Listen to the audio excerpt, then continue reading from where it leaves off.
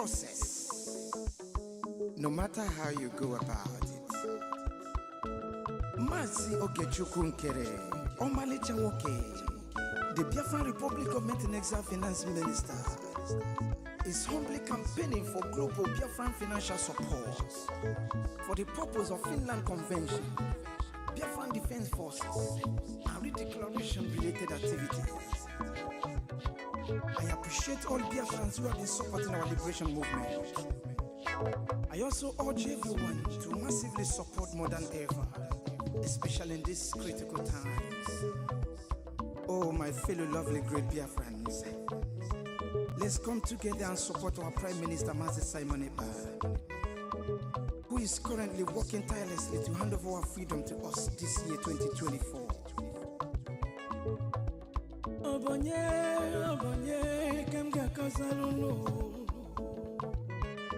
Freedom is coming, yeah, yeah. Yo, yo, yo, yo, yo. Mazi Okechukwu Nkere. Salute every Biafran especially. Yeah, yeah. Okechukwu kama. Okechukwu kaina yo no. Okechukwu kama. Onyamana gidi bakulo wunu. Okechukwu kama. Welu ndidi chukwu kasebele. Okechukwu kama. Okechukwu kama. Mazi Okechukwu Nkere nekelunu. Okechukwu kama. Okechukwu kaina yo no. Okechukwu kama. Okechukwu kaina yo na nyasi. Okechukwu kama.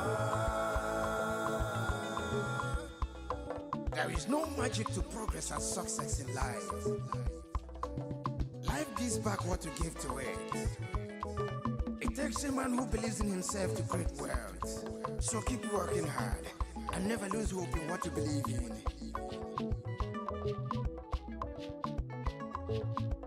Ayakata. Life is not easy. Sigh. Make it take and judge.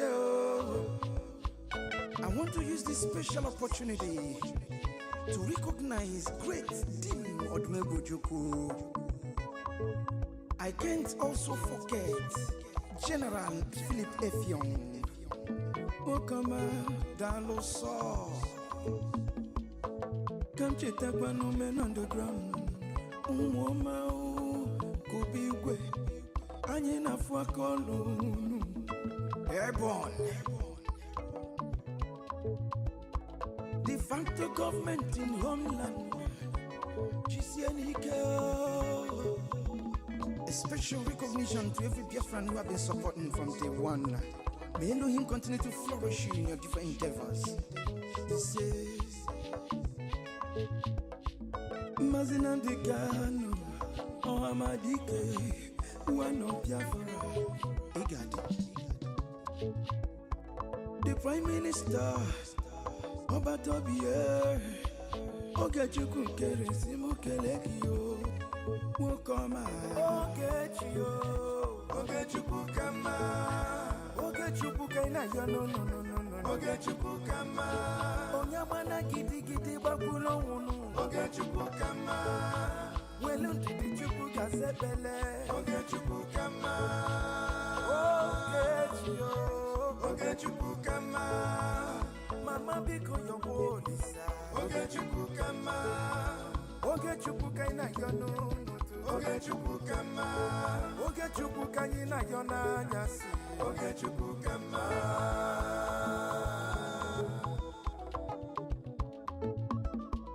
Ayole, ayiga kolole garole nu. Uwi bole, chetakwa na ndubofuo. 1 + 1 is 2, 2 + 2 is 4.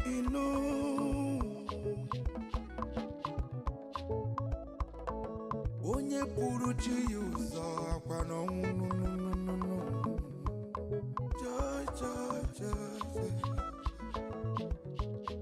Don't give up. One day, he's so close. He's so close. Okay, Chukukama. Never you give up, no, no, no. Okay, Chukukama. Believe in your dreams, brother. Okay, Chukukama. Never you say no, no, no, no. Okay, Chukukama. Okay, Chukukama. Okay, Chukukama. Never you down your bed, no, no. Okay, Chukukama. Keep your head up, keep on fighting, okay, Chukukama. Ayabalado, ayabalado, okay, Chukukama. A big shout out to Mazi Ogechukukere. I salute you, my PM, Mazi Simoniba. Life is sweet when you're patient.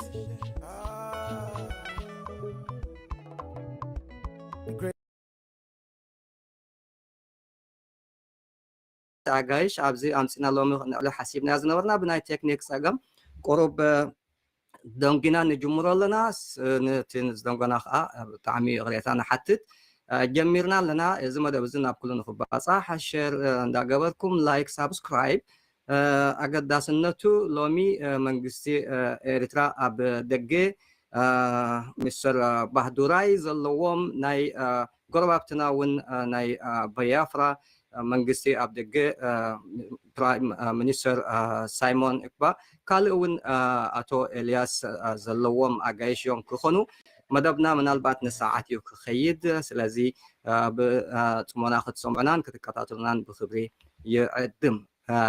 So welcome again to the show, and I have the honor to have you on this show on Galad Media. As a start, can you give us, Prime Minister Simon, your brief background on who you are, how and when did you join the struggle for self-determination of the Biafran people, and also when and how did you become the Prime Minister of the Biafra movement?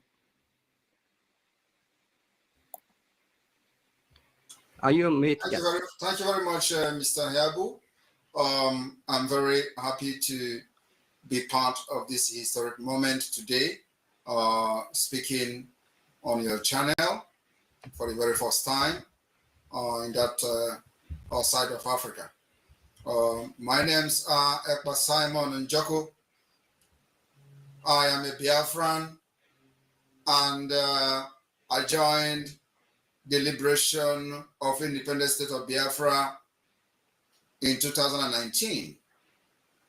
And after the kidnap of the leader of the indigenous people of Biafra, Mazi Nnamdi Kanu from Kenya, and extraordinarily rendition to Nigeria in quest to end the Biafra struggle, I emerged as the leader of the then autopilot.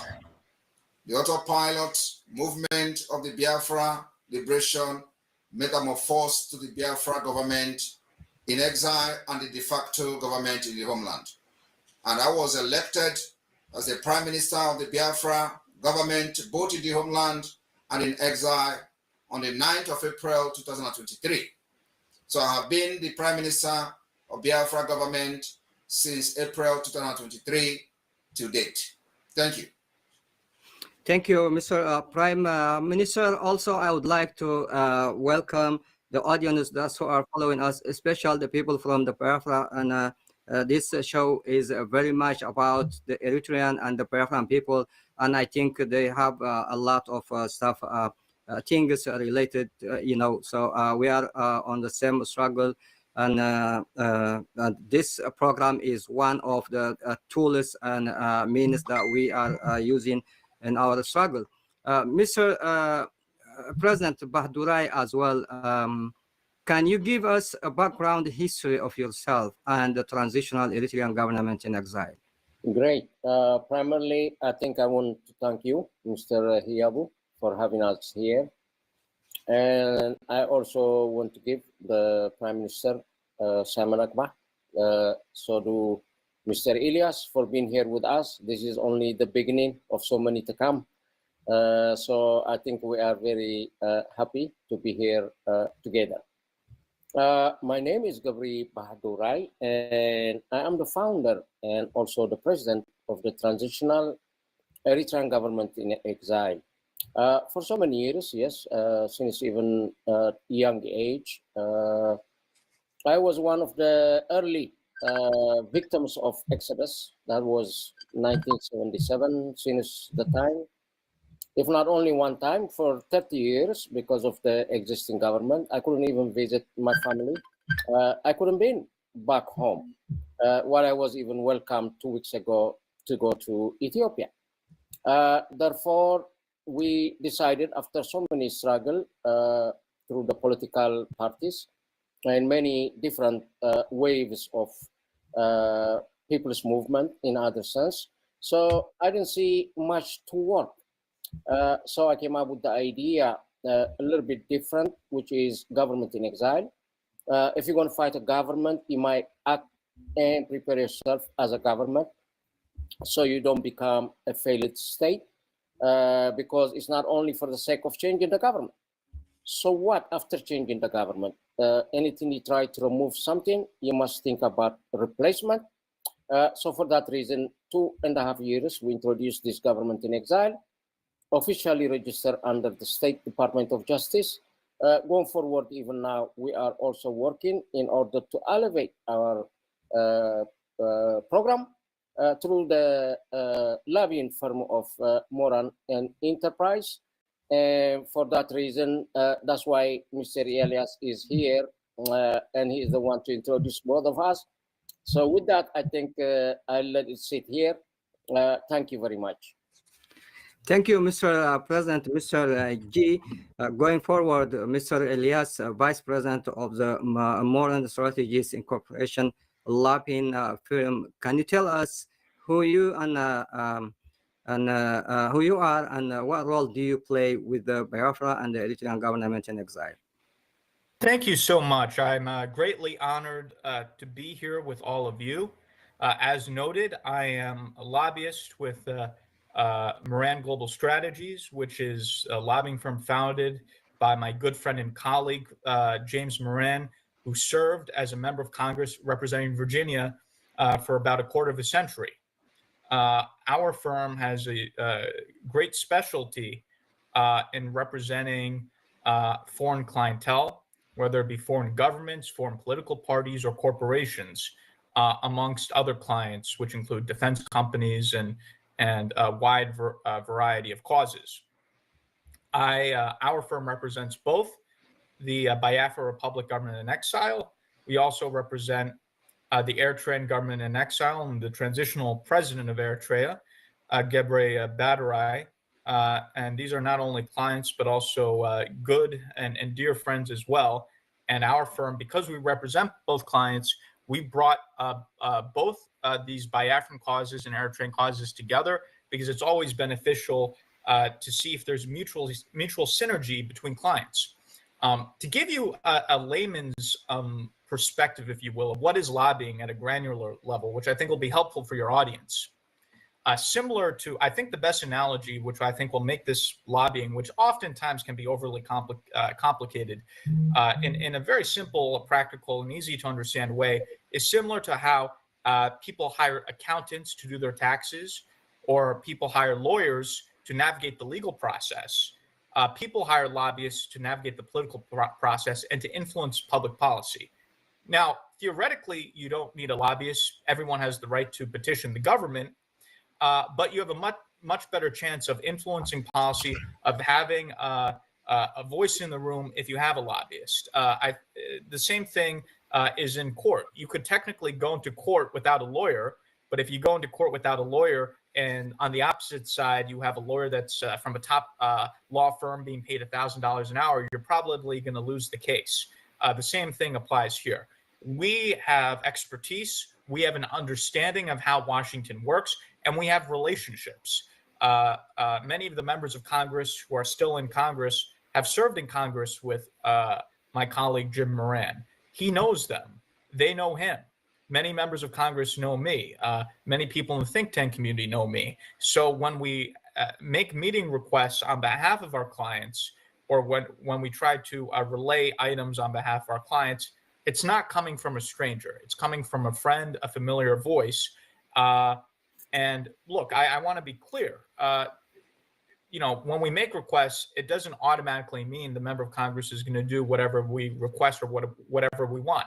But we're in a position where we could have direct access, where we could put our clients face to face with the member of Congress, with their staffer, with the think tank official, with the stakeholders, where they could have that direct access, which is very difficult to get if you don't have a lobbyist. I'm just being very frank with you, because these offices are inundated with thousands of requests a day from people, most of whom they don't even know.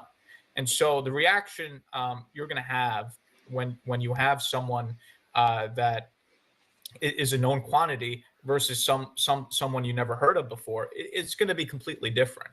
And because of what our activities, we're already seeing the results. Most recently, for example, the American Enterprise Institute and one of its senior scholars, Dr. Michael Rubin, who I've known personally for many years, published a very influential article talking about the Biafra self-referendum. This has not been ever done before. Biafra, until our engagement, really hasn't been discussed in Washington, D.C. But now, because of our efforts, one of the world's most influential think tanks is publishing about Biafra. With President Badarai, we've had a series of high-level meetings with President Badarai. We've had a series of high-level meetings with Congressman Sherman, with Ambassador Nagy. Ambassador Nagy also met with the Biafran Prime Minister, and they published these meetings. They issued tweets, which generated enormous publicity and also have caused us to receive attacks from the Eritrean Minister of Information.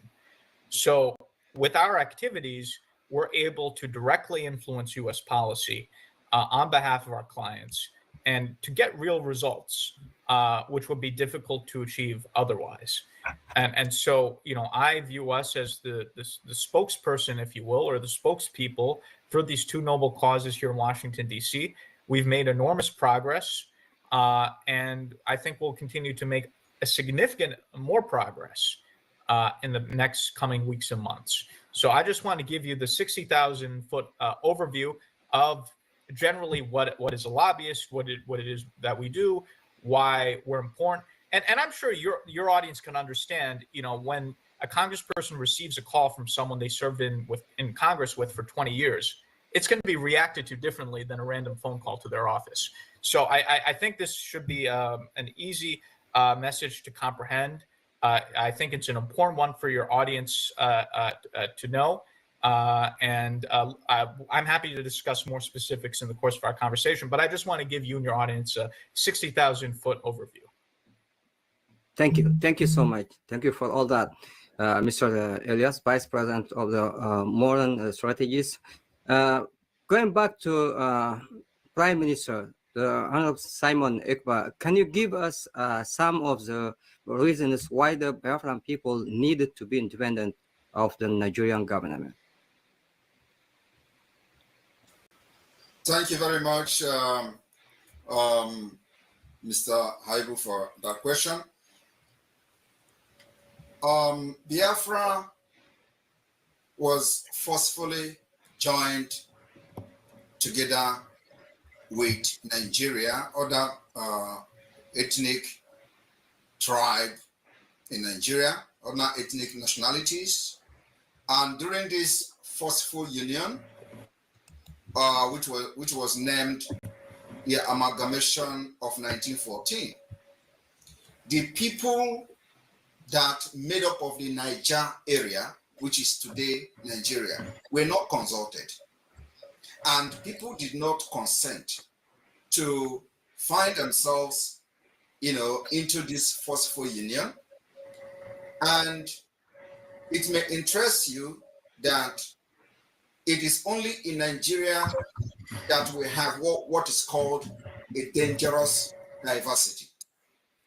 And in this dangerous diversity, from 1914, we have seen Nigeria supervising death of millions upon millions of indigenous people, both those that were massacred and killed by the terrorists that are invading Nigeria from other parts of the world. Unchallenged, the history of the northern Nigeria which was conquered by a man called Usman Ben Fodio, is what they are struggling all the time to replicate in this modern century.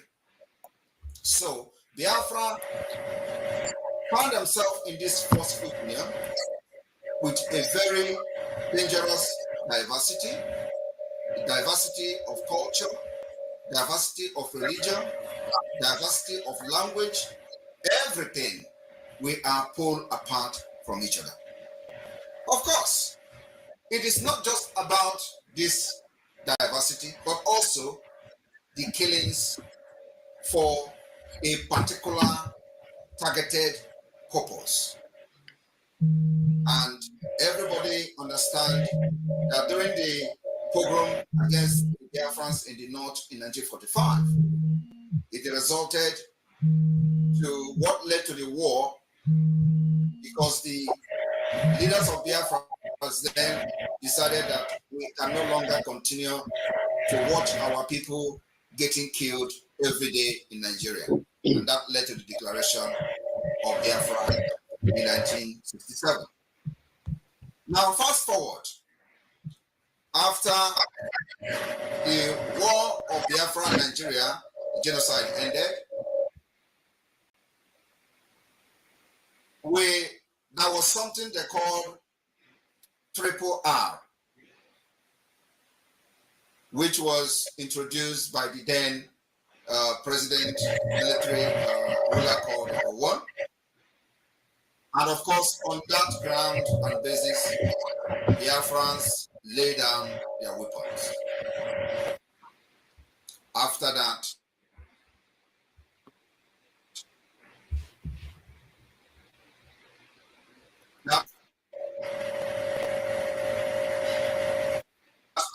Triple R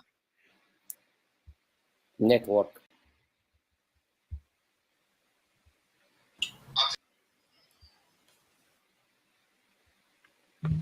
I think we're having some challenges. Yes.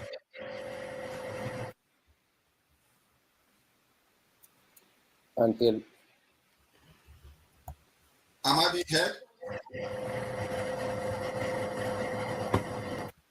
Yeah, I think yeah, we have some The network problems. Yeah, we can go forward and then yes, come and then back. you come back. Yeah. Yeah. Yes. Yeah. Come back to you. Yeah, I can continue. It is okay. Good. I can good. continue. Yeah. It is one of those things. Yeah, yeah. It is one of those things we see in a movement like this. You're gonna see cyber attack. You're gonna see all manner of interruption. That's true. When the opposition and the evil enablers and their inventors are trying to disrupt this wonderful and historic program. So we are not going to be moved by all the interruption and all that. We will continue to focus on why we are here today. Whenever you stop hearing me, please call my attention. And when I also notice there is a problem on this side, I will also adjust. So going forward, keep the fight on, Mr. President, Prime Minister. Keep the fight going on. Yes, we will continue. Thank you. So going forward, Nigeria today no longer function as a law-governed state capable of resolving its political problem, socio-political problem, the diversity problem, the ethnic crisis, the invasion of the jihadist movement all over Nigeria. Nigeria have demonstrated that they are incapable of solving these problems. And so we have witnessed the massacre of people within the Nigeria state. We have witnessed the killings of indigenous people, and this killings is spreading very wide up to now to the southern part of Nigeria. And of course, these terrorists are struggling also to invade Biafraland. And they are being backed by the Nigeria state. As we see today, the Nigeria government is being controlled by these extremists. And then, of course, the Biafra people are completely different people from different background, different ethnic nationality, different religions, and all that. So we decided that we will not rely on Nigeria protection, otherwise the original plan of a man called Usman Danfodio will come to fruition. Biafra decided that we are going to take this upon ourselves, as the leaders of the Biafra in the 60s have created the awareness and, of course, tried to defend Biafrans that are getting killed all over Nigeria. And, of course, that particular attempt failed in what we see as a genocide. Nigeria have not been tried in any court for the starvation of Biafrans and the war crime against Biafra people. Today, Nigeria security agents are all infiltrated by Boko Haram and other terrorist groups. And these terrorists are being sent to different parts of Nigeria, either to directly attack and enable the conquest of other ethnic nationalities, or they are going to be there to supervise and share the terrorists while they sack villages and communities. On a daily basis, we witness hundreds and hundreds of people getting killed, many kidnapped for ransom, and Nigeria government does nothing about these crimes every day. So the Biafra government, both in the homeland and in exile, has taken up the responsibility for defending Biafra people, providing the security that Nigeria has failed to provide. And of course, in this particular quest for our freedom, we decided to use multidimensional approach because we know the complexity of a fight like this, especially in a globalization where all the political correctness, people who believe in political correctness are in power. You will see where people are getting massacred and you overlook it, or you want to use a soft word to either defend the perpetrators or to ask the victims to calm down and obey law and order. How can you be asking somebody to obey law and order where there is no law and order? If there is no law and order, if there is any law and order in Nigeria where we will be, asked to calm down and wait for law enforcement to take its course, you will not have people killed in the first place. The people who are supposed to enforce the law are the people that are killing. And they have become the terrorists because they have been infiltrated. The commanders, generals in the army are all affiliated to Boko Haram and Islamic jihadist movement. So Nigeria started as a secular state from 1960. It was called a secular state. Secular state in the sense that there is no official religion, there is no official language and all that, only language that ethnically, like dialect, and all that the general language, accepted language and official language become English. Today, as I speak to you, Nigeria from the back door have adopted the Islamic Sharia law without referendum. That secular state has disappeared to the blue moon. In Nigeria today, under our very own eyes, the northern state adopted Sharia law without referendum. Because in that northern state, you have people who are not Muslims, people who migrated from other parts of Nigeria to the northern state, and they are not Muslims. And during the time they were migrating, Nigeria constitution says secular state. And today, they found themselves in an extreme Islamic Sharia state, where their heads are being cut off, where they are stoning them to death at any provocation, where the people who don't even know anything about the religion are being stoned to death. And of course, those that are made open, we'll talk about it. One of the recent one is a lady called Deborah. Deborah is not a Muslim. She's a Christian. She was accused of blasphemy, even when she's not part of their religious movement. She was stoned to death. We are not against Muslims. We are friends of Muslims. We have Muslim friends all over the world. But what we are saying is that let live and let live. If you must have a Sharia in Nigeria, and those people who have agreed to have a Sharia law in their state, they can have their independence. Not necessarily deceiving the people in the sense that they are in Nigeria, where you have a secular state, only for them to realize that if they talk anything against their religion, they're going to get killed and stoned to death. And they are still living in that delusional state of a secular state. Today, Nigeria is being recognized by the United Kingdom as one of the Islamic state. That was the exact word that Macron used, that Nigeria, an Islamic state, was one of those countries that were negotiating the ceasefire with Israel and Palestine. And of course, supporting the killing of Israel, the invasion of Hamas against Israel territory, which recorded killings and abduction of innocent women and children. Now, again, the danger of diversity is this. While Nigeria will go to the UN General Assembly to vote and support the state of Palestine, they kill us with guns just for coming out to protest and say that we are ready to also have an independent state. Biafra has suffered the highest, they have become the highest victim in order to continue to push the message and narrative of one Nigeria. We lost 3 million children, not to burn, not to bomb, but to starvation. And that was the war crime committed, one of the war crimes committed by Nigeria. And of course, they have probably escaped being tried for that crime because of the time the UN and of course the International Criminal Court came in place. Having said that, it is not enough that after these 3 million children died, today we are facing times 1,000 of what led to the war that supervised the death of over 3 million. Is it not reasonable for the entire globe, the entire world, those who participated in forcing Biafrans and killing Biafrans and advising Nigeria on how to do blockade over Biafra?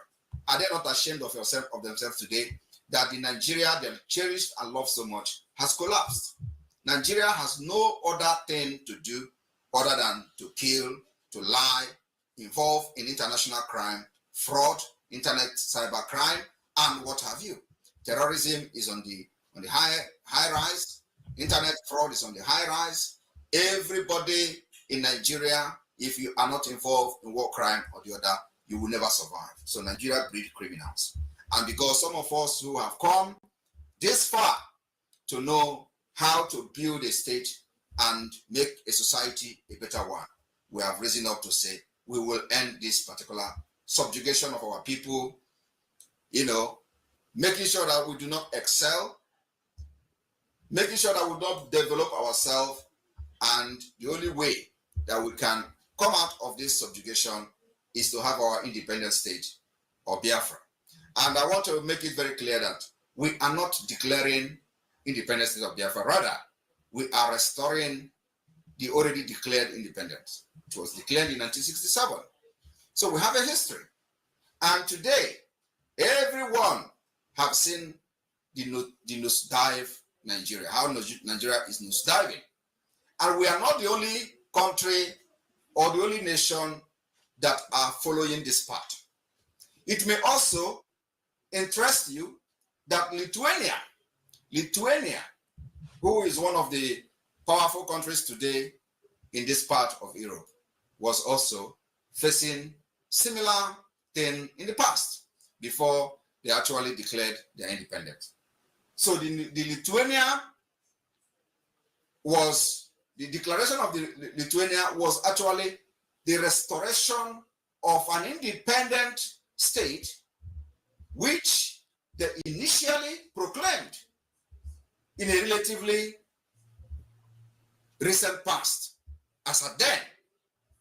And Lithuania redeclared the restoration of their independence. And that's exactly one of the paths the Biafrans are following today. We will issue a declaration to restore our lost independence, which was declared in 1967. And then also a similar thing proclamation was made by a nation called Sahawari. I don't know how many of you know this nation called Sahrawi, the Arab Democratic Republic of Sahrawi in Western Sahara. Their proclamation of the 1976 is exact thing that the Biafra, of course, almost the same thing that Biafra are following today. In this region, in this country, their liberation witness, at least, they took over some portion of their territory and Morocco controlled the rest. And those areas where they are controlling, where they are very strong, is called a free zone. So people should understand that if there is no event, there is no history. You have to create the solution that suits your problem. And what we are doing today is the combination of many process, of many procedure, of many pathway to freedom. Because Nigeria is a complex state, especially with vested interests of the world powers. So what we are trying to do is to profile a solution to the, imagining an upsurge of terrorists from Africa. We imagining as a nation will prevent this upsurge of terrorists. And the emergence of Biafra as an independent state will also restore peace. And a lasting peace in the Sahel region is a fact. With the way this whole thing is going today, there is a need for Biafra to emerge so that the West and those who believe in civilization will have real alliance in Africa. As it stands today, there is no real alliance in Africa. And what I do not believe is when they say the Western influence. There is nothing like that in our own ideology. What we have is civilization influence.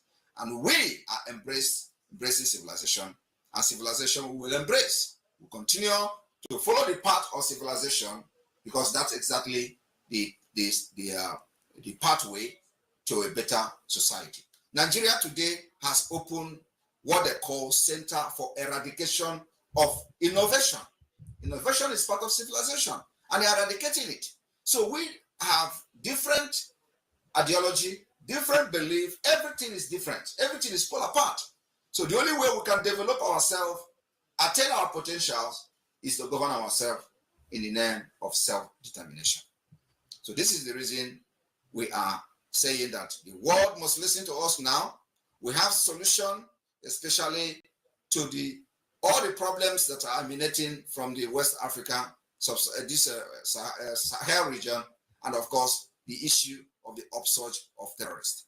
The emergence of Biafra will first of all cut all the interest that the terrorists have, which made them to start flowing into Nigeria. And you know what that interest is? They are looking for safe haven where they can tap on the natural resources, make money, sponsor attack in Europe, sponsor attack in America, and the emergence of Biafra will stop that. Thank you very much. There are many things to say, but I know that a lot of people are here who want to say something. Thank you very much. This is the reason. It's okay. It's okay. Or die is our logo and our slogan going forward. Thank you very much. Thank you so much for all this brief, Prime Minister Simon. And the next question will be Mr. President, Mr. G. Eritrea is an independent nation. So what is your government in exile struggle all about? And if you are not fighting for independence like the Biafran people, what is missing from the Eritrean people?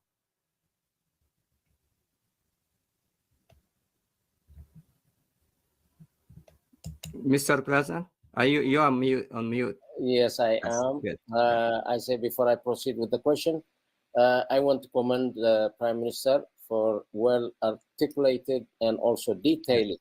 I think this is more history we have than ever. A lot of people may not be familiar with the Biafran issue.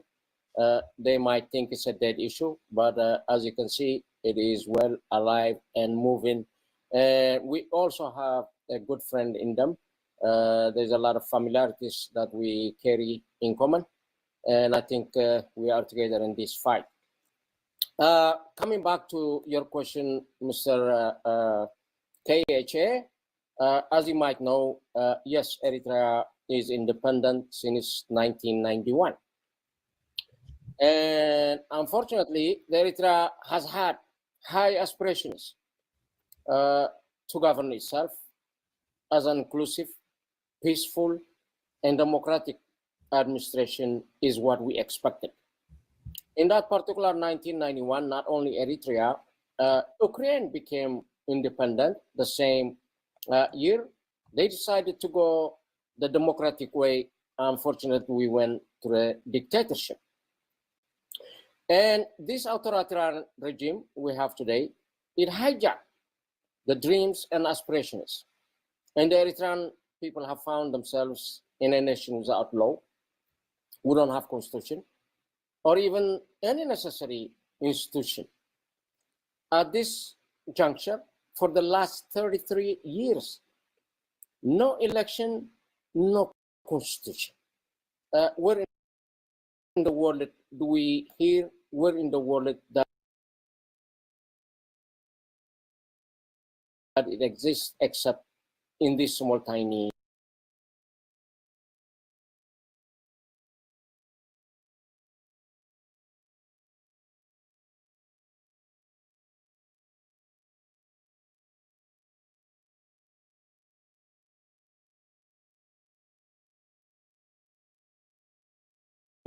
Eritrea.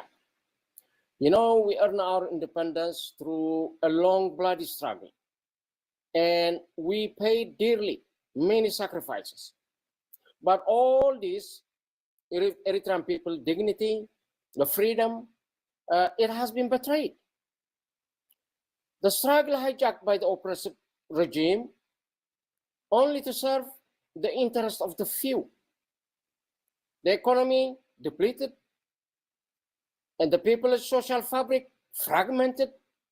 So in order to change this is why from that independence, we have people that are not free inside Eritrea. People that live in fear. People that are jailed without any good reason. In this juncture in our history, we have had over 100 factories in our nation, so long before any African nations, but he kind of closed them all. So people cannot function, people cannot work.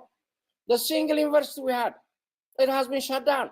We have some colleges who don't have universities, but what we have is 360 underground jails, prisons. People are fearful. They're all running away from home. Our youth, which they are conscripted in the nation for lifetime. This is what some European nations categorize as slavery. This minority level, they work for nothing. They could not go to school, could not work, could not make family. Everybody, as any juncture, I think they are heading to exodus. This is what created in our life before. Eritreans are a very strong people. They love their nation. They love their people. They love their culture. However, at this right moment, every child were used to be saying, what do you want to be when you grow up? Yes, he will say, I want to be a teacher. I want to be a doctor. I want to be an engineer. I want to be a mathematician. But today, I'm dismayed to hear any young kid, if he has been asked, what do you want to be when you grow up? He will simply and clearly would tell you, he wants to run away. He wants to run away. So we cannot have this sort of nation building together. And I think we are in a really failed nation as it is. The nation is going the wrong way. The gentleman goes towards the Russians, Chinese at this moment. And we are, as a transitional government in exile, yes, we are pro-West. Yes, we are pro-democracy. Yes, we are pro-justice and for the rule of law. So all of our efforts, even though we have independence, we never had the freedom for the people. Therefore, this is our fight for our people. And we tend to get it to the highest level. And I think in this juncture, it is about time. The time is due for this despotic government. Maybe it's time to leave the nation. Whatever happened did happen. We don't want it to get any worse than it is. So we can restore democracy. We can restore justice.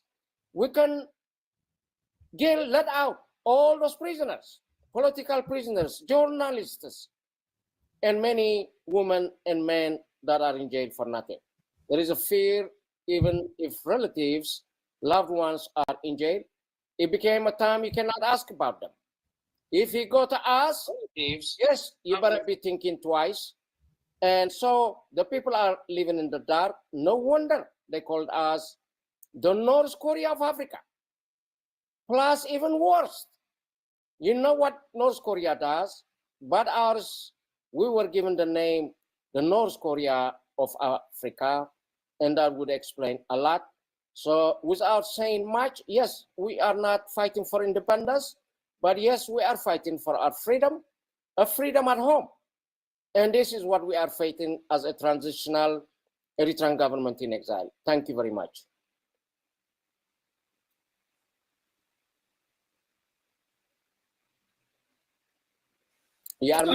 Mr. Hiabu, you're on mute. I'm sorry. Yeah, I've been on mute. Yes, thank you, Mr. President. Thank you, Mr. Guy.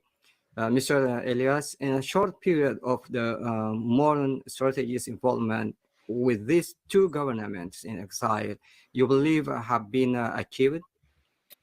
We've achieved enormous success for both the Biafran government and the Eritrean transitional government within just a 2-month period. In the case of Biafra, to be honest with you, when we initially established the relationship with the Prime Minister, there had been, I would say, a minimal or negligible knowledge of Biafra in the United States. Even U.S. officials who dealt with Nigeria were really not aware of the Biafran issue. And we've arranged for the Prime Minister, as well as other members of the government, to meet directly with congressional officials, members of Congress, senior advisors, senior staffers, people outside of the government who are very influential, the think tanks. And within a short period of time, Washington, D.C. has gone from not talking about Biafra to now, as I mentioned previously, being written about in one of the most prestigious think tanks in Washington, D.C., the American Enterprise Institute. So I think it's been an enormous success, and this is just the beginning. And what we've really been focused on is developing the awareness, because once you get the awareness, then you get the support. And this is very important for your viewers who are both the Eritrean viewers, our Biafran friends, to understand, is diplomacy is a two-way street, right? One of the things that I've noticed in some of my conversations with our diaspora supporters is that some of them have the assumption that the U.S. government should somehow be able to read the minds of Biafra, read the minds of the Eritrean opposition, to that without educating them, somehow they'll know what to do. And if the U.S. government doesn't help, it means that somehow they're to blame. That's completely absurd. Diplomacy is a two-way street. If whether it's the Eritrean justice movement, the Biafran justice movement, if you want the U.S. to do something or the international community to do something, you have to educate them, give them the facts, give them the figures. That's what the lobbyist does. Tell them what it is you want from them, and then most likely they'll do it. Rather than not educating them, somehow expecting that they know what you want, and then blaming them when something doesn't happen. I mean, that's completely illogical. So, that's why lobbying is important. And in addition to our lobbying, programs such as these are so critical because we are educating the population as to why lobbying is important, why educating is important, why diplomacy is important, and how that interplays. Now, so we've basically gotten Biafra on the map within a short period of time, and we're going to have a huge explosion these next few months in terms of our activities. This is just the beginning. We have a lot of things in the pipeline, and so Nigerian government needs to be more nervous in the coming months. Now, when it comes to the issue of Eritrea, there was a little bit more awareness than the Biafra issue. Not a lot more, but a little bit more. But here is the problem, and I'm going to be very frank. And again, I'm going to go into how we've been so successful in terms of the transitional government. The main issue that the U.S. government has had, or opponents of Isaias Afwerki have had in the U.S. government, is there was always the expectation that the Eritrean opposition, quote unquote, would at some point reach out to the U.S. government and work with them in order to remove Isaias Afwerki. And over time, the U.S. government became very surprised, and we've had private conversations. I've had many conversations. They just became surprised after 10 years, 20 years, 30 years in terms of why is the Eritrean opposition not meeting with us? Why are they not reaching out to us? Why are they not coming to us to work out a strategic plan on how to get rid of Isaias Afwerki? Why are they seemingly talking endlessly amongst themselves, talk, and more talk, and no action? So over time, people in the U.S. government became more and more disgruntled with the Eritrean opposition to the point where it seemed like, okay, these people are never going to get their act together. Now, that's why I think there's an openness within our government, frankly, to look at some other alternative in terms of saying, well, you know, if the Eritrean opposition is incapable of organizing themselves, maybe we can play a role in helping organize them if they can't get their act together. And, you know, President BRGIE emerged on the scene. He created the government in exile. It was a perfect match. I connected with President BRGIE. We developed a close relationship, a close friendship, and we decided to put all of our force here in Washington behind President BRGIE, you know, to support him as now the transitional president of Eritrea, to have a rival government to the dictatorship led by Isaias Afwerki. And it's been an enormous success. Now, I understand that this has created a little bit of controversy. Of course, the Isaias Afwerki is freaking out. He's having his government put out press releases attacking us, attacking President BRGIE, because they're scared. They've never seen an opposition leader being so effective. You know, Isaias Afwerki has just been used to opposition leaders defeating themselves, so he never had to worry. Now he sees someone who's effective and has the support of the U.S. government, and they're completely losing it. But you also have some people, some of our dear friends in the opposition who are frankly a little bit jealous of President BRGIE, a little bit complaining as to why is he the leader, why are we not the leaders, and why are we, you know, not having an input in electing the government in exile. We should be involved in choosing the president in exile, and, you know, this and that. And, you know, my response to that, to those people would be, you have 30 years to get your act together. The U.S. government was waiting for you to come to them, to work with them, to get rid of Isaias Afwerki. You failed to do that. So if you have anyone to blame, you should blame yourselves for not having your act together.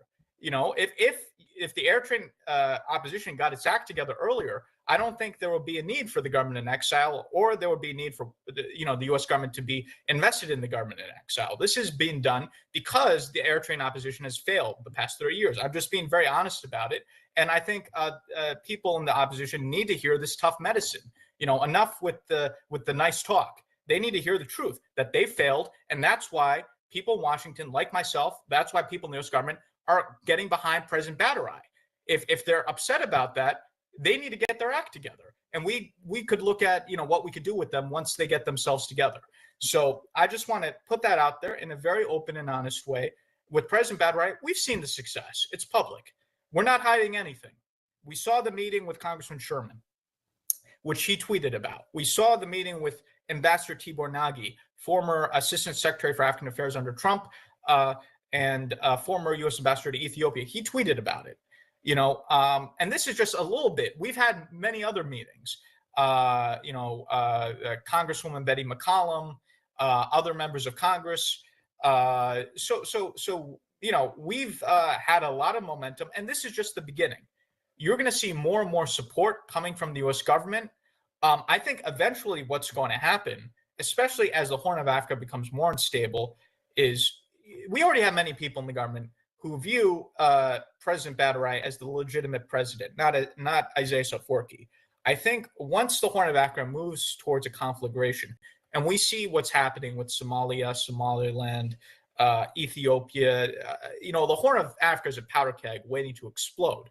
But I think, you know, once we get to that point, we're going to push for a more formal recognition by the U.S. government of President BRGIE's government. You know, I think the best analogy would be, in this case, for a period of time under the Trump administration, the U.S. government recognized Juan Guaido as the legitimate leader of Venezuela over the Maduro government. So similarly, I think we're going to move in that direction where at some point the U.S. government's going to more formally proclaim that President Badarai is the legitimate leader of Eritrea and not Isaias Afwerki. And again, if there are people in the Eritrean opposition who are upset about this, they should blame themselves because the U.S. government has been chomping at the bit, eager to work with them, and they've never showed up to Washington, D.C. So again, I would say to members of the opposition, either get in line, get it behind President Badarai because the train is leaving the station. So either support us or stay on the sidelines. What they should not do is try to be bitter about this and make complaints about, why they're not, leading this and why President Badarai is leading this.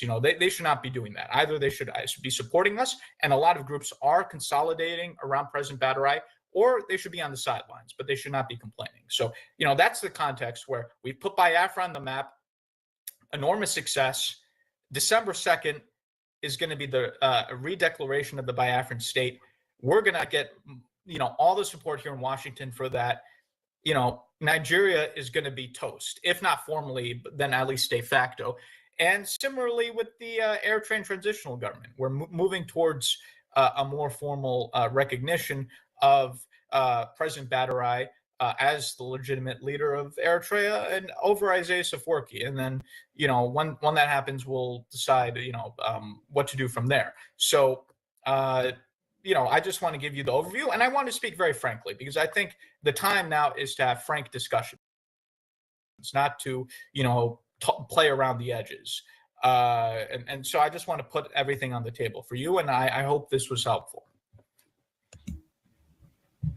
Thank you. Thank you for all of that. My next question is going to be, I'm sorry, I have to go back to this. Are there any peaceful solutions on the horizon or political dialogue for independence, or do you believe it can only be solved by armed conflicts? If armed struggle is the solution, what sort of preparations are on the way? This, Mr. I think he's asking Prime Minister Simon. Yes, Prime Minister. All right, thank you very much for that question. What we're doing now is that, of course, we are open for, peaceful dialogue and all that. As a matter of fact, we are the peaceful one. The Nigerian state is the violent one. And of course, we've actually learned from what happened to others, both in Nigeria and elsewhere in Africa. Africa leaders are the most corrupt, selfish leader you can see anywhere in the world. So they don't actually believe in dialogue and peaceful discussion. So we've seen in Biafraland where peaceful agitators are getting killed, where people who just carry flags to demonstrate on the street are getting shot, straight bullet, killed, massacred in their cold blood. And this has happened from 1999, since the resurgence of the Biafra agitation under Mossab, under the IPOB, Nigeria, where people believe that we're fighting for freedom, only to go to the street, get killed, and they use their pictures and videos to share on the social media. Nigeria is killing us, Nigeria is killing us. I was sitting and watching those things as one Nigerianist that I was. So when I know that Nigeria, it can never ever get better. And I said, instead of wasting my time trying to wait for somebody to come and revive a faulty foundation that I know how rotten it is better that I use everything I have, both my intelligence, my profession, my experience, to support the liberation of Biafra. I joined the struggle. But when I joined the struggle, one of the things I did and promised myself and my God is that under my watch, Nigeria will no longer kill any Biafran and enjoy the killing. So what did we do differently?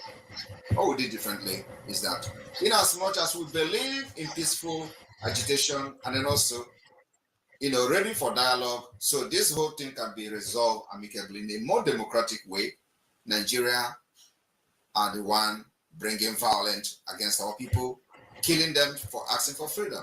So we decided to raise our defense forces, and defense forces will be defending our land against the terrorists in uniform, while we will continue to push to the outside world, to the West, in America, in a more diplomatic, more refined, and more, a political way. So we believe in those approaches, and because of the way Nigeria is and the kind of mentality which is kill, kill, kill, and we understand them very well. And the people that are ruling Nigeria are nomadic people. They are not Nigerians. They are not originally from Nigeria area. The president himself is not a Nigerian. I don't know whether you people are aware of that. He's not originally from Nigeria. The vice president is not originally from Nigeria. So these are people who do not believe in human dignity and the right to life. And of course, we always love human beings. We protect them. We protect women. We protect children. So what I did under my government was that I will provide that security that Nigeria never provided for people. I will make sure that those who support the Biafra government, and whenever they get killed, Nigeria will pay their defense. So we started our self-defense by raising the Biafra Liberation Army, the Biafra Resistance Fighters, and the Biafra Navy. And today, they are engaging Nigeria terrorists whenever they want to kill, as usual. So this is why it looks as if there is a violent way to our freedom. We are not the one bringing violence. The Nigerian state do it. So whenever they see that they cannot overpower us anymore, they start running around and complaining that we are violent. How are we violent? Were we the one who went to the streets to butcher and kill people that are carrying flags? Nigeria is not only violent to Biafrans. They are even violent to those who believe in Nigeria. You see them killing people for protesting for bad governance. You see them killing those who protested for criminals in the NSAS protest, when they are protesting against the terrorist SAS officials. They get killed and they cover them. At the end of the day, over 1,000 persons were secretly buried in Lagos. So Nigeria state is a terrorist state. Using violent states on them is just to give them some kind of accolade. They are terrorist state, and so anybody supporting Nigeria is actually aiding terrorism. And that's why we are ready to ourselves. And so it looks as if there are people who are violent or violent agitators. There is no violent agitator. All we do is to defend ourselves, to make sure that Nigeria will never have a field day killing Biafrans again. If you check the past, from 2016 to 2017 to 18, they killed and massacred Biafrans in the field of Biafra, and nobody has been held responsible to it. This is the reason it looks as if we are towing the pathway of violence. And of course, we respond when a government is bringing violence. You do not fold your arms. You will respond with violence. And of course, you need to even have a superior power to be able to withstand the kind of barbarism from the Nigeria state. And that's what Biafra have done very, very well. Thank you.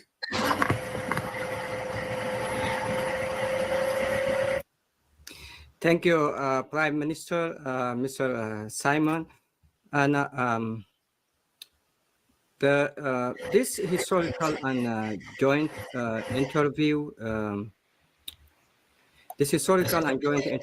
with the Eritrean government in exile is a milestone in our fight for freedom for the two movements, freedom for Biafra from Nigeria, and also for the government of Eritrea in exile, and government of Eritrea in exile, and of Eritrea inside the dictatorial regime in Eritrea. Can you tell us what do you have in common, both these sisterly governments in exile and the struggle for independence and the struggle for free Eritrean people from the tyrant administration in Asmara? Thank you, Mr. KHA. And again, thank you, Prime Minister Simon. And I would like also to commend Mr. Elias being straightforward in this 21st century. Right. We don't have anything to hide. When you're fighting for freedom, there is nothing to hide. Yes, everything on the table, Mr. President. Per me? Everything on the table. Yes, it should be on the table.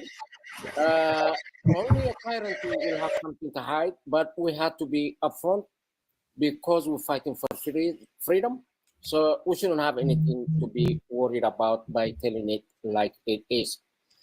On that previous question you gave to the Prime Minister, Simon, if there is a peaceful political dialogue, but with this dictatorship and the tyrants, the oppressors, they don't have any vocabulary that says peace. In our case, it looked like it's too late. It became to the point of no return. I don't think they will listen to that aspect. If there is a way, even today, after all this damage that has happened in my nation, Eritrea, if there is anything to be dialogue, if there is a peaceful way to exit, in order to reach or achieve our freedom, we want to do it with the minimum damage. We don't want any further bloodshed. We don't want to create a humongous military in order to battle the existing military. For God's sake, those military that are inside Eritrea is the people's military. They are not a private military. They belong to the nation. If I would remind each and every one of you, as you graduated from Sawa, you have a pledge you gave. And that says, yes, as a military, I will protect my nation and my people from external and internal enemies. Repeating, from external and internal enemies.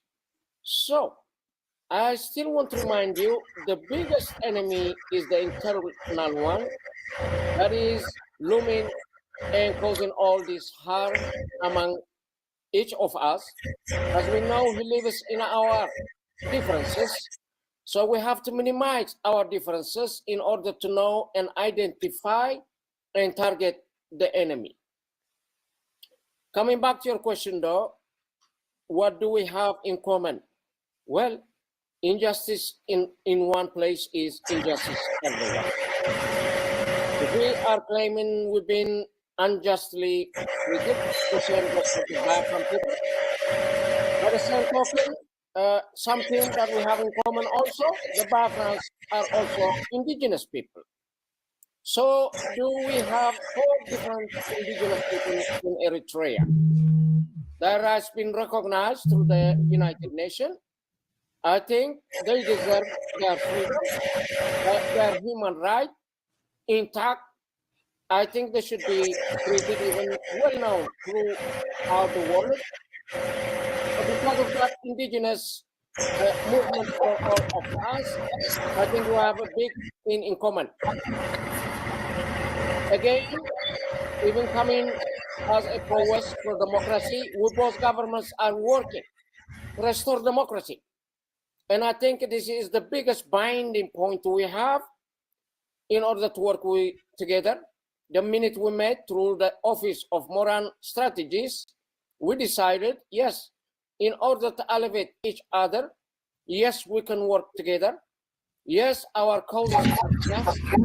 Yes, our causes are righteous for our people. Therefore, yes, there is a lot in common for us to work. And I think it is not about if, but when. Yes, we will prevail, and our people, both sides, should be free. With that, I will yield my platform to you, Mr. KJ.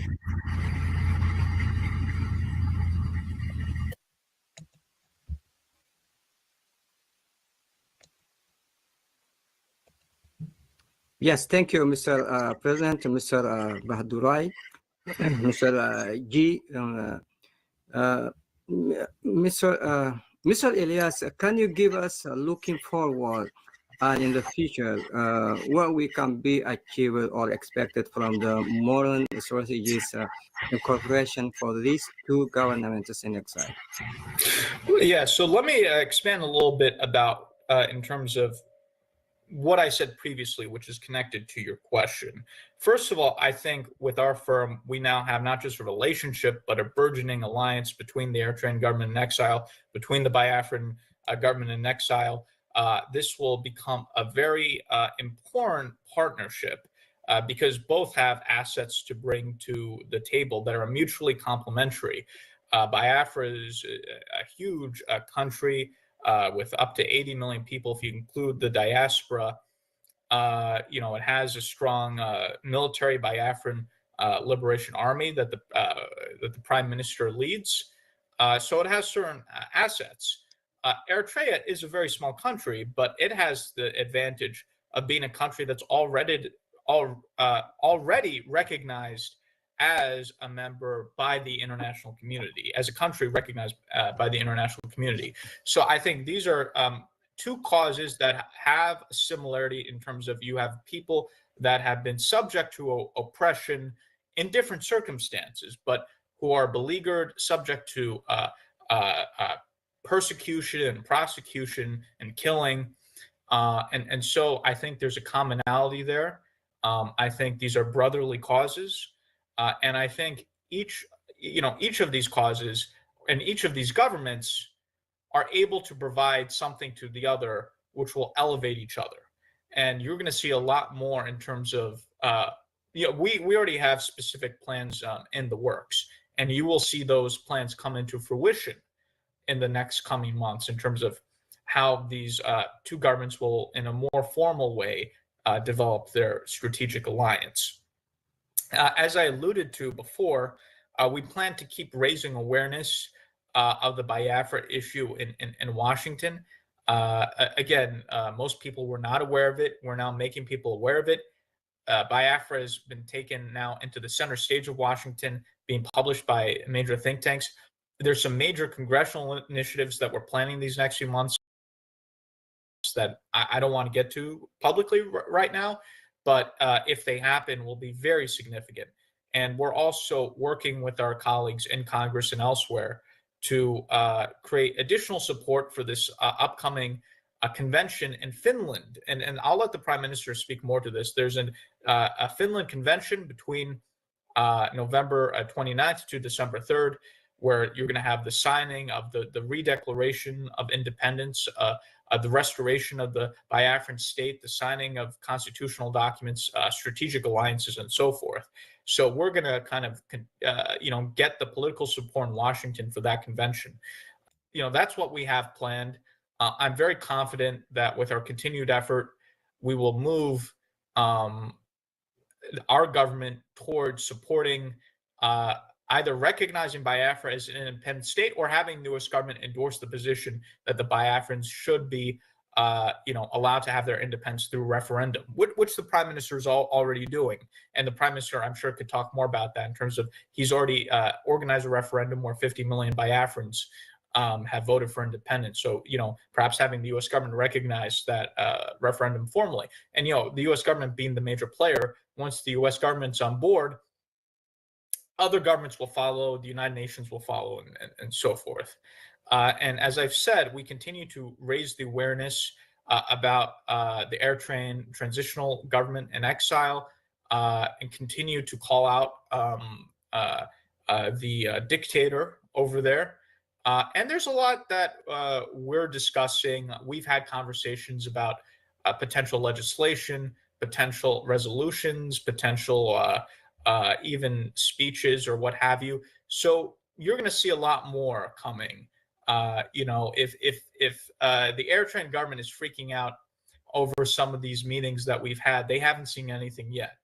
This is just stage one. People are not going to believe it when we get to stage 2, 3, 4, and 5. And I'm hoping that as we do this, we already have a consolidation because of our success of the smaller groups into the government in exile. The Prime Minister, the President recently was in Addis, Ethiopia, had a major conference where for the very first time, rather than just infighting, the smaller groups decided to coalesce and come under the umbrella of the government in exile. We're hoping to continue this as we get more success as we continue to engage with the U.S. government, we're hoping more and more of these smaller air train opposition groups consolidate under the government in exile. And I'm particularly hoping that the youth who are so active, the Blue Revolution leaders, the Brigadam Hamadou, if I'm pronouncing that correctly, that those guys come under the tent of the government in exile, and where we're happy to do this, provide them with mentorship, political training. Our lobbying firm with the president will train them, and we want to get them from fighting with people in these festivals, move that from that to fighting the political fight, fighting in Congress, fighting in the State Department. We would love to bring these young people who are getting into fights at these festivals, training them, educating them, and then bring them to Congress, a group of them, maybe 10 of these Brigadier Hamadou individuals, President BRGIE and I and my Congressman Moran, we bring them to Washington, show them around. They need to get to this next stage, because if all they're doing is talk, again, they have the young people. I want to speak to the young people now. The young air trains have to learn from the mistakes of their predecessors. They cannot do the same thing, which is talk endlessly amongst ourselves and not do anything.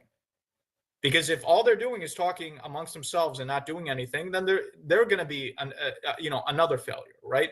And we don't want that. We want them to be successful. We're here to extend a hand to make sure they're successful, to provide them with the guidance that they need. So I am very optimistic. I think we're going to get Biafran independence, the U.S. to support that. Again, it's going to take time and effort. And the same thing with the air train transitional government, because again, we have 535 members of Congress. We have the White House, we have the State Department, we have National Security Council. You have people outside the government in the think tank community that have a tremendous amount of influence. So there are hundreds, if not thousands, of people that need to be educated, that need to be engaged in order to influence U.S. policy. So in the cases of both the Biafran cause and the air train cause, these are going to be long-term projects. This is not just going to be us lobbying for a month or two. This is something we're committed to doing for many years in order to develop the powerhouse in Washington. In a short period of time, we've already gotten tremendous support, more than I even anticipated. And again, I'm very confident that we're going to get an independent Biafra, and the U.S. is going to get behind that. I'm confident we're going to get rid of the dictator, Isaias Afwerki, and the U.S. is going to get behind, or is already behind, but more formally proclaim their support for the transitional presidency of Mr. BRGIE. So we're in the right direction. We're going to be successful in both cases.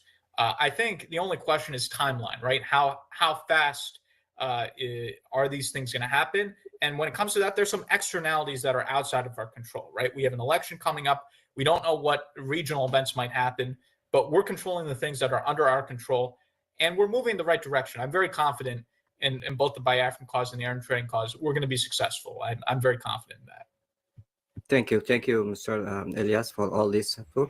Prime Minister Simon Ekpa, we heard you have offices through the globe, and we understand shortly that that you are planning to announce something in Finland. Can you tell us what the announcement would be and what you plan to achieve by it? All right. Thank you very much. And if we all can be muted, so because there are some kind of interruption, so if everybody can be muted so that the noise will be reduced. Yeah. Thank you for that question, and thank you, Elias, for bringing up this issue of Biafra convention that is coming up in Finland, and we've had extensive discussion on that, and President BRGIE as well. What we intend to do, first of all, let me make a comment on what we have in common before addressing that question. We have in common two government that has failed, failed state. There is no other way to describe this situation other than failed state. Two, we have government that are nomadic, that are practicing nomadic system. What I mean nomadic system is another word for tyranny. It's a nomadic system of government, not democratic. So there is a solution here that we are bringing to the table to bring more advanced democratic system to this both wonderful and beautiful nation, Biafra and Eritrea. That's the what we are bringing to the table. So when the state has failed, we shouldn't allow it to continue. Otherwise, the anarchy will become the norms. And we wouldn't want that particular anarchy to continue. The Nigerian side is even more dangerous than any other part of the world. There is nothing you can't see in Nigeria. Having said that, we have decided that for the past 50 years, since after Nigeria massacred our children, up to 3 million of them, there has not been any clear pathway to exit Nigeria until now. So we decided to go into more organized liberation movement that will consolidate different mechanisms, political approach, diplomatical approach, and the defense approach, which is the armed struggle approach. We didn't, carry arms in the first place. It has become necessary for us to carry arms. So what we intend to do is that we have been able to lay this particular background and structure. The formation of the Biafra government in exile has given this foundation that is needed, that was lacking for decades. So we have opened several liaison offices across the world, getting ready for the restoration of independence of Biafra after the declaration in December 2nd. So on the 29th of November, from 29th of November to 3rd of December, we are going to have the second convention of the Biafra declaration in Finland. We had the first one in 2023, October, and that where we had some adopted some kind of resolution. We had what we call the Helsinki Declaration, which is the Charter of Biafra. We had alliance, which went into official alliance agreement recognition with Amazonia, and after that, after the convention, we begin to activate the strategies that we have, which is the political approach. So on the 1st of February 2024, we started the Biafra self-referendum, organized by the Biafra government in the homeland and of course in exile. But one peculiar thing is that we have been able to form the Biafra de facto government in the homeland and created the 40 United States of Biafra, what has never been done since after the war. We have also been able to draw the Biafra map, undisputed, with the consent of the entire ethnic nationalities making up the entire Biafra state. So the map is there, the state structure, the government institution, all have been formed in the homeland, and it is the de facto government of Biafra. So we went into this self-referendum. In the first stage, second stage, we recorded about 30 million votes. We started with the electronic voting, and then we see how Nigeria was interrupting the voting. We decided to go physical voting by going into state by state, county by county, district by district. In all this, we have unit by unit. So the referendum is being conducted in the first stage of the referendum, the second stage of the referendum, and the third stage of the referendum. And the referendum is going to end on the 28th of November 2024, while the conference will start on the 29th. So we intend to announce the result of the referendum in Finland during the convention. We are also going to pass many resolutions and vote for it. We are expecting a reasonable number of delegates of Biafrans from all over the world to gather in Finland for this convention. And in this Finland, we will, after we have counted the number of the vote, number of the Biafrans that have given the Biafra government in exile and the homeland the mandate to declare their independence and fight for them. After we have counted this particular voting and the result will be announced. We will not only just announce the result, we will also publish every document that has to do with how the referendum was conducted for the world who care to know, those who care to know and who care to see it. And then after that, if the number of the vote is reasonable enough, the delegates that have come to Finland for this convention will vote for the approval, and on that approval, the declaration for the restoration of independent state of Biafra will follow. We are planning to issue this declaration on the 2nd December, which is the fourth day of the conference. After that, when we have done with the Finland convention, we will now begin to approach Nigeria, which we know it is just going to be for formality. They will never accept anything democratic. They are not democratic in nature. They don't know even what is democracy. They do fraud in election. They kill people to become governors. They kill to become president. So they don't know what is a democracy. So we are now providing solution from what we have learned from the West, that indeed there are ways to conduct election without people getting killed. And you need to see the videos of the referendum voting in Biafraland, where people dress and come without nobody shouting because, of course, of the security situation and threat. We can't nobody making noise. Everybody come, make your vote, write your name, put your name down, because we have the record of everyone that voted. For the 30 million, we have the record, we have their names and everything. So when this happens, after this declaration, we will approach Nigeria and the request for the approval and recognition of the self-referendum. We will also do the same thing to African Union, to ECOWAS. All these things are just for formality.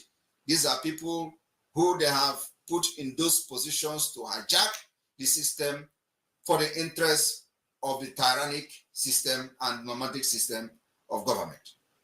Most of the people you have in the ECOWAS and the AU are all appointed by the Nigeria state, especially those representing them there. The same thing is applicable to Eritrea. So they are loyal to the government that appoints them.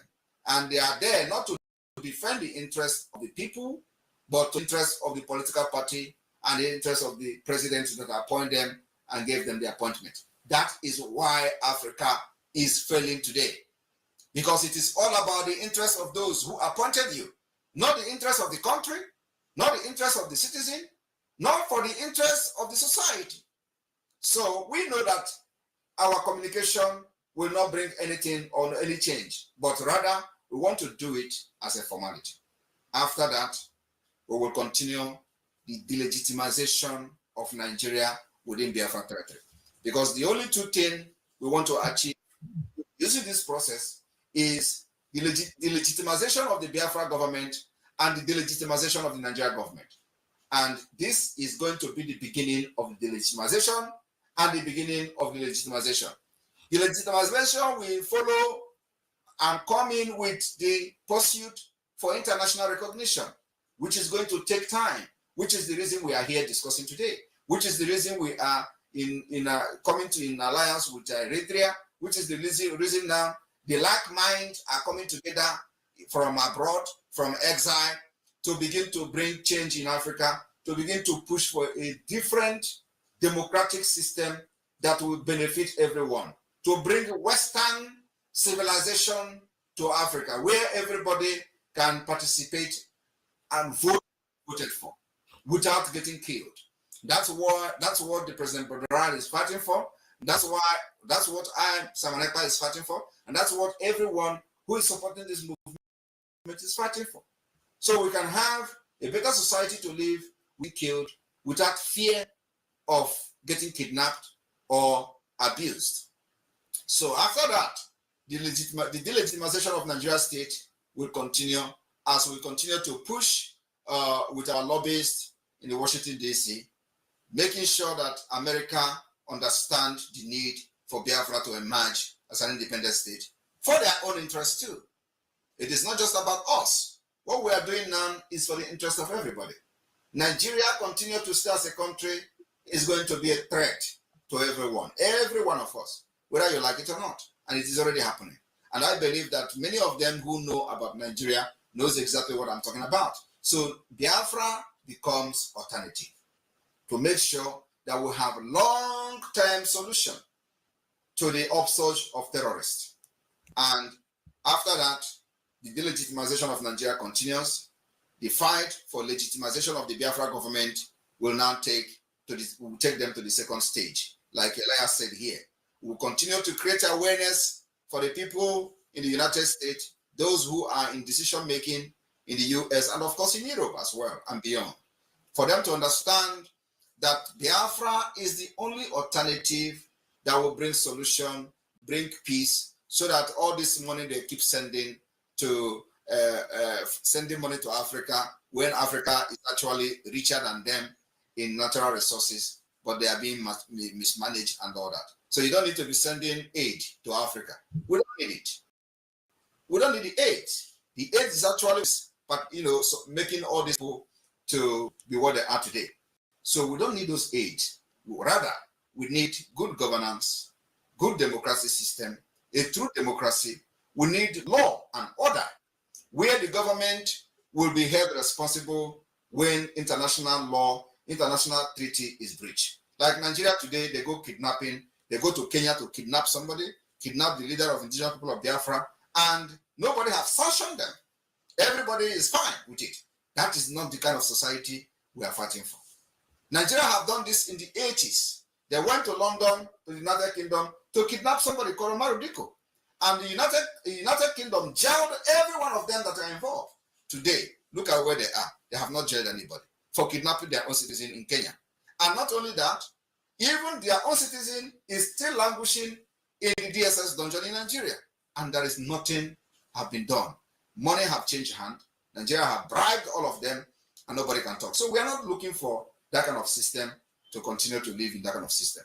So what we are doing is that after this Finland convention, where a lot of things will be unveiled, in alliances will be signed and all that, we will go into the next stage. As our lobbies are educating the United States policymakers, we will be busy delegitimizing Nigeria within Biafraland until our voice is heard by the highest authority. Thank you very much. Thank you, Prime Minister, Mr. Simon. Mr. President, any comments on that? And also, I would like to bring a comment from our audience. That was, I think, I displayed it earlier, and just bring it back to the stage so you can comment on that also, Mr. President, Mr. G. Not reading any comment from the Eritreans. So this is, I think, a big question.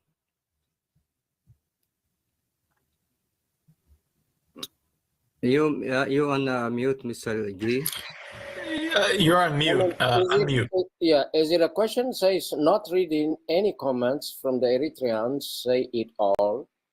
Go and find them. I mean, if you want comment on that, okay. I would say, it's not. I don't know what to comment but on if you any comments on what? Prime Minister. Number one, I mean, everything he said, I agree with, especially, on the differences, on the similarities. What sort of governments, what they do to our people. Yes, Africa is not poor, Africa is rich. But a lot of resources has been misused and abused, and with so many corrupted people managing our resources. I want to wish them success on their upcoming convention or conference in Finland. Unless the sky is falling apart, transitional Eritrean government in exile intends to be there. No surprise. We may even have some surprise of our own. So I think going forward, we are really to work together, and we are consulting with each other to become very, very powerful and support for each other. We just had our convention less than 2 weeks ago. As Elias said, it was in Ethiopia. That means we found us another friend in the African nation of Ethiopia. Why in Ethiopia? Well, we only go to places or countries that allows you. Can't just go, if come tomorrow, whether Djibouti, Somaliland, Sudan, or others, if they allow us or if they invite us to do the convention with heartbeat, without any hesitation, yes, we'll accept the offer and do the conference wherever they allowed us. So in the conference, believe it or not, it was successful and more than what we expected. All these small factions, it is well known, our problem is our fragmentation. We fight for the same reason, our goal is the same, but everybody trying to push the table from every different, maybe 10 angles, and the table not moving anywhere. Therefore, knowing this, those small groups, they were receptive to begin with, and we have kind of consolidated to create one central command. It is amazing. This is the largest population of Eritrean youth, 300,000, and the next one would be in Uganda. All these are victims of exodus or running from the military, lifetime militarism in other sense.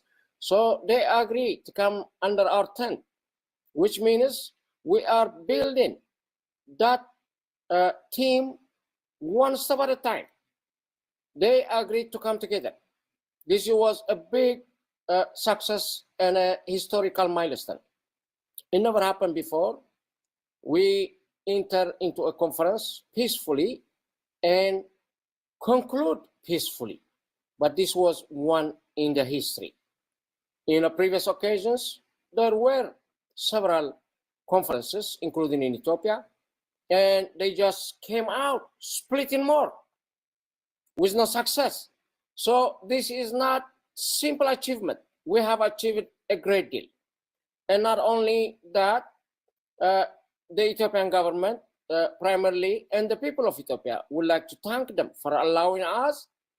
And because of them also, we were able to consolidate our people. There is one indigenous group from the Afar group, and they were the whole Afar group was in our team, which means under one leadership, we can make it happen. Some of these ideas, which is based on democratic principles, yes, we can incorporate them. Yes, we can make them inside our family. Yes, we can make them inside our tent in order for all of us to live in peace and harmony. Yes, little bit stuff that we need today is in order to overthrow this government. After that, everything can follow. Yes, so many things can be done ahead in order to comfort our people. So they all need to come in this tent, even those all groups. The political powers, we need to come under one tent if we want to succeed. If we are really feeling the pain of our people, yes, we have to set aside our egos, our personal interests. Yes, we need to come in this transitional Eritrean government in exile. Yes, come and help us. Come advise us. Come support us. But if come the worst, you couldn't do all of the above, at least stay out of the way. You need to stay off at our way. We need to win. For that reason, we, with this occasion, I want to call on all of you to come in, to come and join us. With that in mind, I would say thank you, and that also concludes my comment on that Biafran conference. Thank you.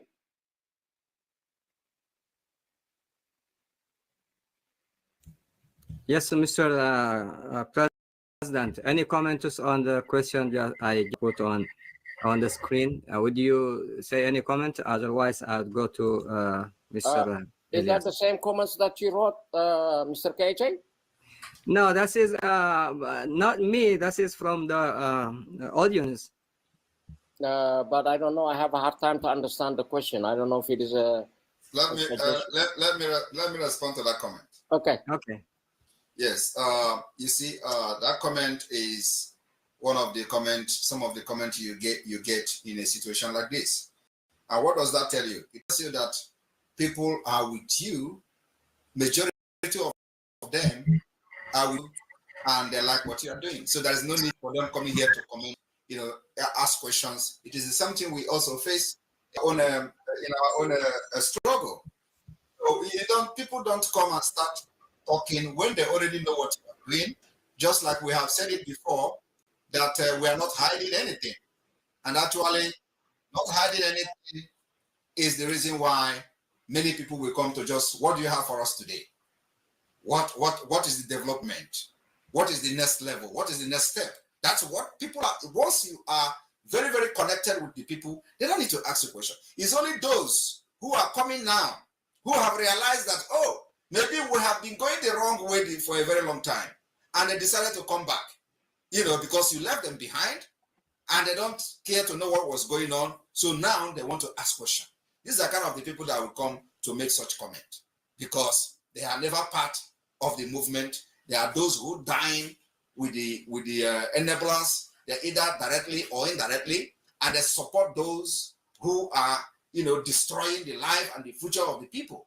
So those kind of comments is not something we should even be addressing. I'm just telling you that many people who are interested in having a future, a better future, and have followed the event from the beginning will not waste their time to ask questions, because you have not hidden anything from them. Everything is in the open. And I like the freedom fighting of open book.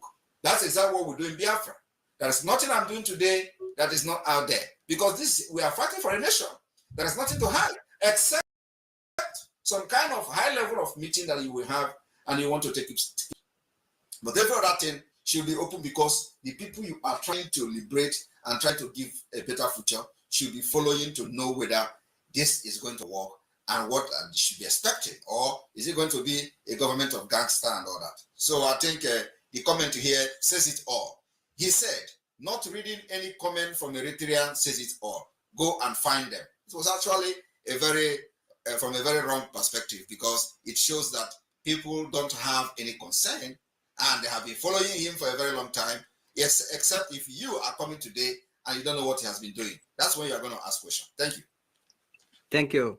Thank you, Prime Minister. Well, thank you for supporting. Thank you for answering the question. I think the comments will get a lot, and a lot of the moments, even our government, the authoritarian government, normally we don't get any good comments. The people with full heart, they know what we're doing.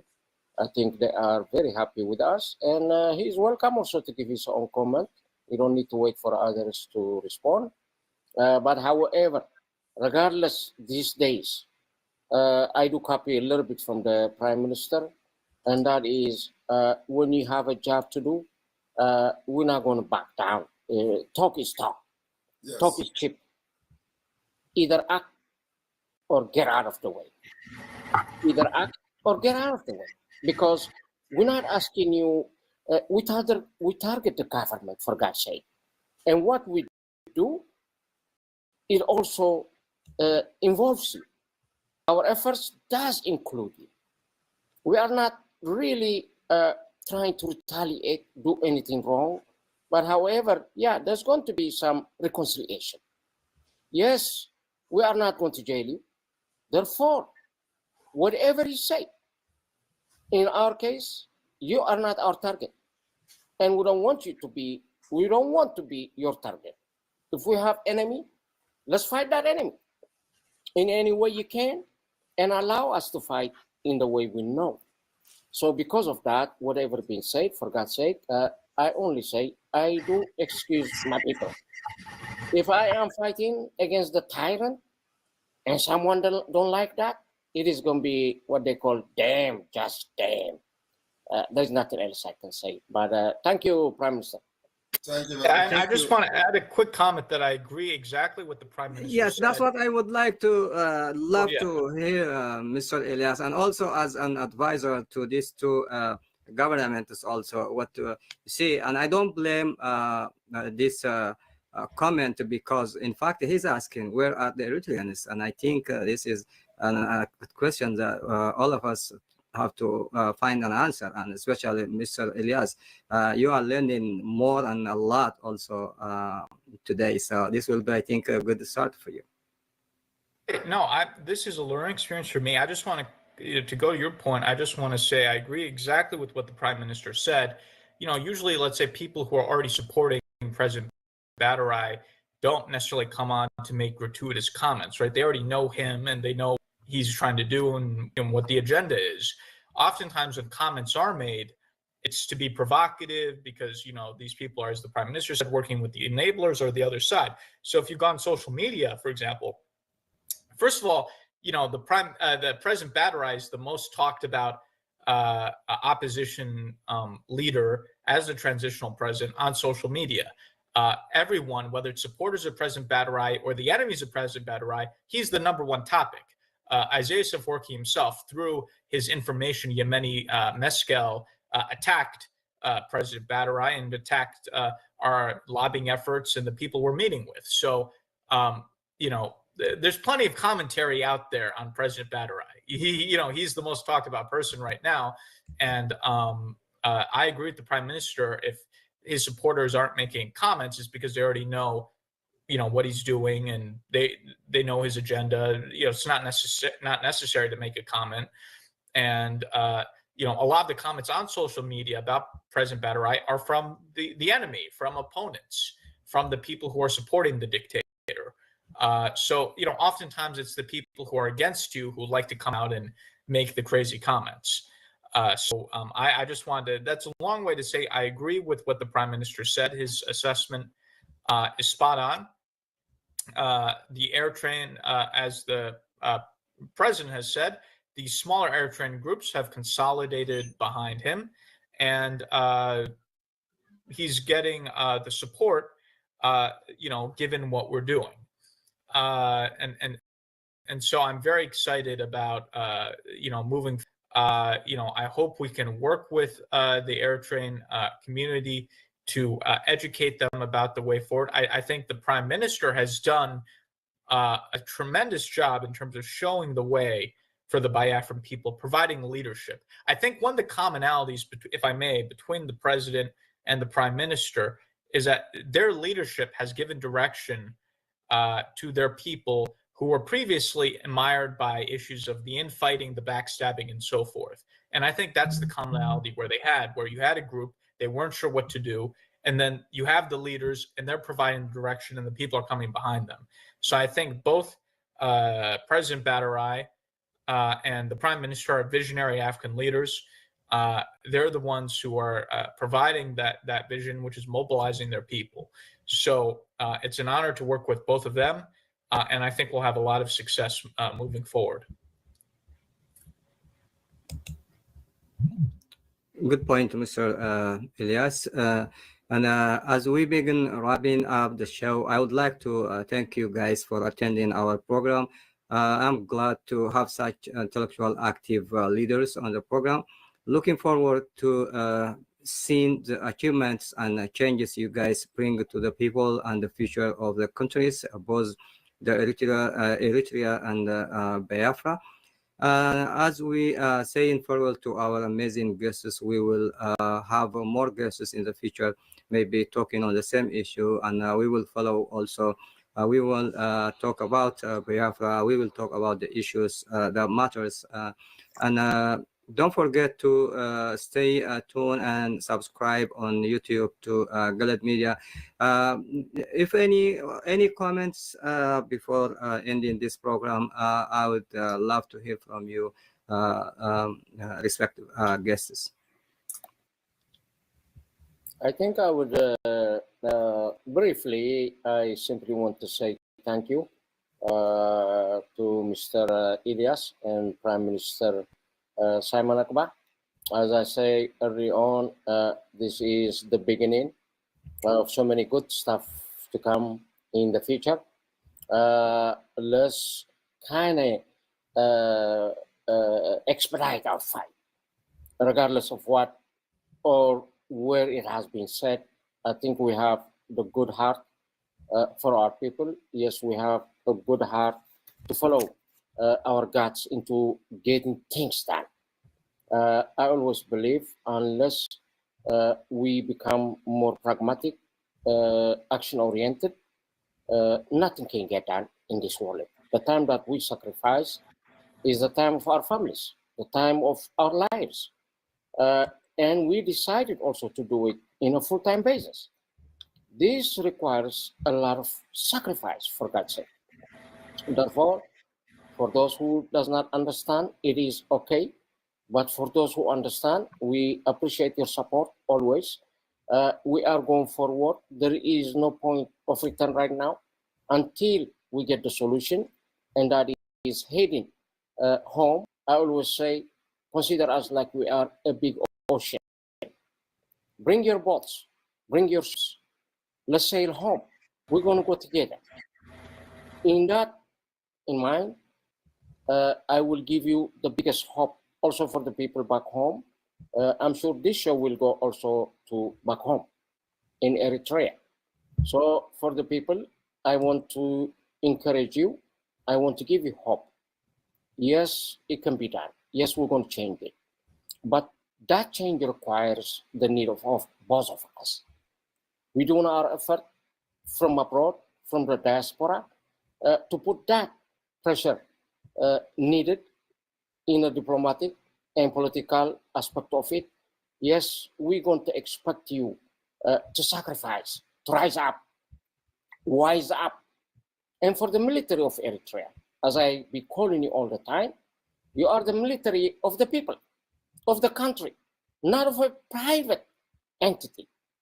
Putting that in mind, this is the time for all of us to have a joint force in order to get rid of this menace, not only for Eritrea, but for the whole neighbors. So it is time. We cannot take it any longer. We have had enough for 33 years. No election, no constitution. This is unheard of. And we allowed it. We have to take responsibility. So let's work on our side rather than just blaming the government. If we want to overthrow it, join the action. Not simply talking on the social media. With that in mind, I'm very thankful to be here, and I'm thankful for my guests also, Mr. Prime Minister Simon and Geralius, and also thank you, Mr. KHA. Thank you very much. And thank you all for coming to the show and spending your time with me. And don't forget to turn on the bell notification so you can see all of my new videos when I post. Thank you, respective guests, for being all this time with me, and have a good day. Thank you. Thank you. Thank you very much. And BIAFRANS, please stay behind your gadget, because the Biafra government cabinet will be having emergency session, and this emergency session will be aired live. For the very first time, we are going to have live emergency session of the Biafra cabinet. So every Biafran watching this program, all of you, about 10,000 are watching live on Twitter. You have to stay behind as we will come back live again for the live coverage of the Biafra cabinet emergency meeting. Thank you very much. And just one quick comment, I just want to make that I've gotten to know both of these two leaders very well. On a personal level, I want to say I respect them, I admire them. I think they're individuals of extraordinary character and leadership. Again, they're not just clients, but I consider them very good friends as well. And, the followers of the Prime Minister, followers of the President should know that these are two good men that they're following.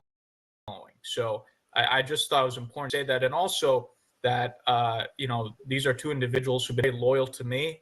And I'm a very loyal person. Loyalty is important. So I feel very loyal to them as well. So we have a very close relationship, and it's something I greatly value and look forward to continuing. That is great. And also we will follow. Yes. Yeah, go ahead. Thank you. Yeah, and also we will keep in touch with you guys, and we will follow any achievement, anything you may do later on. So we can come back again on the stage and see what is going on. Thank you so much. Thank you for your time, all of you. Thank you. Thank you. Thank you. Thank you. Well, it's time now for our Sunday specials. Now, do you know there is a Euro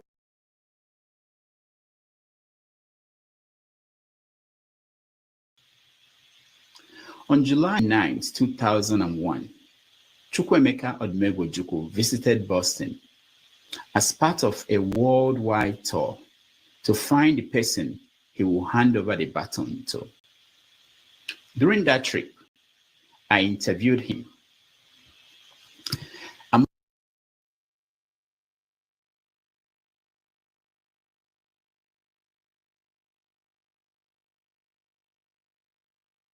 asked him whether he considered establishing a government in exile when the Biafran War ended.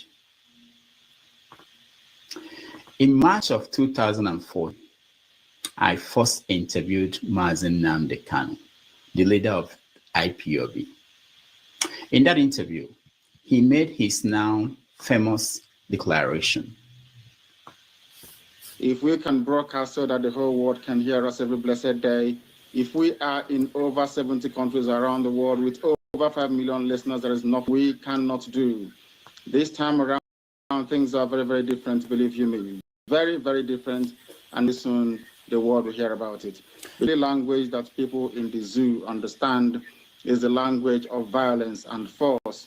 After all, that very contraption was put together by Freddy Lugard by force. That's one thing people don't understand. That Lugard killed people to bring Nigeria together. Killing of people to disintegrate the zoo shouldn't come to anybody as a surprise. Our promise is very simple.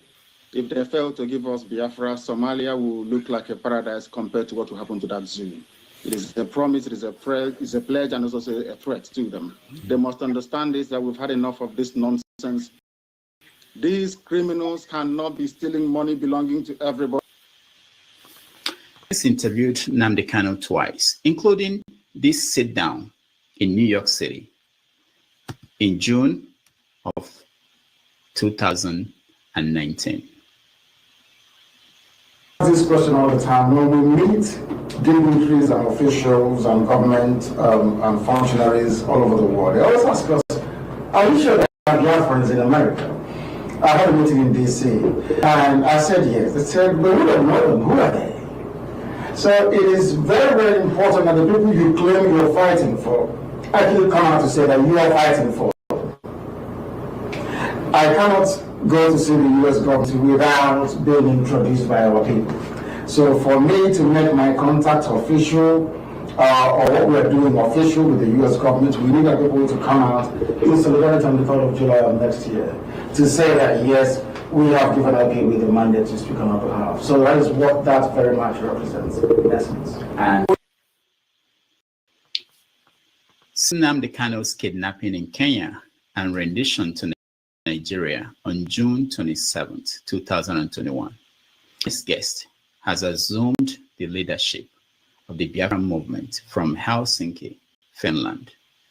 Some say he has taken the movement in a different direction. On December 2nd, 2024, he plans to declare once again the Republic of Biafra. Today, I'm pleased to welcome to the show Mazi Simon Eba, the Prime Minister of the Biafra Republic Government in Exile. Mazi Simon, welcome to the show. Good afternoon, good evening, Mr. Rudolph, Dr. Rudolph. Thank you for inviting me today. Thank you so much. We appreciate you, and we're happy to have you today. Let me get first the elephant in the room out of the way, which is that when you put out the notice that you were on the show, a lot of your people were against you coming. They said things like that you shouldn't come here to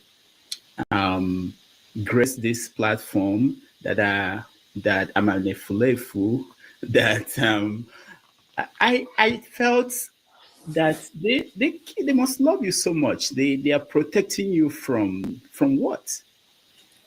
Well, you know, these are people who have gone through a lot, and because you, as a Biafran, and you know, I believe that if Biafra become an independent state today, you cannot be, you know, ostracized from being a Biafran, right? So Yeah. by that, automatically you fall into Biafra. So, and for people like you that have platforms, which should be in the forefront of this freedom movement, and you are not doing enough according to them. So they believe that, you know, I shouldn't come here. But, you know, as a leader, I think differently, and I make decisions differently. So I am here also for their best interest. It is because we need to, we have somehow our outreach using our media, and it is time, I believe, we should also embrace other media platforms that have not been preaching. So I think my comment today is for their best interest as well, and that's what makes me a leader. So I think differently from them. So it is very important when those are agitating that I shouldn't come here, you know, I will explain to them later on why it is important that I'm here. And then also, I'm going to be extending hands of fellowship and open arm to every other this media platform. I want to be there. So because it is the right time to talk to people who may have seen our agitation on liberation of Biafra differently. So they need to be educated. So it is important that I'm here to talk to different audience. Thank you so much. On my part, I also have to say that when I put out that you were coming, a lot of people felt that I shouldn't bring you here. And so I have the same pressure that you have from my own people. But I think my job is to facilitate conversation across every platform, different groups. It doesn't mean that we have to only facilitate conversation with people we agree with. All right, let's get into that. Something happened in America last Tuesday. There was an election and Trump won. I know that you are in support of Trump. And how do you feel about the outcome of that election? Very happy because, as a matter of fact, I was among international politicians to openly and publicly endorse Donald Trump election. So I'm happy. He needed to come and save the world. Now, before I go in deep into that, how do you think it's going to help your quest for Biafra? Well, the United States has a very important role to play in global peace. And what Biafra is doing today is to bring peace, to stability in Sahel region. So I believe that it is for the interest of America, it is for the interest of the West, and then at the same time for Biafra and African interests. So I believe that the foreign policy of Donald Trump will facilitate the restoration of peace and stability in the Sahel by listening to Biafra people. Now, there's this story that came out, I think 2 days ago, that the chief of staff of Donald Trump, incoming president, Susie Wiles, that she worked for the Biafra movement as a lobbyist in Washington, D.C. Is that true? Well, you know, in 2019, I joined the Biafra movement. So what I would say is that it is a good thing for the fact that we have somebody who already have idea and knowledge about the plight of the Biafra people. She currently representing Biafra, but at least she has been educated, and she once, was in forefront of educating the policymakers in the United States. So it's a very good plus to the Biafra cause. All right. So, but you don't know whether she's currently on your own group, whether you are paying. It doesn't matter whether she is currently in the Biafra movement or not. She is now the chief of staff of the United States, and we must respect that particular office and allow her to concentrate on the United States. The appointments she's been given by the president. So let us not drag her into the Biafra controversy and all that. So the point is that her firm have represented the Biafra movement in the past, in 2019, and my happiness is that she is well grounded on the issue of Biafra. That's enough. Okay, good. Yeah. Now let's go straight to what is happening on December the 2nd. What are you planning to do? Well, Dr. Rudolph, Biafra has come a very long way, and everybody has their, agitating and pushing the movement for the freedom of Biafra. You will agree with me that Nigeria is not working. Nigeria will never work. And so what we try to do is to bring alternative to our people. And it is the Biafra people first, before any other Nigerian. So we are moving Biafra people forward, securing their future. And the only way to do that is that we need a separate, independent state where we can govern ourselves the way we want. And where we can put a policy that will help our people to develop, compete among nations. So in Nigeria, that opportunity is not possible. In Nigeria, the innovativeness of the Biafra people and their career are getting killed by the Nigeria system. So we need a better system and a different system entirely that will allow our people to develop themselves and compete among nations. So what we're doing in Finland is a part of the generating a document, which is going to be a base for the pursuit for the recognition of independence state of Biafra to be recognized as a sub-state. So that's what we plan to do. And you know that we have been conducting self-referendum, which is still ongoing. It's going to end on the 28th of November. And this self-referendum, as of today, has recorded over 50 million votes. It is both online voting and physical voting. So, so far, from the record we have from the official that are responsible, we have, recorded over 50 million votes. So this vote now will be one of the legal ground to give the Biafra government in exile and the de facto government a mandate to restore the lost sovereign state of Biafra. Just like every other nation have done it in the past. For example, Lithuania and co have one time lost their sovereignty. So Biafra also lost their sovereignty to Nigeria state by force, by the barriers of gun. So today we are here to restore it. And what is happening in Finland is not declaration of Biafra, but declaration of restoration of independence of Biafra, because Biafra has been declared and recognized in 1967, and recognized by different countries. So that sovereignty were forcefully, lost, and Nigeria took it back. So we are here to restore it back, because after that war, nothing has changed. Actually, the reason for the war has escalated, and the issue and the cases are completely different today. Worse than what it were before the war. Okay. Referendum. You said the results are showing. What are the results? What are they showing? How many? Like I said, it is not yet complete. They've not opened the envelope. But we know from the record that it is over 50 million. People in Nigeria, how did they vote?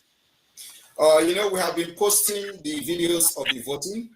One thing that people don't know is that, first of all, I would like to educate those who may have not paid attention because of propaganda of the Nigerian media and those pushing it. Biafra today has a de facto government, functioning de facto government in the homeland. And in this de facto government, we have 40 United States of Biafra. In this 40 United States of Biafra, each state has 15 counties. In each county, you have 5 districts. In each state, we have 75 districts. And in this district, we have head of district. In these counties, we have head of county. And then we have, in this state, we have the administrator, which is equivalent to governor. So this is what a lot of people don't actually know. So when they see the result of our activities in Biafra land, they are surprised and shocked how Simon Ekpa is doing this from Finland, because we control the Biafra land from grassroots. So the government is already in the grassroots. So every community knows who is their county leader. Every county knows who is their county leader and who are the executive in the counties. And so with this particular structure, we are able to conduct this referendum, and people are fiscally voting. And of course, it may also shock you that the reason we have succeeded so far in the civil disobedience is also because of the structure, the strong grassroots structure that we have, which Nigeria, know, but of course they don't want to tell the other citizens who are available to understand why every effort to stop the sit at home has failed. They tell you it is because people are getting killed and stuff like that. It's a lie. It's because we have a very structure, from the grassroots. All right, we are going to get into the sit at home and everything else, but explain this for me. Let me understand. So the administrators in 40 states in Biafra land today. Yes, there are 40 administrators. There are in each state. There are 15 county head. In each county, there are 5 district head, and there are other, the chain of leadership and all that from the state down to the district level.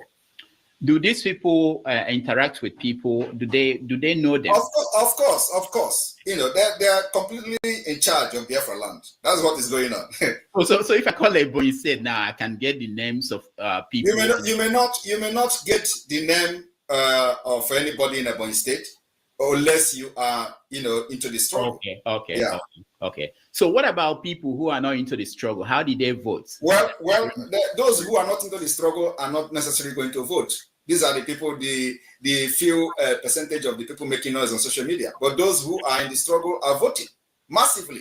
If you look at the videos who are posted on social media, you see crowd that will shock you.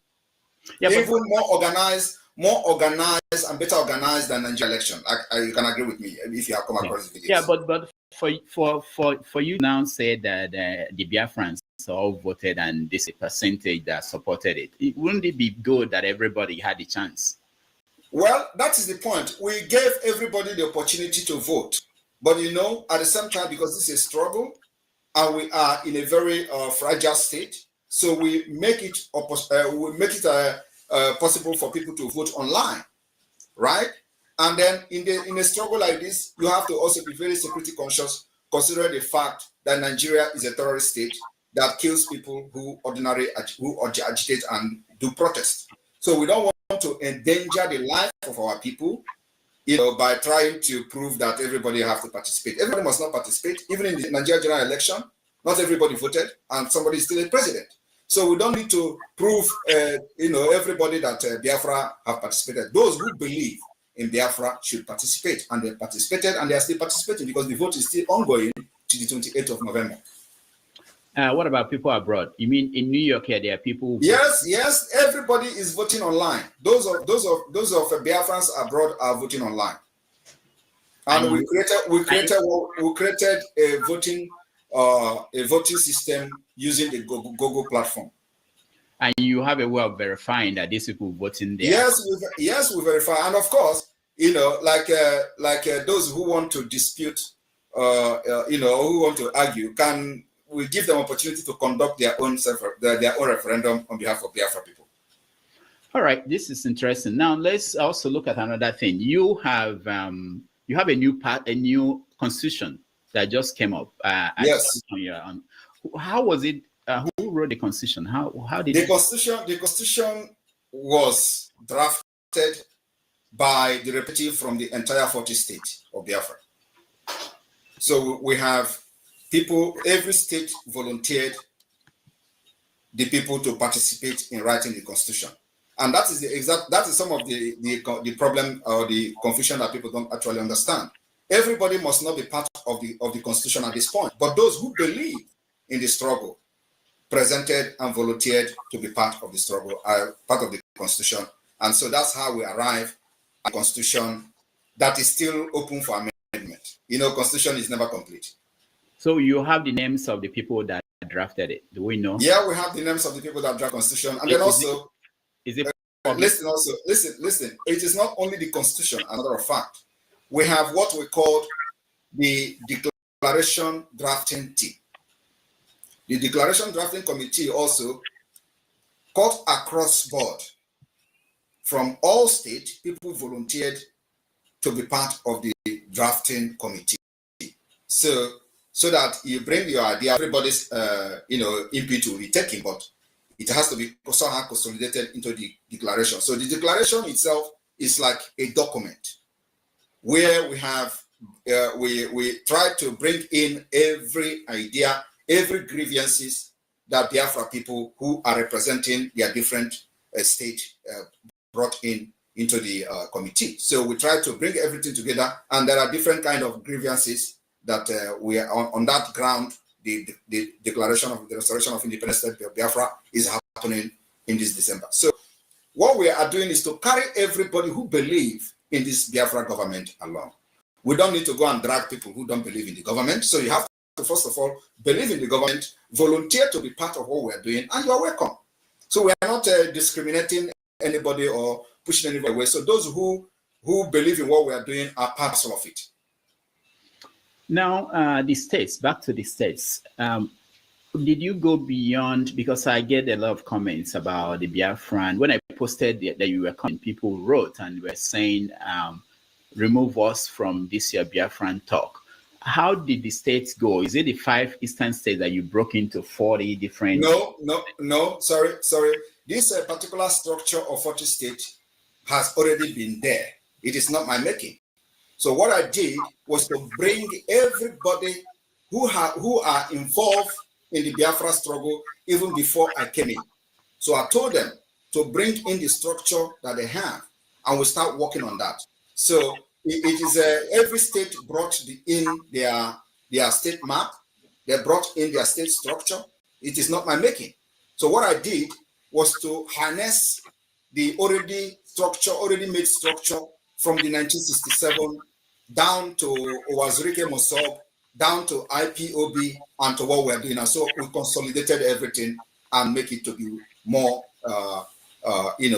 organized structure as it is today. So it is not my making. It is the making of the people. Every state brought their structure, brought their county structure, brought their district structure, and that's why it is called, it's going to be the Confederated State of Biafra, because we're going to practice confederation, where these states who brought in their state structure are going to go.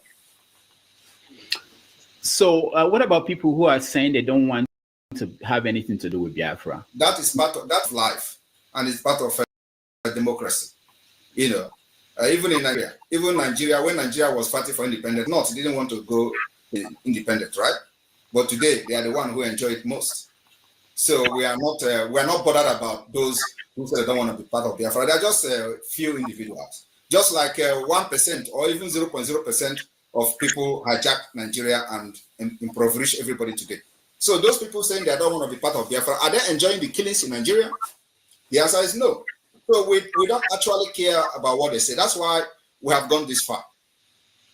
Because few people cannot hold everybody hostage. Mm.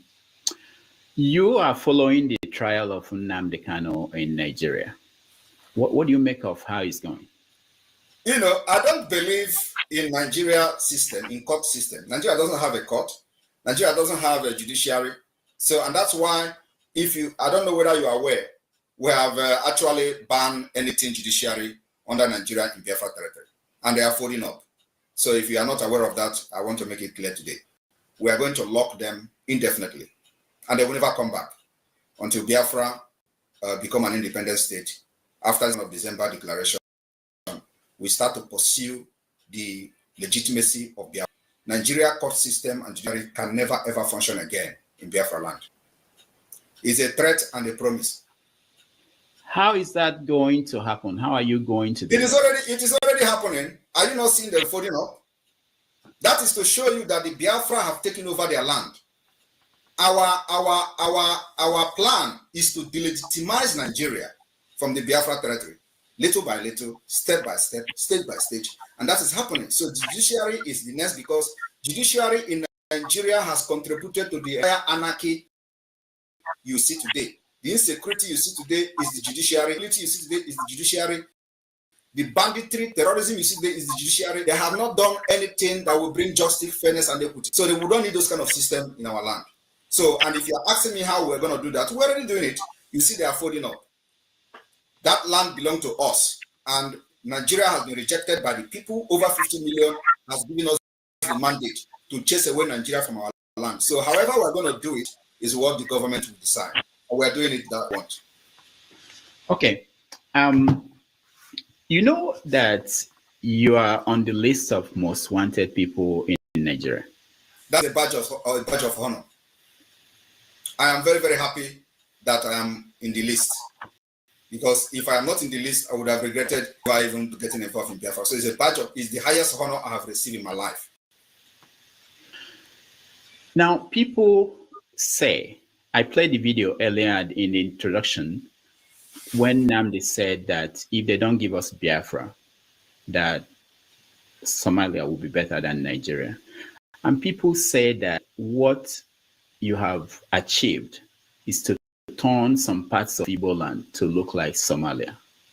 That Lagos is not like Somalia, that Abuja is not like Somalia, but Owerri, Olo area, basically is like Somalia. What do you say? So let me address you. Now, did you see the poverty rate in the world? Where is Somalia in the list? It should be at the bottom also. Like no, I want you to tell us. I can find it. Where is Nigeria and Somalia? Nigeria is at the bottom too. Yeah. So in the list now, is Nigeria up or down? Down. Yeah, so it's already it doesn't necessarily mean. But when you, it doesn't actually mean that they're going to be shooting gun like in Somalia. Somalia already overtake Nigeria in a better scale.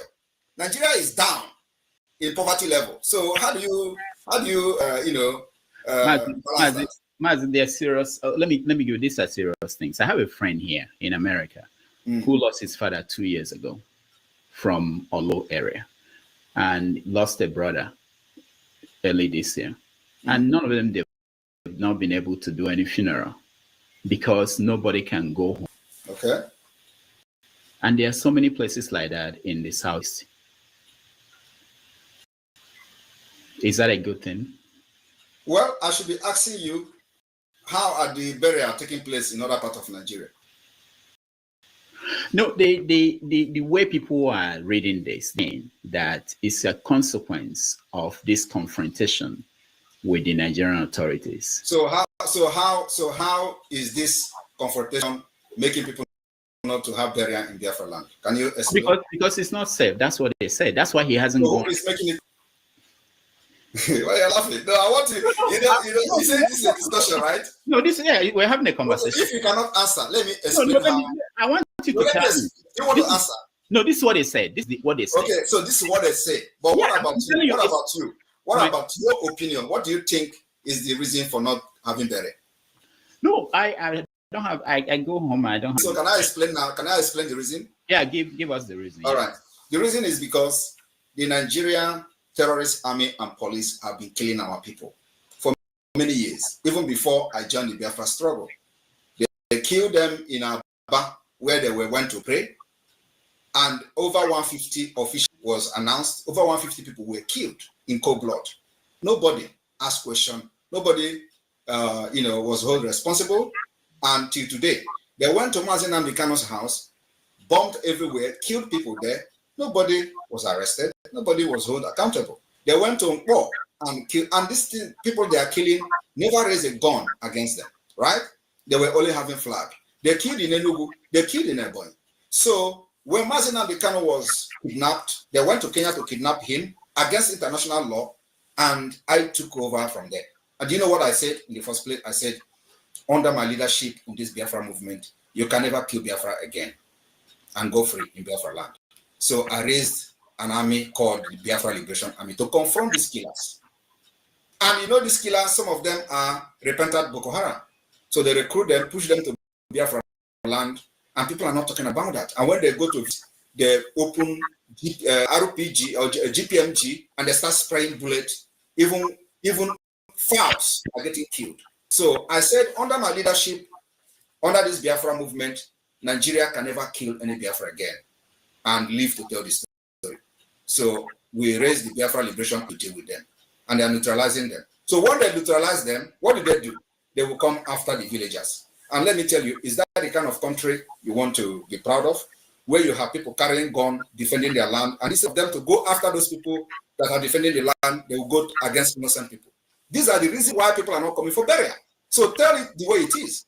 So, and it is not my fault. It is not my fault. It is not the fault of Biafra. It is the fault of the Nigerian terrorist army, who cannot confront the Biafra Liberation Army, but confront innocent people. And why they are doing it is so that we lay down our guns, and that's not going to happen. Yeah, that's what I wanted to ask you, that knowing that this is how they operate, if we believe the story you just told, this is how they operate. The question is the best thing continue to have them kill villagers if we believe this? Believe me, there is no any other better way. This is the best way. If you have any other better way, tell me. The better way is what we're doing now is the better way. When they come to kill our people, we kill them first. And if they come, we will resist them as much as we can. And let me tell you, it will continue like that until none of them will be in Biafraland. It is called attrition. War of attrition. You know, the chief of army said that what they are fighting is called the jungle warfare and asymmetric warfare. No, I am not fighting asymmetric warfare with them. I am defending Biafra people, and what we have actually declared now is war of attrition. Go and Google it. It is, you are going to be fighting until nobody is remaining, and it is not going to be on our side. They are running away. You know the kind of atrocities people have committed in our land? Is that how to run a government? Government that will come and you don't go after people carrying arms, which you invited with your actions and atrocities? You go after on armed innocent women and children? Is that the kind of government to support? So, you know, what we are doing now is what we are going to do. And like I said, they should go and Google war of attrition. We will fight this war with them or know who is going to give up. When I interviewed Nnamdi Kanu in 2019, I asked him, how many people have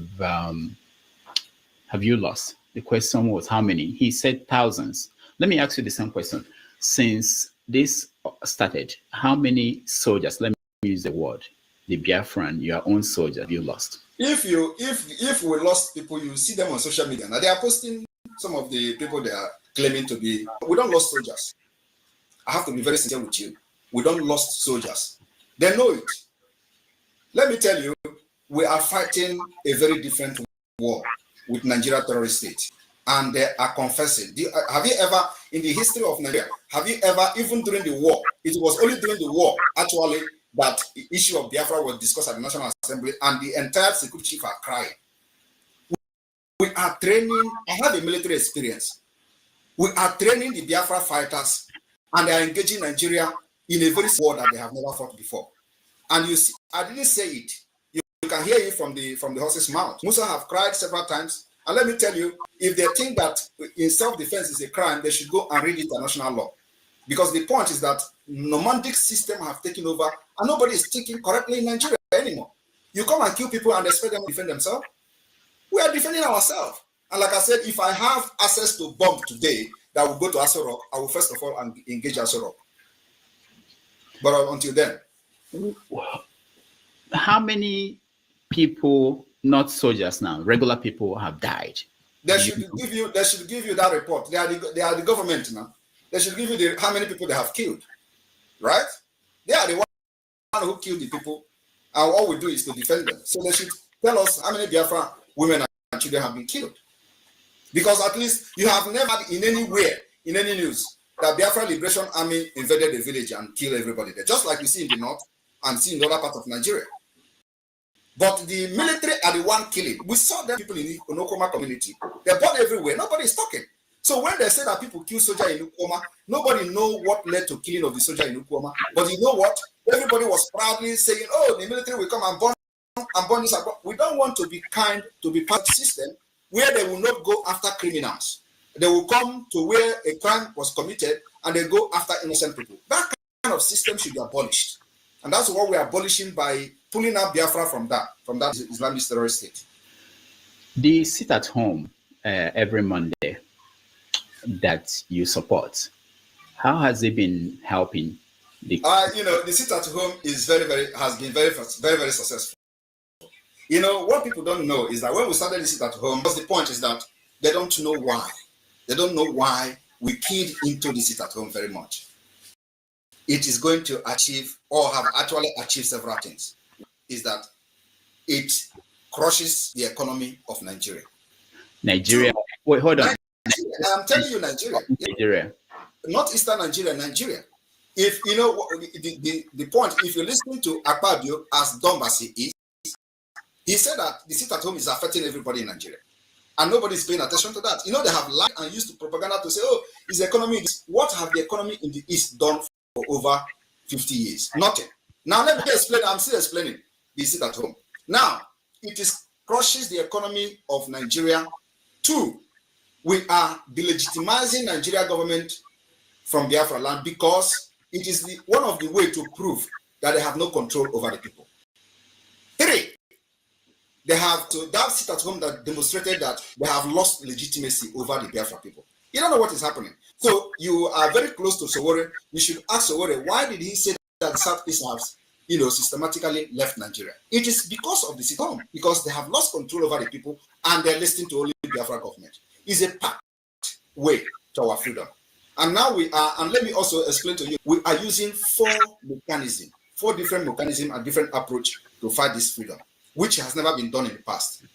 1 is the political approach, 2 is the diplomatic approach, 3 is the armed struggle self-defense approach, and 4 is the civil disobedience, which sit at home is part of it. So these 4 we are using to delegitimize and fight Nigeria to our freedom. And it's working perfectly. The local women who cannot go to the market, the students who cannot go to school, the workers who cannot go to this, the businesses that are leaving the East to move to other places, who is paying the price for that? They have a better business ahead of them. The students have a better school to attend in future. What we are doing is a price they have to pay. It's a price of freedom. Freedom does not come free of charge. So we understand all this nonsense. Nigeria will tell you, oh, your business is being destroyed, oh, your school. Ask yourself, those people that went to school for over 50 years ago, what have they done with education? Nothing. So we are going to bring alternative education that will work for them. So they have to pay the price of not going to school if they have to not go at this point. And those who don't go to market have to also pay the price market, because I believe they will not prefer to have it being thrown in every market every day, because it's happening in somewhere else in order to get freedom. So we are not going to that particular fight or defense at this point. At least nobody is even though they are throwing bombs in the state. I don't know whether you're aware of that. They are bombing and all that. We are hitting them with our anti-aircraft. Even though our anti-aircraft may not be the modern sophisticated anti-aircraft, but it is doing something. At least they don't fly 10 minutes, more than 10 minutes, and they will run away. So these people that are complaining about school, they should give us a break. It is the price that these people have to pay. Those people complaining about not going to shop, stuff like that, they have other days to go to shop. Every Monday is a sacrifice that we have made to make sure that we speak to the entire world and prove that Nigeria has no control over Biafra territory. That's what we want to achieve, nothing else. That particular civil disobedience. Now, Igbo people at home, they say that people like you abroad, you are enjoying your life. They see videos of you dancing, drinking. They say, why is it that they are the ones paying the price? People in Lagos, people in Abuja, Igbo people, they are not. There should be more worried that I left those particular enjoyment that I'm doing, including going to club that I used to go, including all the enjoyment I used to travel everywhere. I'm not doing that anymore for them. So concerned that why should I live all this life I was living? Why should I not just enjoy myself? Because I have conscience. I have come to this country not by my power, but God brought me here so that I will live and bring something back home. And I don't want to bring politics back home. I don't want to bring anything. I want to bring freedom back. Because you know, many people travel abroad and all they do is that, oh, I want to bring something back home. Ask them, what do you want to bring back home in Nigeria? How many Nigerians have traveled abroad, studied, become PhD professor? They went back home. What's been their contribution in Nigeria system? Nothing. If you go there, the Nigeria kills you. The system kills you.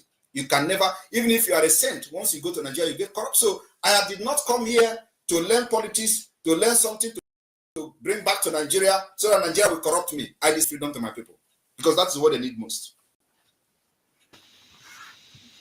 When you see Nnamdi Kanu appear in court and say that he would like the sit at home to end, do you ignore that, or do you? I ignore. Why? Because he's not a free man. So what will it make you believe what he's saying? He just played his voice when he was a free man talking with you. So what you heard in the court, does it sound the same? I will listen to him when he becomes a free man. I'm not only a free man, no, to Finland and sit one-on-one with me before I can listen to him. That is my condition. Because the reason why he is being incarcerated today is because of what I'm doing. It's because of the Biafra.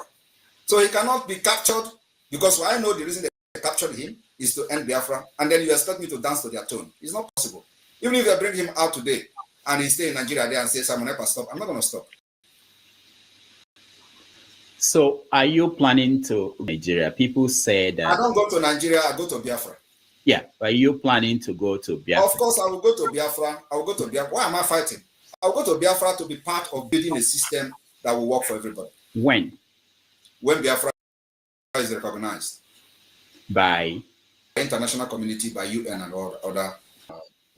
Now, if an American official who is sympathetic to your Biafran issue, I hear you speak, do you think that they will be inclined to openly come out and say we support people? They don't need to openly come out. They should. Most of them have had meeting one-on-one with them, and the way I talk with them is differently from the way I talk here.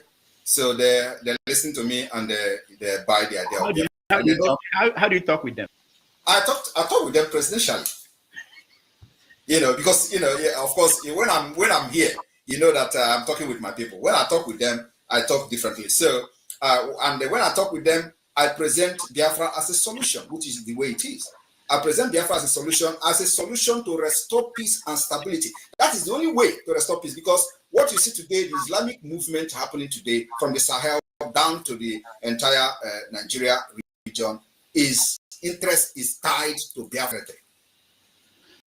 Now, not beyond the work to them, what about what you do, like things you celebrate on your social media? It's my personal life, because I'm. No, I don't mean dancing. I mean, okay, like when there are military officers killed. Are you not seeing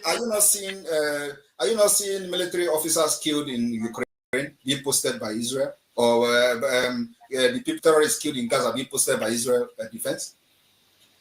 So you think it's okay? It's okay. That is the only way to show the enemy that you are dealing with them. All right. At this point, let's take a break. We'll come back. When we come back, I'll play some videos, get your reaction to the videos, and then we're going to invite people who are watching to join us in this conversation with the Prime Minister of Biafra Republic in exile. We'll be right back. Yeah. Okay.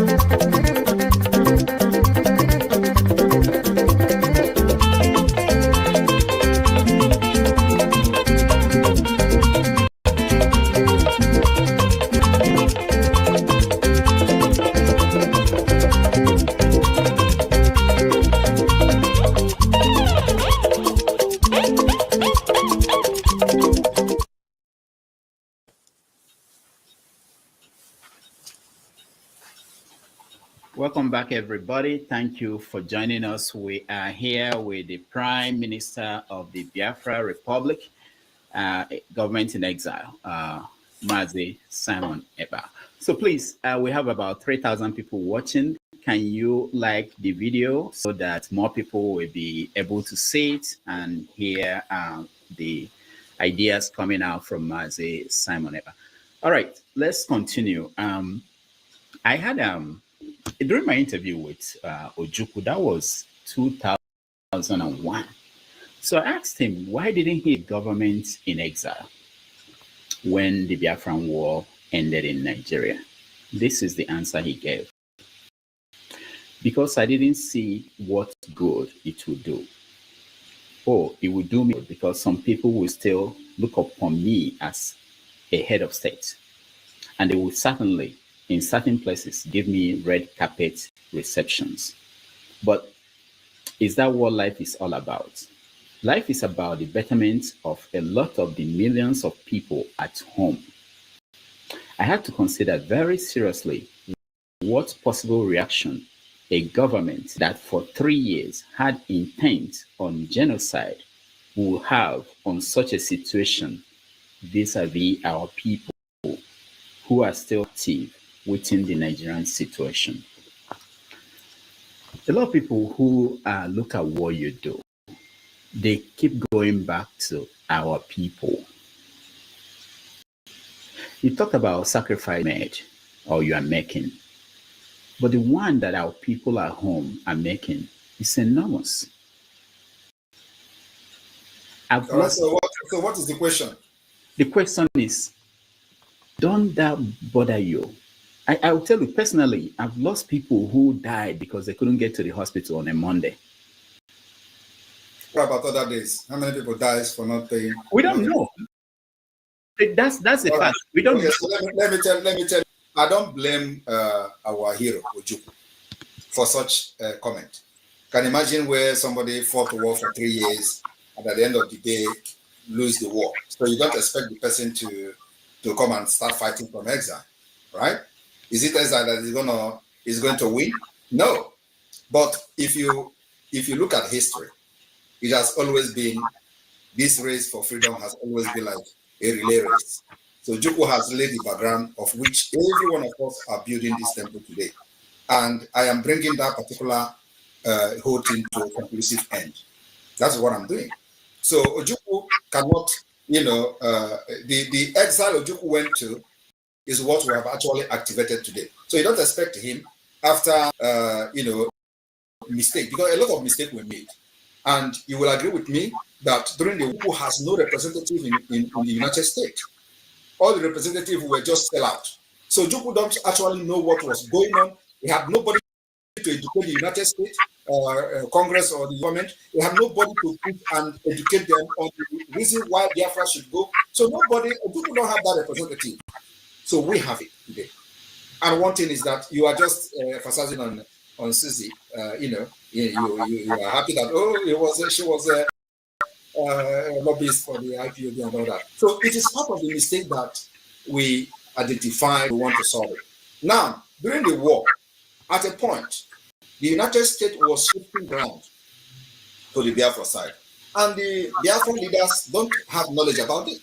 So if it's somebody that they have knowledge, that they have people representing them, they have good lobby firm. I don't even know whether they have lobby at all. They don't have. So you're assuming that they have lobby firm representing them in the United States, educating the policy, the policies, the Department of State, the U.S. Congress, and all that.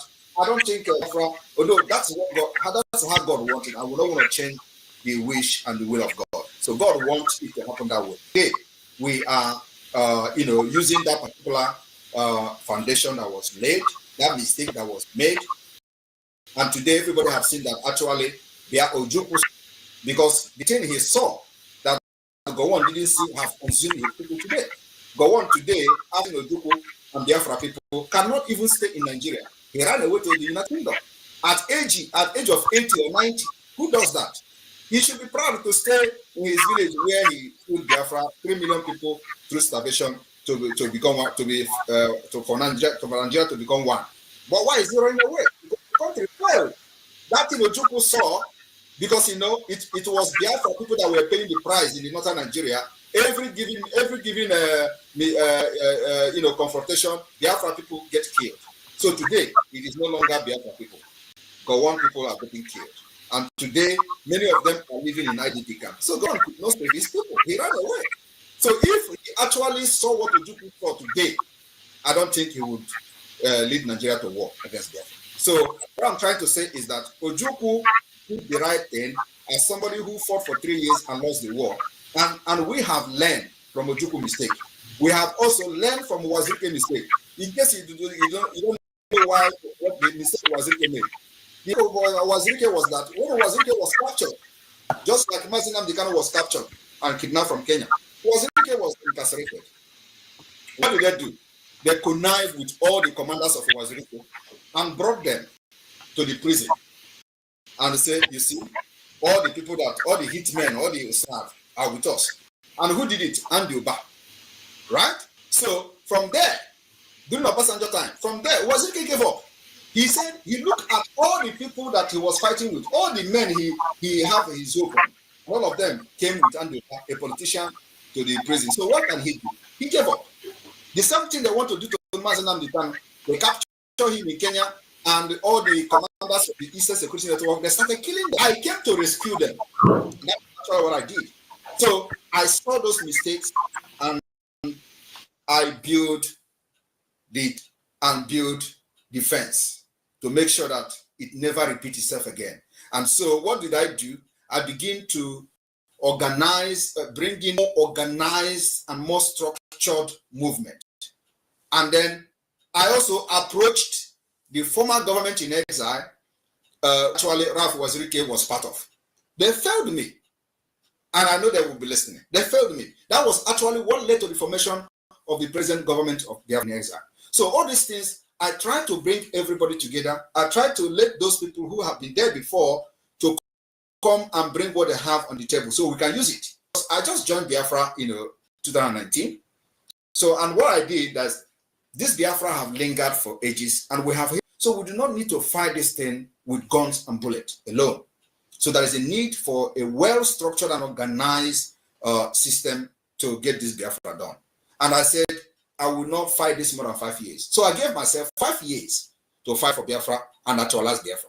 And this is where we are. This is the 5th year.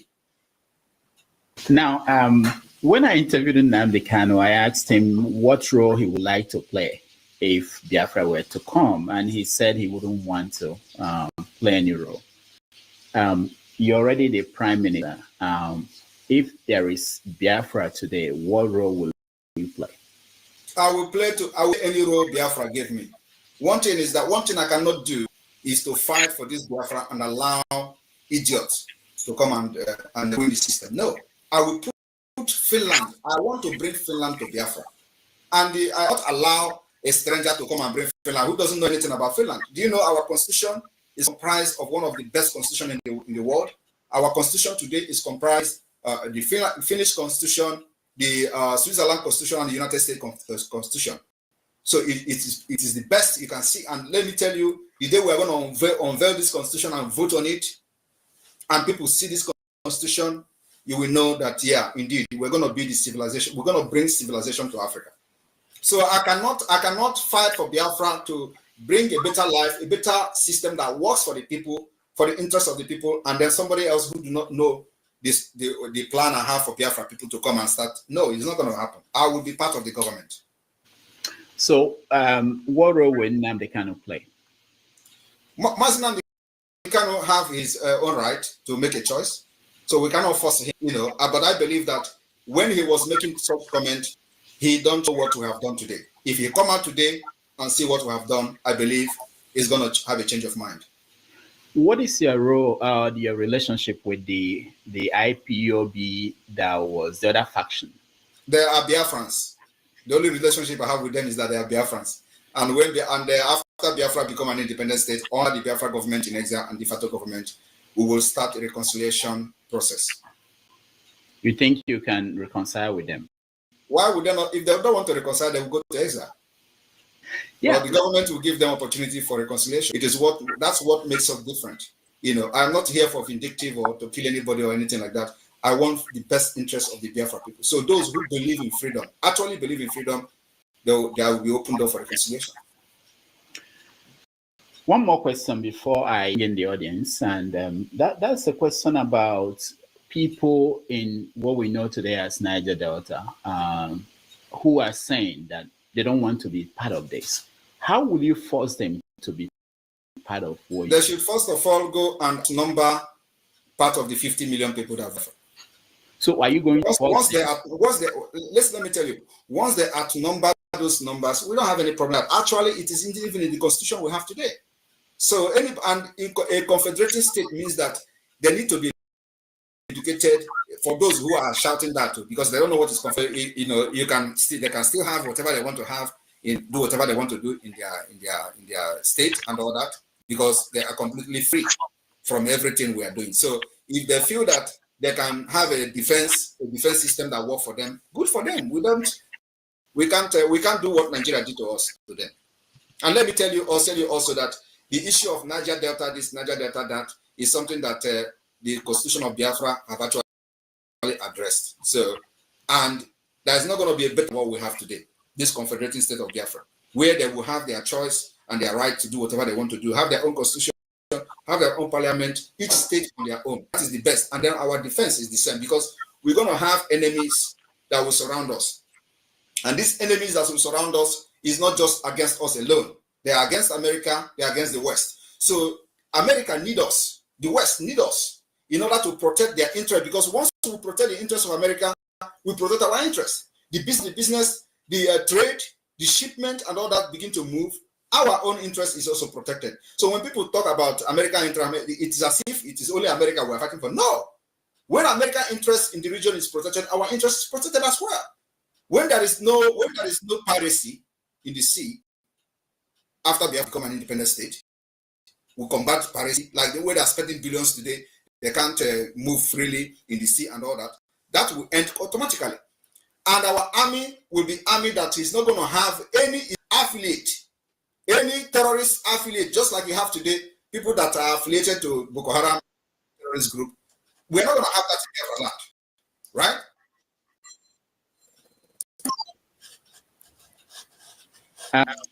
Why is it that the Nigerian government, despite their efforts to get you extradited, that they've not been successful getting Finland to work with them? Finland doesn't work with a terrorist country. All right. And they will never work with terrorist country. That I can assure you here. But you know that they are making moves. Which move? The Nigerian government. They can make moves for all I care. I am here standing very strong, because I know I'm not doing anything wrong. All right. So for those who want to know us, I posted the link. And also, Rudolph. Yeah. I want to say something here, because this is an opportunity for me to address you. Okay, go ahead. And, so I want to say this, some of you have made bad decisions in the past, a very bad one. And so we have a record of making good decisions. And our decisions have actually favored our people for many years. And I want to tell you one bad decision you have made, and many of you. One is that I saw you protesting against Goodluck Jonathan during the 2015 election. You want Buhari to come in. It was a very bad decision. And sometimes we look at the people who have made such decision that they are not capable to decide for the people. When we are making this decision we're making today, that you may not see the effect of it today, give us the benefit of doubt and see what it will turn out in the next few years. So Biafra that I'm fighting today and making all these things that many people are laughing at, they are laughing that we are going to have, because they don't know why we are having that. They are laughing that we are going to, I'm declaring Biafra. They are laughing that there is a national football team. They are like all those things. And that is exactly what Gandhi said. They will laugh at you, they will mock you. At the end of the day, you win. So I want to say that some of us that are making this decision, best interest of Biafra people, we see what people don't see. So you should be able to give us benefit of that and support the decision we made. We kicked against Buhari. It backfired. You people supported him. We kicked against this Tinubu. You people, many of you supported him. And so it is very, very hard for people like us to come and listen to advisors that have made bad decisions in the past. It is very difficult for me, and I believe many people. So I just want to tell you this today because I may not have the opportunity to tell you again. Thank you. I appreciate that.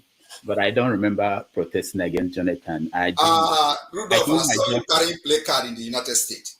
Saying what? Protesting against Jonathan. Me? Yes, when they organized Occupy Nigeria, I saw you now. I will post it. Okay, yeah, post it, please. Share it. Let me remember because I don't remember that. But anyway, thank you so much. I really appreciate you taking time coming here. I will still ask you for more questions, but I want to give our viewers a chance to also weigh in. So when you come in, please, you have to make sure that you have camera on. I just want you to ask one question only. You have to be respectful because you are talking to the Prime Minister of Biafra Republic, a government in exile. So it's very important. And if you don't do that, we take you out. And there won't be any arguments. Just ask your question, listen to the answer, and then we find the best question you have. There are a lot of people who are trying to get in. And so when I bring you in, just be able to come up with some. All right. Righteous Man here first. Yeah, good evening, Prime Minister Simon Ekpa. I've been watching and following you for 2 years now. Is this? How do you consider your safety as a priority? And should anything happen to you, who takes over from you? Allow Biafrans and myself to worry about my safety. I don't have any problem with my safety. Thank you, Righteous Man. Let's go to Ernest. Ernest. Ernest, unmute yourself.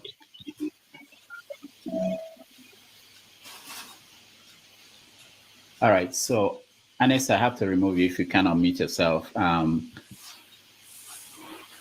Let's go to Okija and Okija. You're next. Hi, can you hear me? Yes. Okay, so Mr. Saiba, I mean, some people, might think that this is funny, but this question is funny, but it's not. Behind you, I see American flag. I think that the other one is a Finnish flag, and the Israeli flag, and then behind those flags, I mean, including the Biafran flag.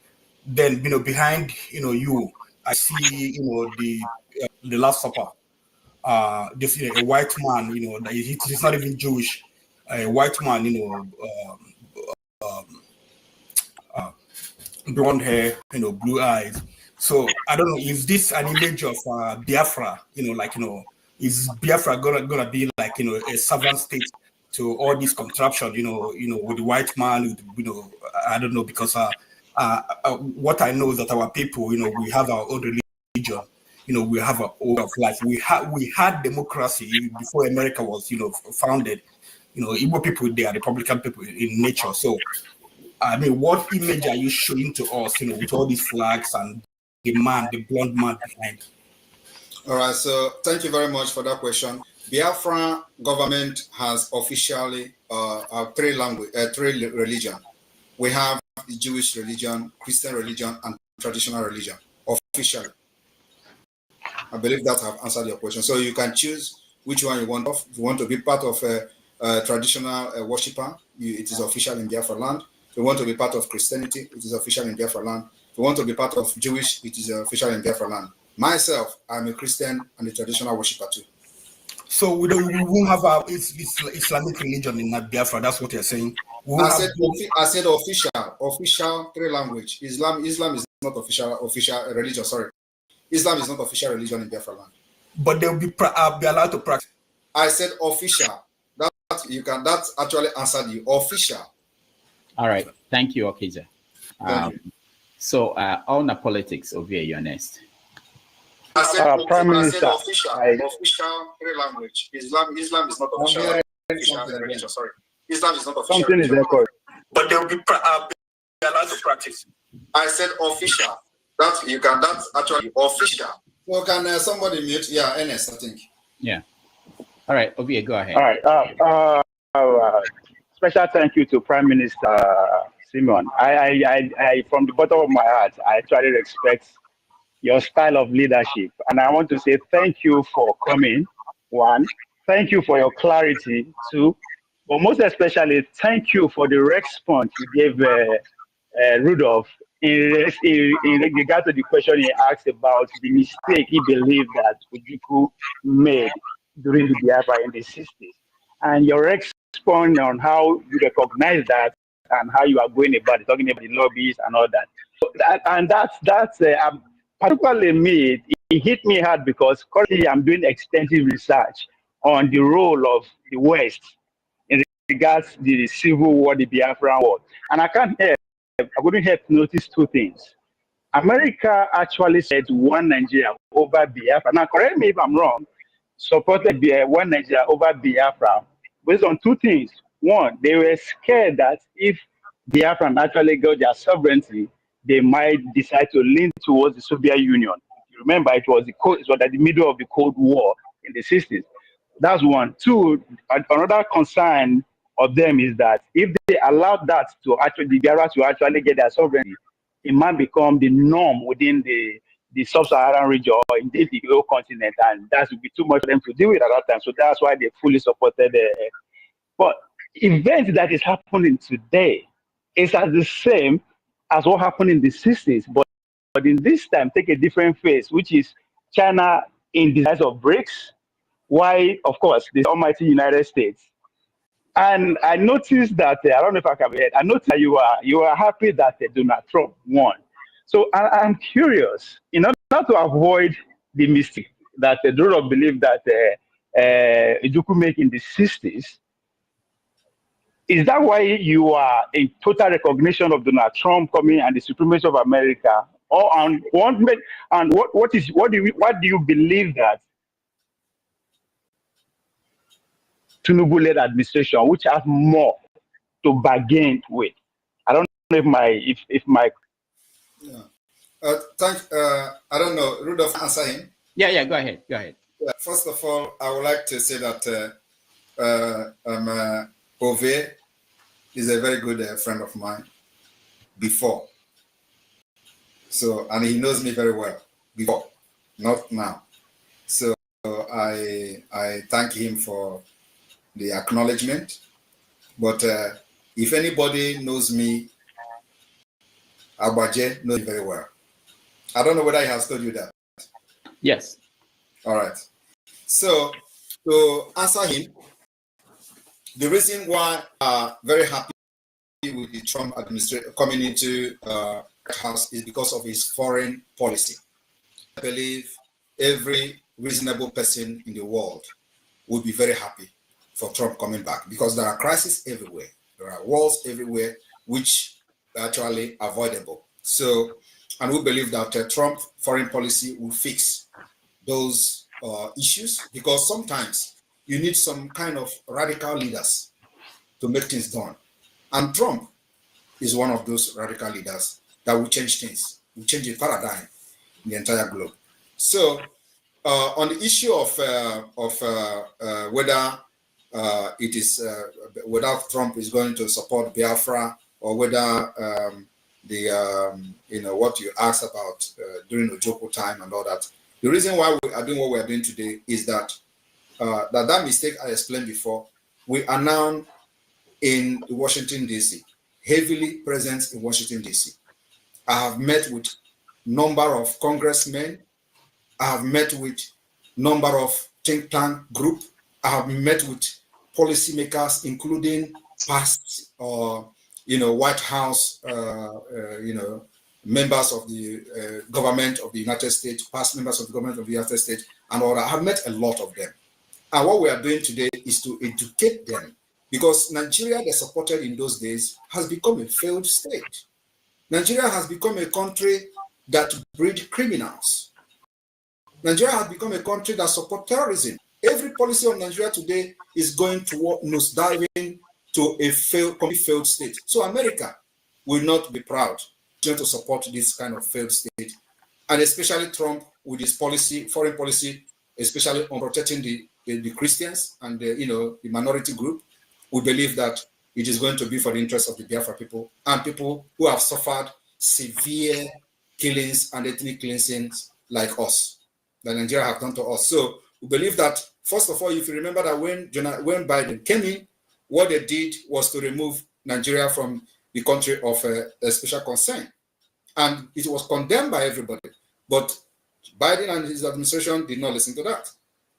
Even when there were no reasonable ground to remove Nigeria from the country of a list of a concerned country, they still remove him, remove the Nigeria state. So we believe that Trump coming to power will put Nigeria on their toe. And as you can agree with me, even before now, we have information that many of you do not have. We know that Nigeria have, supported the re-election of Kamala Harris secretly and and openly. So why are they supporting this re-election? Because of the way they have ignored the atrocities of Nigeria. And so you should be asking yourself question, why was Nigeria removed from the country of special concern? Nobody has been able to address and answer that question till today. So we believe that Trump coming to power, first of all, he is going to hit hard on a terrorist state like Nigeria.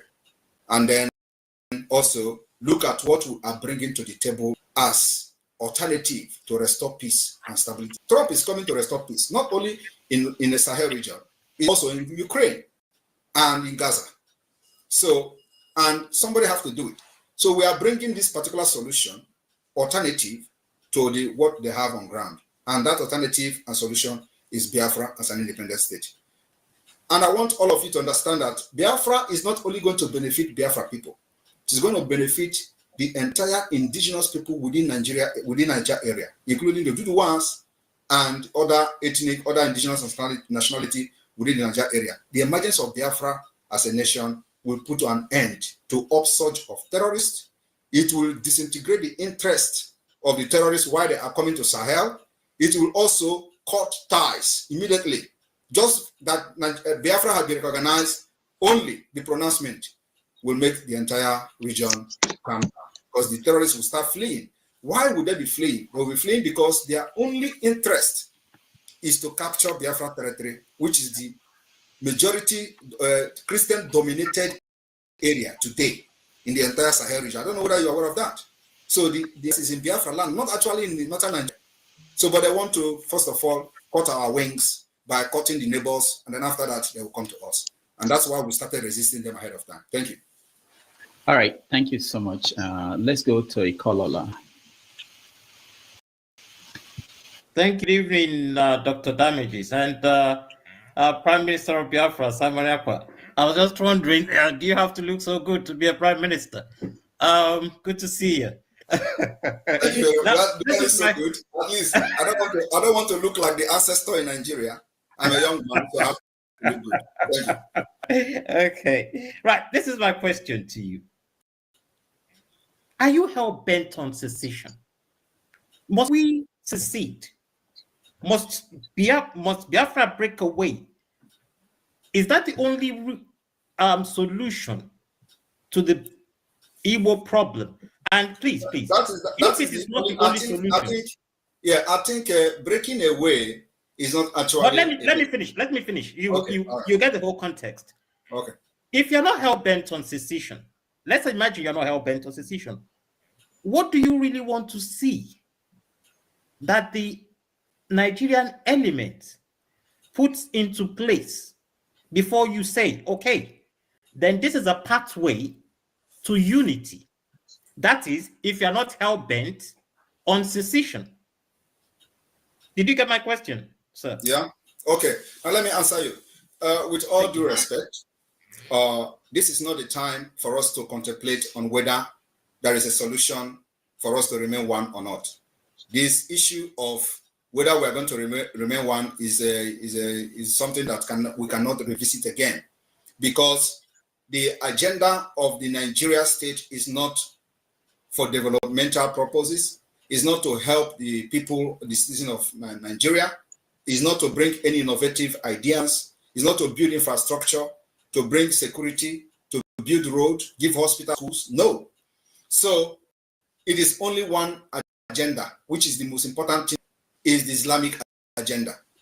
And you will agree with me that since 1989, after we call Abuja Declaration, what was Abuja Declaration? Abuja Declaration was the gathering of Islamic scholars, Islamic countries in Abuja, where the decision was made that the only thing they have to do is not to pursue development in any region within the Sahel region, but also to install all Muslims in different position and strategic position for the Islamization of that region. So that particular implementation of the Abuja 1989 Declaration is already 90%, if not 100. And that's why for the very first time in the history of Nigeria, you have a Muslim ticket. And people did not see anything wrong with that. In fact, before this Muslim ticket, a lot of people said it is not possible. It is not going to happen. Even the people who call themselves pastors and all those preachers, all those liars, they were saying that God told them it is not going to happen. If it happened, they say, make the thunder fire all of them, make fire burn them. They pray all those prayers, all those nonsense. It did not. It still happened. There's no Muslim ticket. It is called the implementation of Abuja Declaration 1989. And I want people in Nigeria to go and read Abuja Declaration. They have altered those content, the content of the declaration, but everybody who knows it knows the content was to install Muslims in all strategic position for the Islamization of the entire region. So the Biafrans are resisting that because we understand that very well. So if you tell us, let us come down now so that it is everybody will be one, they will come harder on us in the next 10 years, and we don't want to go back there again. So what are we saying? We are saying that we need a country where there is going to be rule of law, justice, fairness, equity. We need a country where our women will go to hospital without paying money, doctor will attend to them. We want a country where our students will go to school and nobody will kidnap them. We want a country where we are going to have good road, transportation, good social amenity, and possibly provide social security for our people. It may also interest you that as a government in exile today, we have the strongest national identity card. As a government in exile, the only country that will compete with us today is South Africa. The security we have in our national ID card, and it is European standard.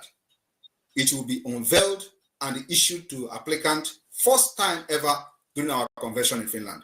That's how far, that's the kind of quality of life we want to give our people. Nigeria don't have it. No other country have it in Africa except South Africa. And we have contracted the best security company in Europe to do this. So we are laying example. We want a country where our citizens can travel visa free because we have what it takes. The Europeans need us more than we need them. America need us more than we need them. So we need to have the kind of agreement where our citizens of Biafra, without anybody using telescope to look their passport. No, we want that our people will be respected in any point of entry, in any part of the world. That is the kind of, Nigeria can never provide that for you, and you know that. So thank you very much. All right, thank you, Ikola. Let's go to Christian. You're next. Hello. Greetings. Hello. Greetings. Rudolph, can you hear me? All right, thank you. I just missed one of your interview with Hyundai. So anyway, I'm just curious to ask Simon Ekpa. One of the questions Rudolph asked you, what role you're going to play when Biafra comes. One, you said the role Biafra giving you, but you're already a prime minister, so you really need to Biafra to give you a role. But my question now is, if you declare this Biafra on December, how long will it take you to remove the barracks, Nigerian barracks, army barracks, and police barracks? And how do you install remove the political actors in the territory and fill them with the Biafran political actors? Given this thing that you have missed so many instances, promises about the chiefs, the Biafran, you gave for 150 days in the past, it didn't come. And the release of Mazi Nnamdi Kanu. In fact, most of the promises or the instances you have given hadn't worked in the past. So how do you think that, why would anyone seriously believe you that this one will work, or is this a public face stunt? All right, so let me address you. First of all, I did not make myself prime minister. So Biafrans voted me, and you need to be part of the movement to know whether I was voted in or not. But I'm telling you now that I was voted in as a Biafra prime minister. So you cannot be outside and want to know what is happening within the circle of the Biafra agitation. That's number one. So, like I said, I will be serving Biafra people in whichever position they give me. So that particular statement stands. Another thing is that you asked, how am I going to remove the military barrack? I have said we are at a war of attrition. So I will advise you to go to Google or to any search engine and check what is the war of attrition. War of attrition is that we fight till the person that is tired will leave. And so after the declaration of the restoration of the independent state of Biafra on December 2nd, what we're going to do is to generate a document, a legal document.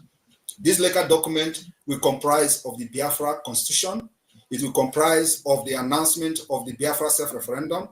It will comprise of the assenting into international human rights laws, international human rights treaties, international human rights convention in accordance with the UN treaties. We are going to assent to these laws to respect them, the laws that Nigeria have violated with impunity. So this assenting to these treaties will give us that particular part of the legal background and legal backing to continue to pursue a diplomatic and political, using the diplomatic and political approach for the recognition of Biafra as an independent state, providing an alternative to Nigeria. So this is what we are doing, and this takes time.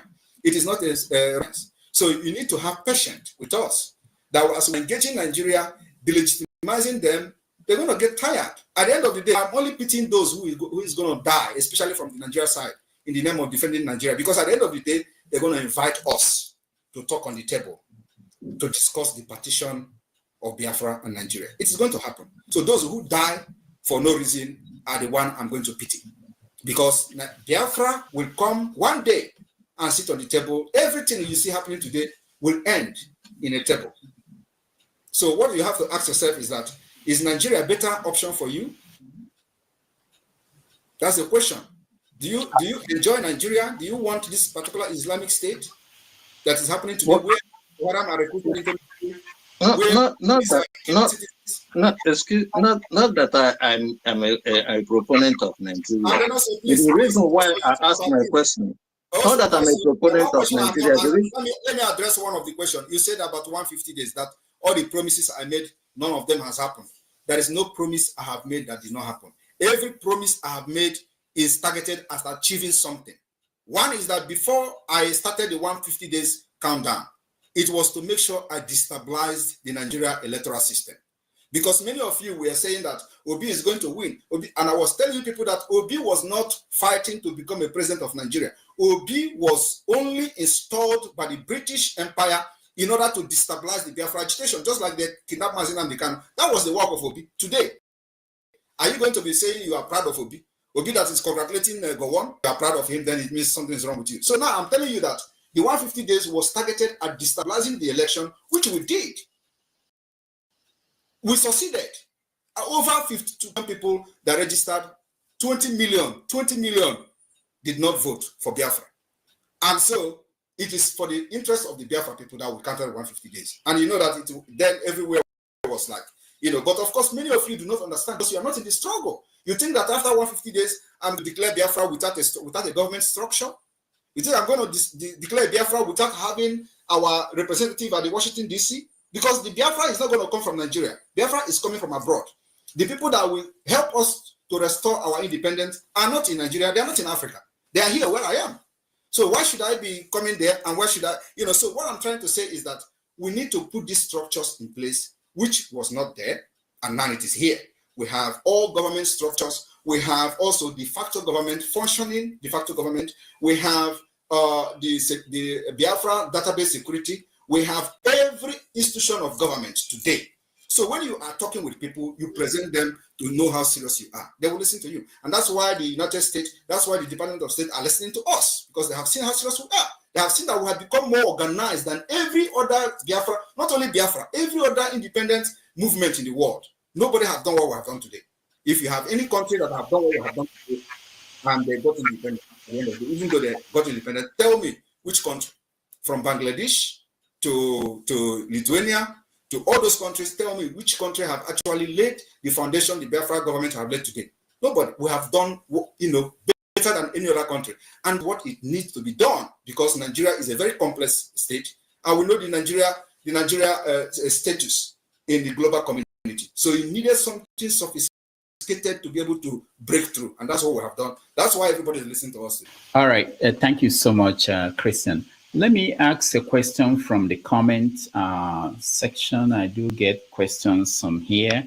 So this one says, do you as Prime Minister have a relationship with Nnamdi Kanu's family and lawyers? People should understand, and they should know how to differentiate the Biafra movement from Nnamdi Kanu's family. Nnamdi Kanu is an agitator like me, like every other person. He's a Biafra, he's a leader of the indigenous people of Biafra. So the Biafra freedom is not tied to his family. So did anybody know my family? Did anybody know Wazuke family? Did anybody know Ojukwu family? Ojukwu have family too.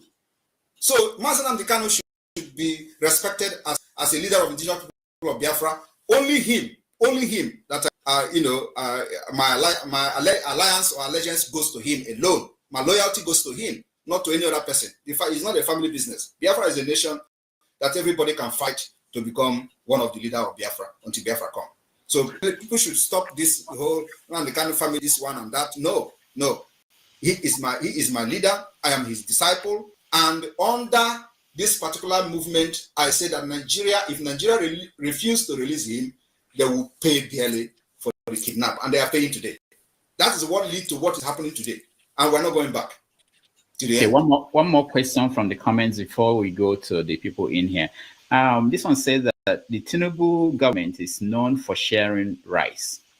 Does this movement support the people in Biafra land with palliatives to ease the suffering? We support palliative, but it is not all about palliative. Palliative cannot solve any problem. But sometimes we do palliative to help the people, but it is not, we are not basing this agitation or liberation based on palliative, no. And right. People have come to understand that they needed the freedom more than any palliative. You know what they used to tell you in Nigeria in the past is that, you cannot stand against, the government designed this whole system so that people cannot rise up against it. When you rise up, they say, you don't have money, you don't have food to eat. We have been able to defeat that. Who can believe that Biafra will lock their shops? Nobody will believe. But today, they are doing it because they have come to understand the importance of freedom, that they need freedom more than anything. So it is not about palliative, but whether we do palliative, yes, we do. All right. Henry, you're next. Yeah. Good evening, Mr. Rudolph. Good evening, Prime Minister Simon. Yeah, let me go first on this. From the beginning, I supported Nnamdi Kanu, even though I'm not a Biafran. I support this movement because it was before he was talking about one Nigeria then. Before Nigeria turned against it, Nigeria was not favoring its people. Then it changed to be it changed to be to fight for Biafra. So it's unfortunate they went to kidnap him from here. They bring him back to Nigeria. My problem is, do you believe some of those people in the Igbo not against Nnamdi Kanu still being in prison now? Because I see no reason why they keep him there, because there's no crime be committed. The government could not charge him to say this is your crime, prosecute him. They still put him there for how many years now? So what you don't think some of these Indian Igbo they are against him? You don't think this? And secondly, I will not be happy when I see people, they force people, some videos I see to sit at home. Those people who are beating, or I don't know what, I will not use that word here. Those who are aggressive to these people don't close their shop in Biafraland. Is it proper like that? Is it by force? to close your shop, or you have to be free. They should be free to choose what they want to do. Is it not wrong to force people to close their shop? That's my question. All right. So nobody is forcing anybody to close shop in Biafraland. Biafra are closing their shop willingly. And if you can also share the video of them responding to Soludo, not just the video of Nigeria agent trying to blackmail what we're doing. Share the video of the Biafra business people responding to Soludo. That is the video you should be addressing. Because there are many videos where people are telling Soludo, come and drag us out of our house now. Why are you not addressing that? That is the real Biafrans, not those that Nigeria hired in order to blackmail me, thinking that when they start beating people in the market, I'm going to run away. No, we know those games. You should be addressing when Biafrans are talking. Biafrans are those who were making video telling Soludo to come with a trailer of key to lock their shops. Those are Biafrans. They are sitting at home willingly because they understand the fight we're fighting. It's just like many of you understand the fight, but the only thing is that you are too livered to do what they are doing today. So when they are doing it, you are concerned. Why are you not worried about people that have killed in the other part of Nigeria? Why is Biafra more interesting to you when people are not actually getting killed? Even if those who come to blackmail us by hitting people with a stick and that, is that more cruel to the people that are getting killed in all over part of Nigeria? Why are you not worried about them? Or are they not Nigerians? There are people who give birth to IDP in IDP camp in Benue State, and their children are 19 years old now, living inside IDP state, which means they have been living in IDP camp for more than 19 years. And there is no plan of them going back to their ancestral land. This should be your concern, not Biafra people sitting at home. No, sorry, Rudolph, sorry. Rudolph, sorry, please.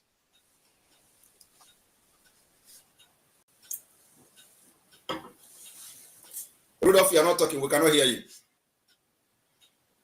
If you have had a chance to ask a question, please don't come back into the studio. We want to make room for other people. So I keep removing people who come back again. And also, please make it one question. We don't have a lot of time. I speak the truth, Ernest. Thank you. Can you hear me? Can you hear me? Yeah, we can hear you. Okay. So, hello, Rudolph. Hello, Simon. Simon, it's a two-part question, but it's going to be in one. You've told us about your plan for 40 states, but what I think you haven't been clear about and what you haven't really told us is which states presently will encompass this new nation that you envision, because while you said earlier on the show that it will be made up of a confederate group of states, will these states just be the 1967 Eastern region, like you referenced, or like Nnamdi Kanu said, expand to places as far as Kogi? Because if so, me playing devil's advocate, if I was a military strategist or a leader from the old Western region, and we've admittedly said, this will end on the negotiation table, I would be antsy that you are not only on my border in the event of a potential military skirmish, but that you will also control both sides of the River Niger. So where exactly in the geographical space being disputed today will make up Biafra? Thank you. Thank you very much. I don't know if you have been following the Biafra movement, but we have a defined map and we have a defined territory. So if you are confused about where is the Biafra territory today, I will urge you to visit the Biafra government website, where you have the current map of Biafra, that those maps were done by people, the indigenous people in those areas, not Simon Ekpa. So the people that make those maps are the people, the indigenous people of those lands. It is not by Simon Ekpa. So if you are disputing the map or you don't want to be part of Biafra, then you have one vote. You have one vote to say, no, I don't want to be part of Biafra. And in a democratic system, it is always majority carries the vote. So like I said, and I have said to every other person, if you can bring somebody or a group of people or millions of people to outnumber 50 million so far, you win the vote. Thank you. I speak the truth. Let's go to Man of Prestige. Yeah, greeting everybody. And greeting to have you here, Simon Ekpa. Let me start with my my statement to your question. I think it's an illusion for you to have this idea that Trump is going to come and liberate a Biafra. Trump is a neo-isolationist. He doesn't care about Africans. So let me just, I live in America, California, to be precisely. You are just riding on an illusion. That's not going to happen from Trump. He doesn't care about Africa. So that's one. But whatever your ideology to actualize Biafra, whether it's going to come to fruition or not, that's debatable. So I'm not here to contend on that. But my main focus is mayhem you are causing to the Southeast. I mean, how are you going to realize Biafra when you finish killing the Biafran people already? So what country are you going to have? That's my question. You have not joined them. You have not been killed. So I think when you are gone, Biafra will come. And number one. Number two is that you are not part of Trump. You are not personal advisor to Trump. And I didn't say that Trump is going to give us Biafra.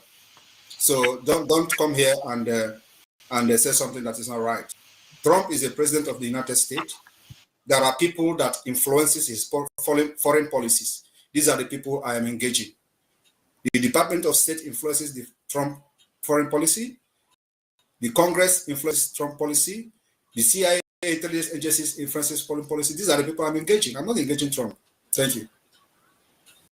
Thank you, man of prestige. Let's go to Alwin Bond. I used to know your name. You changed your name. Yeah, thank you. Hey, Dr. Damages. How are you? Good evening to you. My Prime Minister, Monekwa. Good evening to you. Greetings. And I would like to say, may God continue to bless you. I am the Okene of Biafra because my mom is from Aba State. She's an Angwa woman. I would like to ask you this, my Prime Minister. Are you the first Prime Minister to organize or invoke a republic in exile? Thank you. Thank you very much.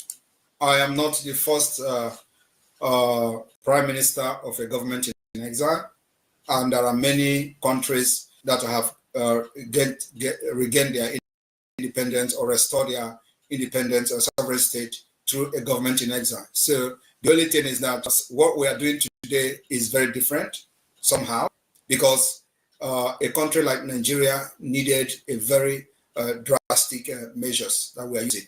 And that's why we adopt this 4 different approach, which is the political approach, diplomatic approach, the armed struggle approach in the self-defense, and the civil disobedience approach. So we are fighting Nigeria from all angles. Thank you.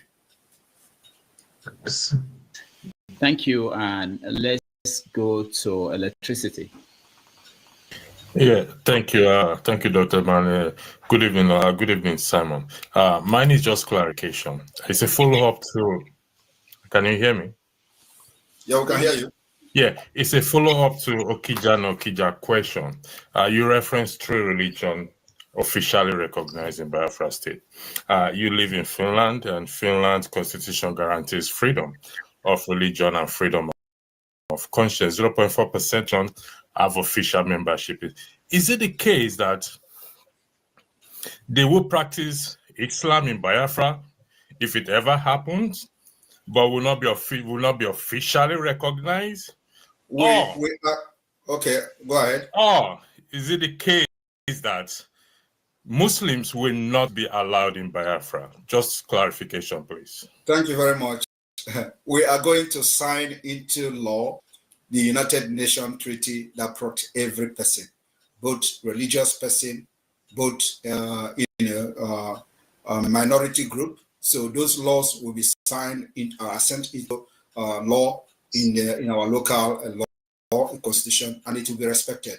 So, but what I'm telling you is that the official religion remains Christianity, Jewish, and traditional religion. This is the official that we have in Biafra territory. And you go to Saudi Arabia today, you don't go there to question the laws while they are very hostile to some certain religion and all that. So we are going to have that in Biafraland, but we are going to respect international law, especially the UN Treaty on the protection of human rights. Thank you.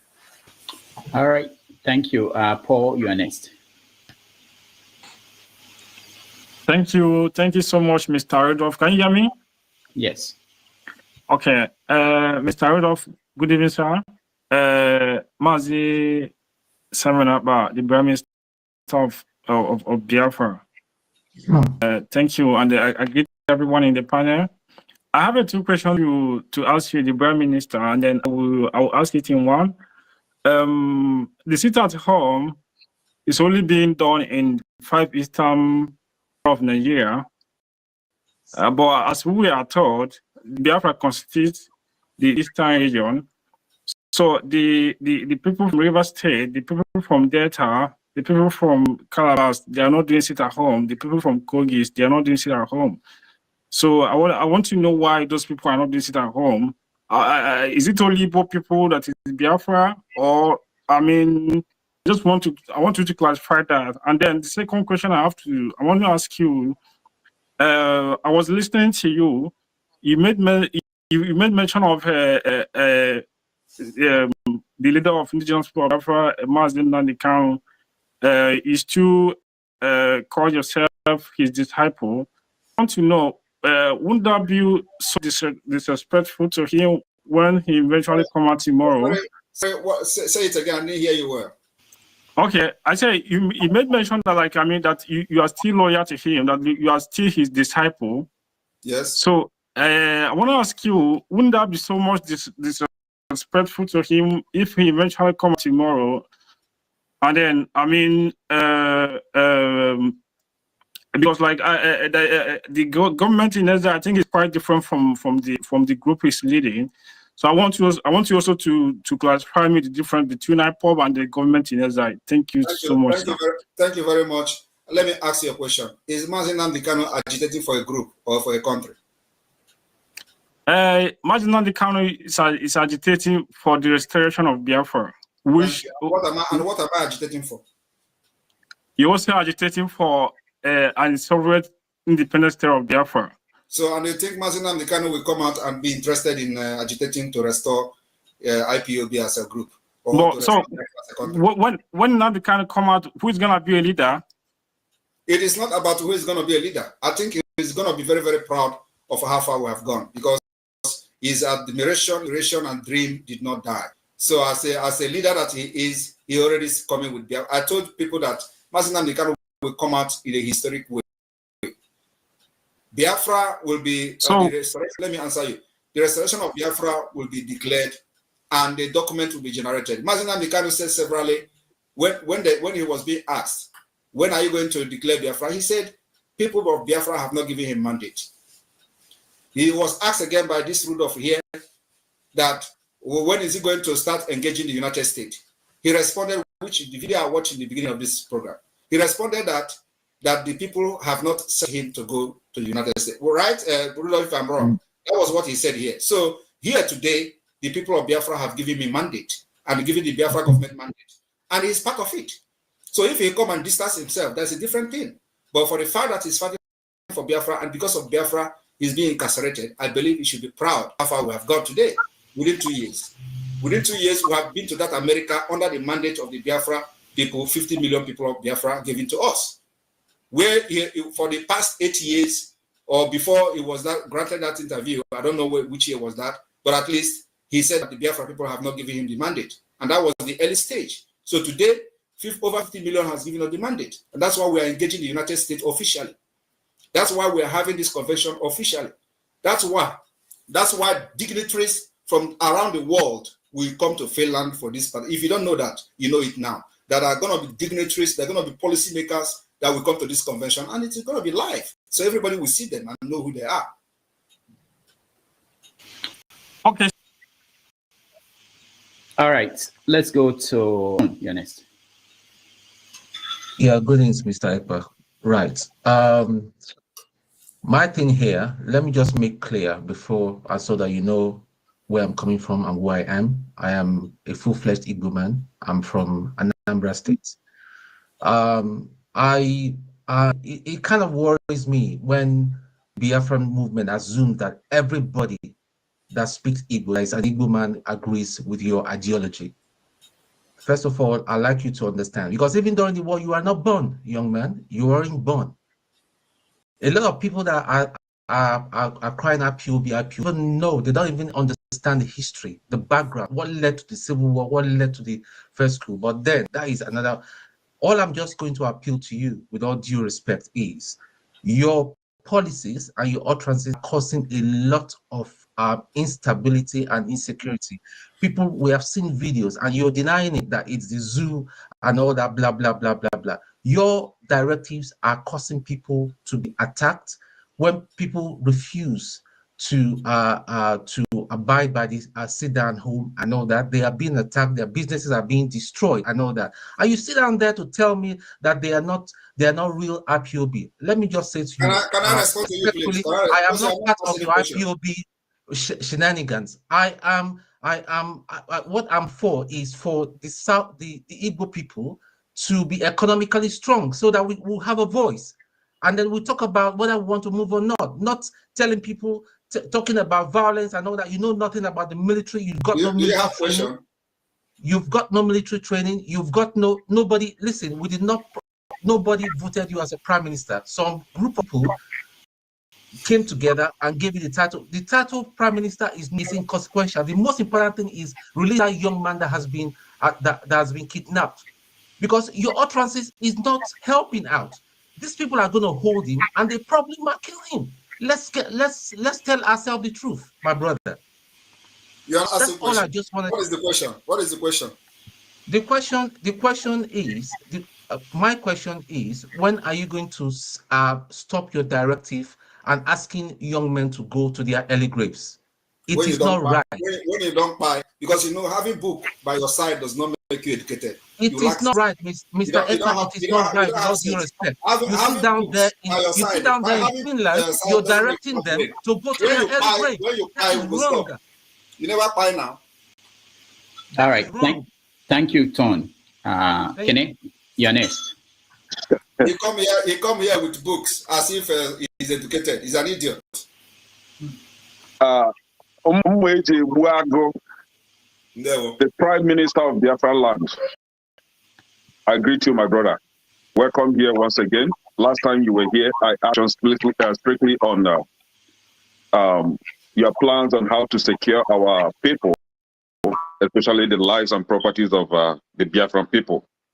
It was very marvelous. And I've seen the result of what the ESN under your leadership is doing on land. Thank you once again. Biafra Liberation Army. Yes, Biafra Liberation Army. Sorry. Mata Bieile. For coming today. And as we all have witnessed, some of our saboteurs, they are meeting their ancestors or their creators on their accord. Thank God, God is doing the wonders for us. And I will especially thank you for how you guys have deterred the IDP camp that they brought, or they wanted to bring down to Imo State. Thank you. And again, I come with the same question, but in a different way today. Today we have army checkpoints in Biafraland. I think there was this YouTuber that went around counting army checkpoints in our land, and it's just so annoying to see this kind of thing going on in our land. And I saw a video where coal is being mined in one community in Enugu State, I think Udi area. My question to you is, what effort are you guys doing to making sure that our resources are being preserved? And especially that these good-for-nothing Nigerian army and police that are everywhere on our land, aiding kidnapping of our people, that they are being sent back to wherever they come from. Question is very, very important, because it bleeds my heart if I see this thing going on in our land. I believe in your ability to, get their senses back to where it's supposed to be. So please, my brother, I will want you guys, if you choose not at this question, that is fine, because I know you have your way of doing things. But I want to encourage you to continue your good work. Somebody asked a question, which I don't see that as a question. I see that as maybe he just woke up from sleep. That if you are not here, who takes over from you? And I answered from the comment section that the likes of Kene are in millions waiting to take over. But nothing will happen to you, my brother. Thank you. All right. Thank you, Kene. All right. Thank you very much, Kene. Well, I would say that the checkpoint, we continue to dismantle them. And it is not going to stop. We know it's going to take a long time. Like, you know, Nigeria is a country with 3 trillion naira in defense. That is the country we are fighting. So trying to defend our people from this kidnapping and all that. So we will continue to engage them. Like I said, what we are into is called the war of attrition. And they know better what is war of attrition. And if they are ready for that, we are in for it. So it's going to take time. We are going to win this war. Nigeria can never win this time around. So those checkpoints will be dismantled. It's going to take time, but it will go. The only thing I say is that those who are coming to those checkpoints to enforce the disappearance of Biafrans, I don't know what they are going to do at the end of the day, where we are going to sit on the round table to discuss the partition of Biafra and Nigeria. What would they tell to the Indian more when they are there? That the reason why they fight for no reason. Because at the end of the day, Nigeria, as I'm talking to you today, Nigeria know they have lost this to Biafra. So, and after the December convention, we are going to start, enforcing the eviction of Nigeria interests within the Biafra territory. What are these interests? This thing you said now about the mining of the coal, this what you said about the exploitation of our natural resources. We'll engage them. And let me also tell you that in case they don't know, we are coming for tax collectors. You will never collect tax in the name of Nigeria. Very, very soon. So if you are a tax collector, resign, because you can never collect tax under Nigeria. We know this whole is going to take time, but we'll cripple Nigeria and make sure that not even a thing will be generated from Biafraland to Nigeria Post. That's our target. At the end of the day, we will sit in one table and discuss the partition. Thank you. All right. Thank you, Kene. Let's go to Miracle Kingsley. Thank you, Andrea. You're in the dark. So go on. Kingsley, can you hear me? All right. I don't think he can. So let's go to Ngozika. Ngozika, can you hear me? Kingsley, you have to unmute yourself if you can hear me.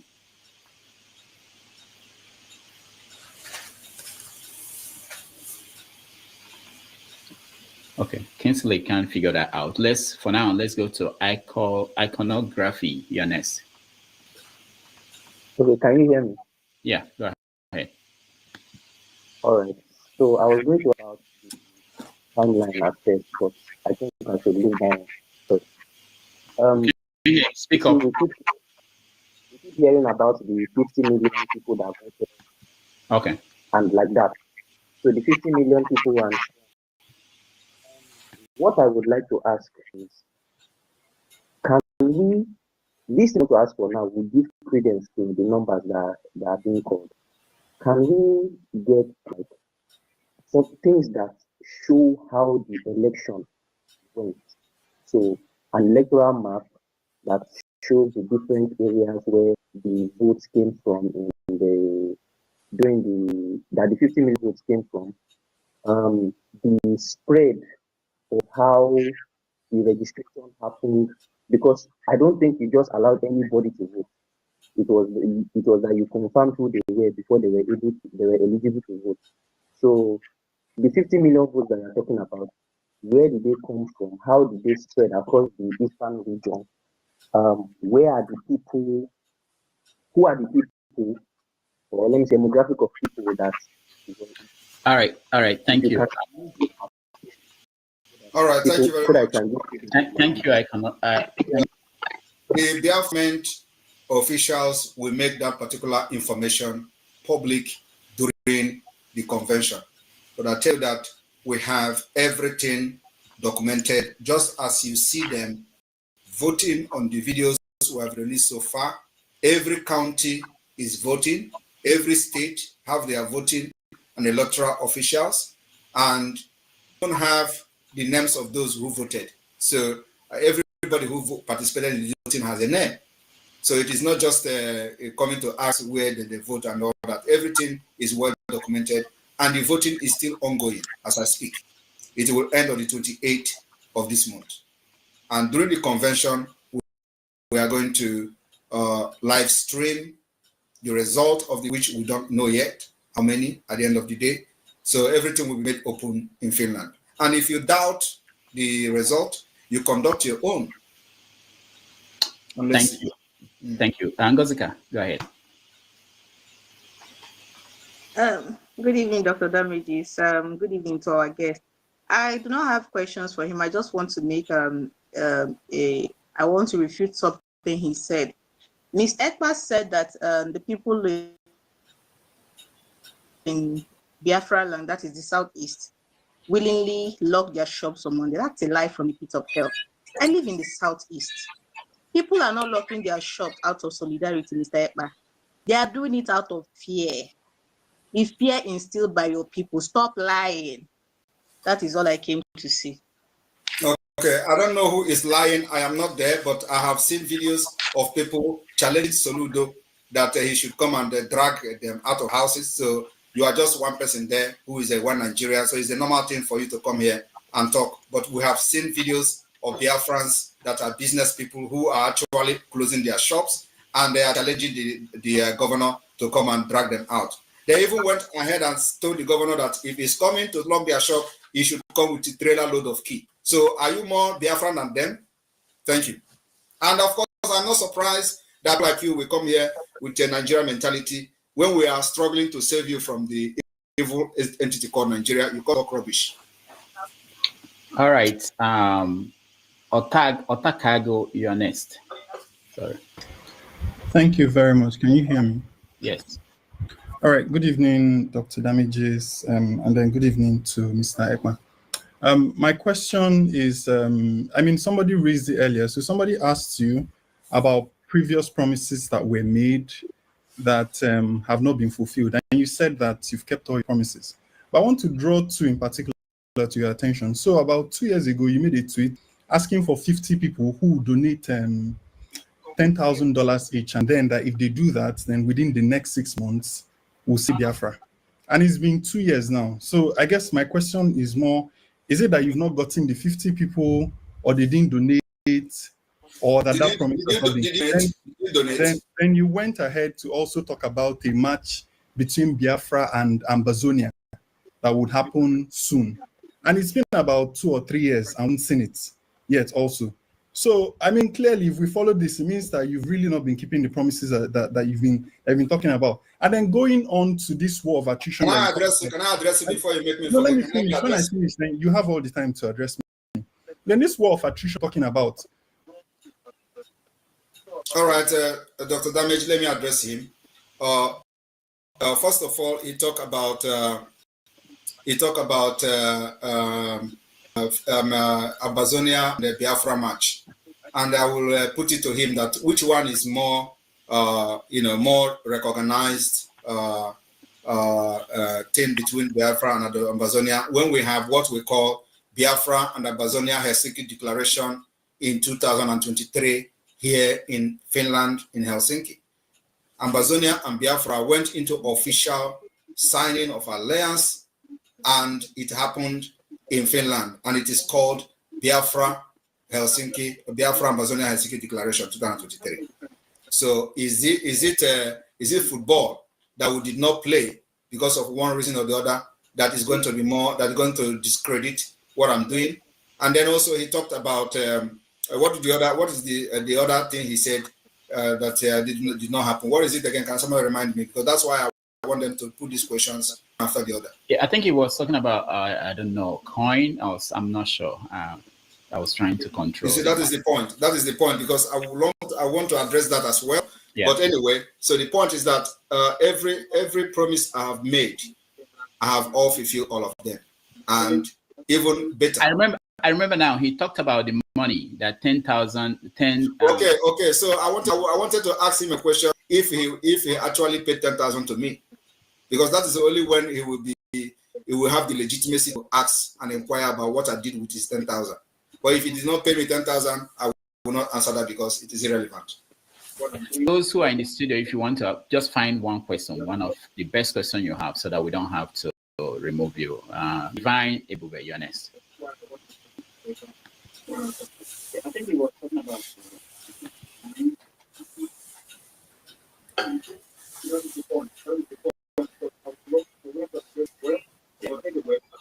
Good evening, everyone.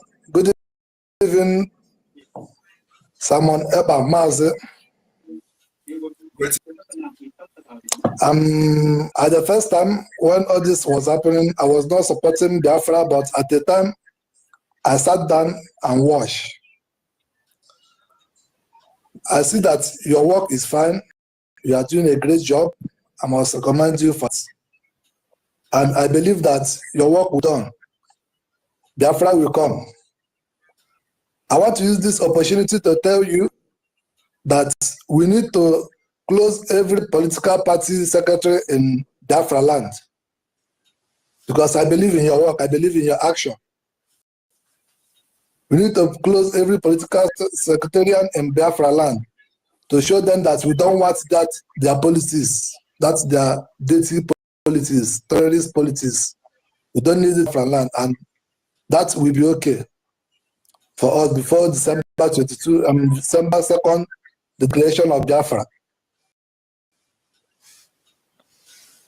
Thank you very much. Of course, it is part of the delegitimization of Nigeria that we are doing. So at a point, it is a step-by-step. So we are, you think that at this stage where we are now, that election is going to be holding, Nigeria will conduct election in Biafraland. It's not possible.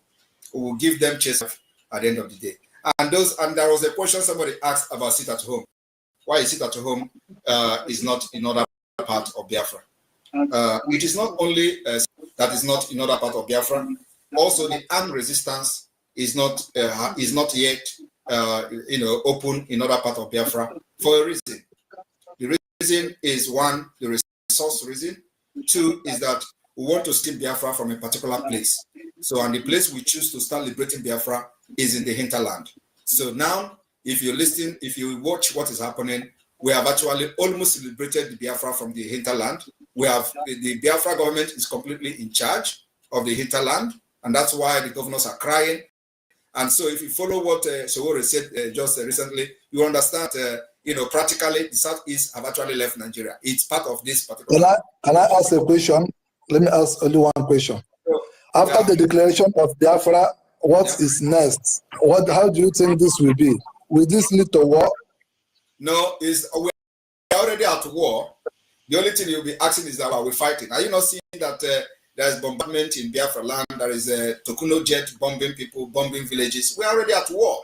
The only thing is that we are defending and resisting them. So it is going to continue like that.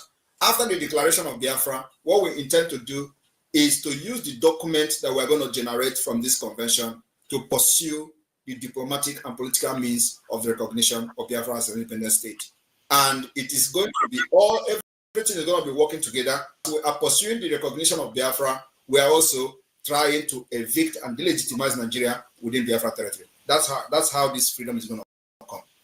Thank you. Victoria, welcome from California.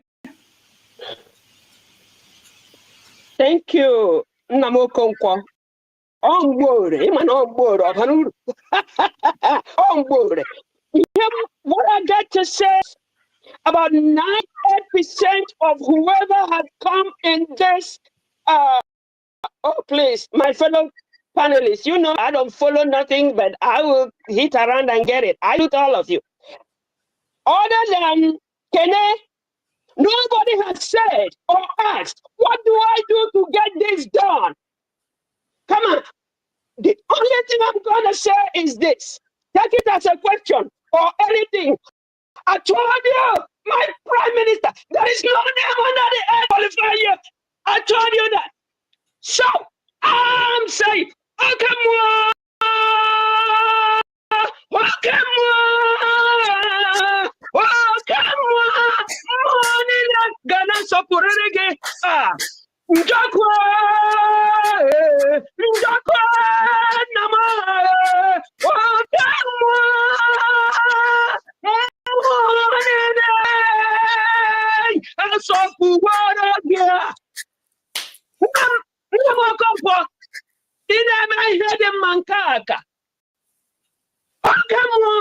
jiri gawa Chineke n'onwe ya, jiri gawa. Ekele m. Thank you, Boria in California. Let's go to Mazi Prince, also in California.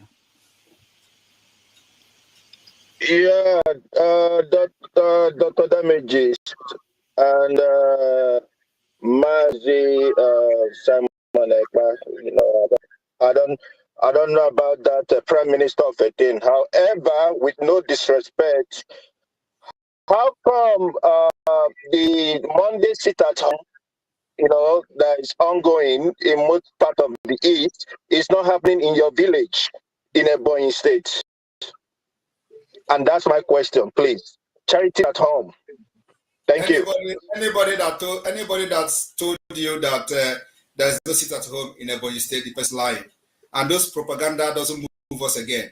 The entire Southeast, as Nigeria call it, is under lockdown. No place that is not observing it. And just for you to know, from India. All right. Thank you. I'm only helping Biafrans to get their freedom. I'm from here. If that is gonna be enough. Let's go to Becky. Becky, you're next.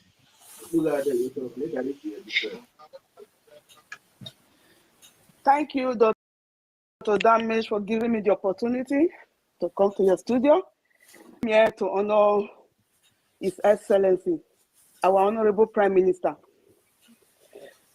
What really triggered me to come up here, our Prime Minister, thank you for everything you are doing for us. God bless you. And you will live long and eat the fruits of your work. What really triggered me to come up is a question that somebody asked before and said, who are those 2 million? I come here to tell you that me and my entire community in all the Edo states, I am not an Igbo, but I am from Edo State, Edo Biafra. I am an Edo, I am born in, I'm a Biafra, but from old Edo State, which is now Eden State. Me and my entire community, we voted for the referendum of Biafra. A lot of Kingsmen in the Edo, a lot of Enoge, they were very pleased. Even the time they were uploading picture, they sent their picture. Chiefs, they sent their picture for me to vote for them, for me to assist them for the voting for the Biafra referendum. I'm telling you that the entire old Edo State supports His Excellency for what he's doing for us, because he's here to give us that freedom we have been fighting for. We have been a slave in our own country. Do you know what it means for your mother to die of ordinary stomach cancer in that contraption called Nigeria? Stomach cancer is like an appendix here in Europe. I live in Germany. Stomach cancer is just like an appendix, but in that contraption, that war zone called biological Nigeria. Sorry for that word. You said no insult here. I'm not insulting anybody, but that is what it is. You will go out in the morning.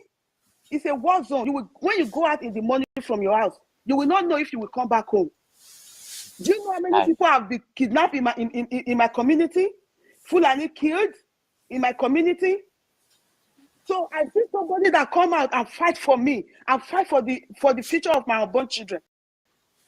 So you that is asked that question, shame on you. If you are from Igbo, if you are Igbo speaking Biafra, shame on you for not supporting our Prime Minister for the good work that he's doing.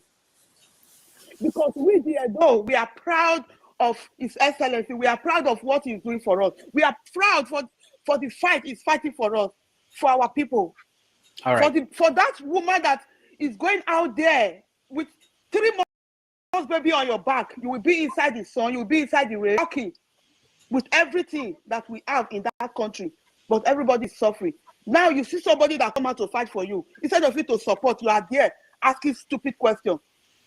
Thank you very much. My Excellency, my Honorable Prime Minister, I'm here today to say thank you. Thank you for fighting for me. Thank you for everything you are doing. All right, thank you. Thank you, Becky. For those watching, please like and share so that more people can see this opportunity to have a conversation with Simon Ekpa. Let's go to Michael. Michael, you're next.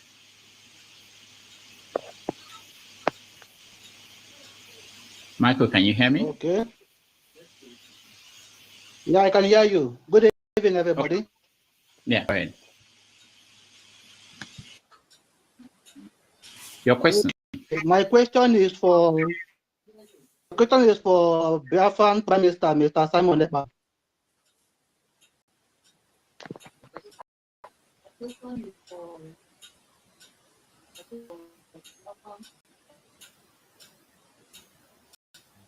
Go ahead. Go ahead, Michael. All right, let's keep Michael. I think he's... Michael, can you hear me? Can hear you.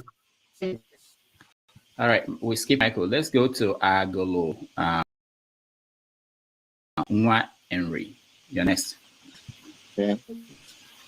Good evening, Dr. Rudmanake. Okay. Good evening, my Prime Minister, His Excellency, Mazi Simon Ekpa. I called into the program not for any question, but a testimonial of what is going on and how it is. First of all, coming out is something. That's why I and Dr. Rudolph had a little off and on. I'm calling from the homeland and from Biafralands precisely, and I can tell you that it is testimony of what's going on. Before the arrival, for those of you, because most of you saying this, most of you based in America, you're based in the USA, you're based in Europe, you're not in the homeland. But I will tell you this for free today that EML, Edeji Benwe, and that thing is what I'm here to tell you. Understand? Before the emergence of PM, we know how the zoo, then we know how here has been. We know how the zoo has been. And since the existence of PM, who can testify how the zoo has been, which is of good. I'll use the answers as an example because most of you may not experience answers, but you heard and watch of it. Now, what answers? Military and a young boy in a white Hilux, in a white Lexus. Now that caused answers, and during answer protest, which is a civil demonstration, youths were gone down. You understand? And up to today, justice for them is of nowhere. All these things are happening in the homeland. We know how youths are going down on a daily basis. And now that Prime Minister has emerged, I can tell you this for free that of this axis is very cool. Of this axis is very cool, not like before anymore. And kudos to him and his team and what he's doing. Kudos to the Biafran Army. I'm going to say that because I am calling direct from the homeland, and I'll tell you that we are feeling it. We know how everything is. We know how bad it is. We know how everything from checkpoint to checkpoint. I will tell you for free, when I and my friend were driving just for nothing, we were, like, should I call it, because that thing is an illegal kidnap. It's an illegal arrest. That thing is something else. We are taken from one ISO to another to Upo division, where we were collected money for free for something we do not do. For example, that's Nigeria for you. So whatever our Prime Minister is doing, kudos to him and every other Igbo person or every other reasonable person. You can see North, for example. The North has gone. Here where we are, the North are coming out from the North to this side, the young ones. I was to interview one of them. I asked what brought you to this side. He said the parents asked him to leave, that the elderly ones are asking the young ones to leave. And I asked him why, and I know why, but I'm asking him to confirm what's going on. It now seems that they are running out It means that the Boko Haram have taken out the north and the youth cannot stand it anymore. The older ones are asking them to leave, and truly they are away in our own ground. We are standing firm, and I want to tell each and every of us to support His Excellency now, because now we have the key. I don't know, after saying this now, I don't know how it's going to be, but now we have the key. We have the key now. Support him financially and every support that he needs. Let's push this now for human betterment. Kudos. All right, thank you, Ago. Let's go to Tobias. Please, your question, sir. We are running out of time. He has spent over 2 hours. We agreed on 2 hours. So just go straight to your question. Tobias, you're next. Yeah, Dr. Damage, good evening. Good evening, Prime Minister Simon Ekpa. Greetings. Yeah, I just have few questions to ask. Because, one question. Why few? One okay. question, please. Okay, just one question. Yeah, just find the best. Okay, Mr. Simon Ekpa, the Prime Minister, is actually doing a good job. Attention is coming to the East. And definitely with the level of things and the way things are going, we're going to see resistance. What will happen if it gets to the level where our people are being attacked outside East? And what will happen if this attack is being brought to the East to attack the people? How are you forming our defense for the people at home? The defense is a security issue that I will not defend. I will not explain here, but we are ready to defend our people. And let me tell you, the war is actually happening already. You can see that the killing of our people outside Biafraland did not start today. It was what led to the war in the 60s. And after election in last year, our people were killed in Lagos and other parts of Nigeria. So it is not a new thing to us. The only thing I will advise our people outside Nigeria, outside the Biafra land, is to know how to defend themselves when the time comes. But you see, Biafra land, I will seal it. Anybody that crosses there will never leave when the time comes. I'm telling you the fact. Biafra will seal Biafra land, and let me just keep it here. But yes, we're already in that war with them, and we will defend our land to the last drop of our blood. No. No, Tobias, we can't get equal questions. Let's go to Emma. Emma, welcome. Thank you, Dr. Rudolph. Thank you, Mazi. I am in U.S. Army for 10 years now. So I'm from Anambra State, live in California. I have been seeing things happening in Biafra land, like Fulani terrorists, how they invade the farm and all the atrocities they are doing. So based on like let's say 5 Eastern governors, I believe that the reason why most of them, like people like Soludo, people are not paying too much attention to him, is because they are failing the people. They are not delivering according to their promises. So now I feel like what will make our people not to be divided but to come together and support you so much will be if you find a means to provide some level of great values in times of, and I believe it's so easy. For instance, if the diaspora, they contribute, let's say, $10, $500, $1,000, we raise such a money, build a technical, technological school in terms of, I know that no kind of well. So, but there are other things besides Elwell in terms of technologies, because I want to use Israel as an example. Israel today, because they are highly technological, highly scientific, and they build their own people in terms of education, in terms of technology, with the back of US. They are a small nation in Middle East, but they are dismantling every challenge on their path, including Iran and everything. So I am looking at the war of, let's say now, I know that the war of attribution, just as you said, is good, is great, because the foreign terrorists, they want to Islamize Nigeria. That one's for sure. And they are doing all kinds of atrocities.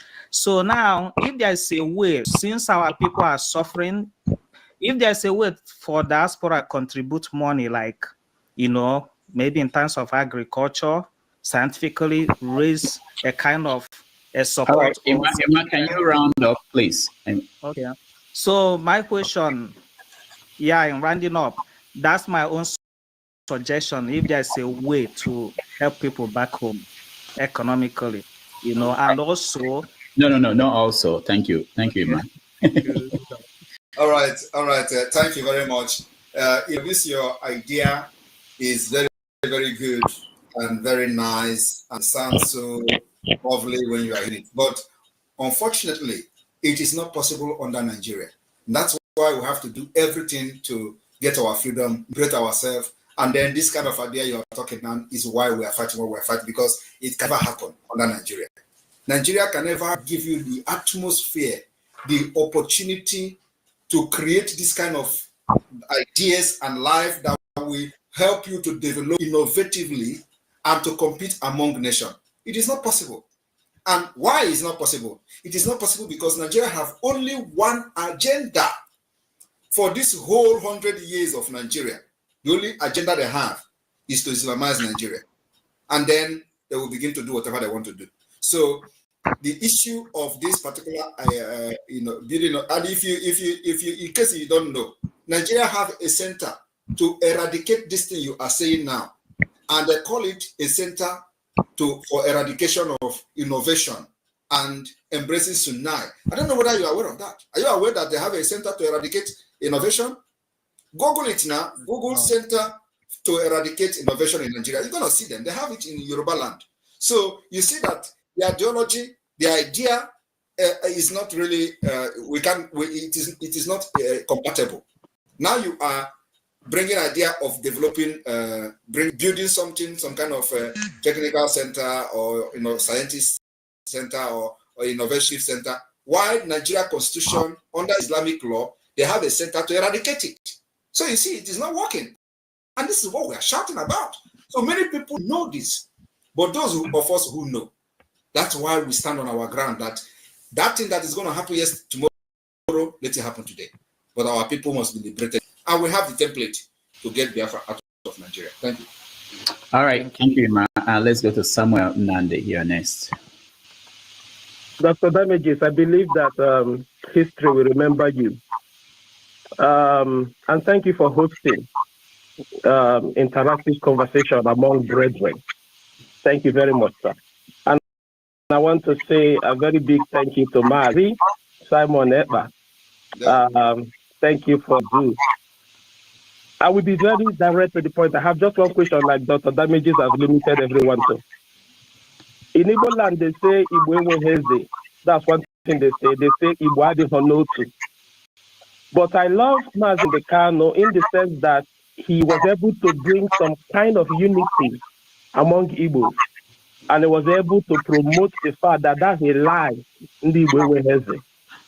And that leads me to my question. This is my question, Mazi. I got to know you through Nnamdi Kanu, or I should say you came to notoriety through Nnamdi Kanu. And the thing about Nnamdi Kanu is that he has great respect for Ojukwu, for example, and from some people. But while you were speaking, while you were delivering your speech, you made a comment that you might not be inclined to listen to Nnamdi Kanu because he is incarcerated, which is true, which I believe on that comment.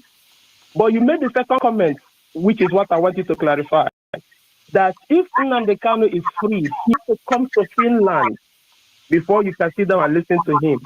Sounded, with all due respect, a little bit out of place because if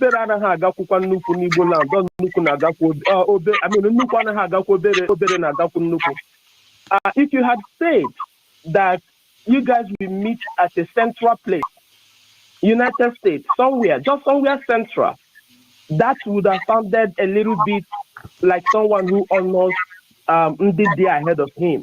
But to say that no academic in Finland, there are many Igbo people that will not go well to their hearing.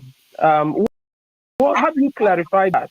I want you to clarify that. That's my question. All right, thank you very much. Never understand. And it is not everything I will explain here for you. And I'm not here to entice everybody with my speeches. Take those that are good, that I have made, and remove those that you feel are not good. Take the good part of me and throw away the bad part of me. But the reason I made that meant those who are in the spirit will understand me. And I'm not making it for people to love me, but that is a fact. We are fighting a demonic state, a state that is ready to destroy anything and anyone in order to maintain the status quo. So what I'm saying, and I know why I said this question, and I cannot explain it here for you to be happy with me. But if there are other things I'm doing that you're happy with, I believe that should be well with you. But one thing you should also know is that what you don't know is bigger than you. All right, thank you. Let's go to Uchechukwu Nwa Jesus. Good evening, Dr. Damages. Good evening, my Prime Minister. Greetings. I salute you. Oh God, I salute you. I'm saying that I am in the homeland. Somebody asked, what about that? How many people? How do you know people that voted? The people, I participated in the organizing people to vote. The people that voted, they have name, they have their home, they have their villages and everything. And a lot of people are willing today. People are rushing to vote. So any person that is asking question is making a mistake. And if you stay in London, you will only know about London. You don't know what we that are here are passing through. So my question now is, my Prime Minister, it was since 2021 we got to know each other. Even if you check your mail, you will still see my mails to you.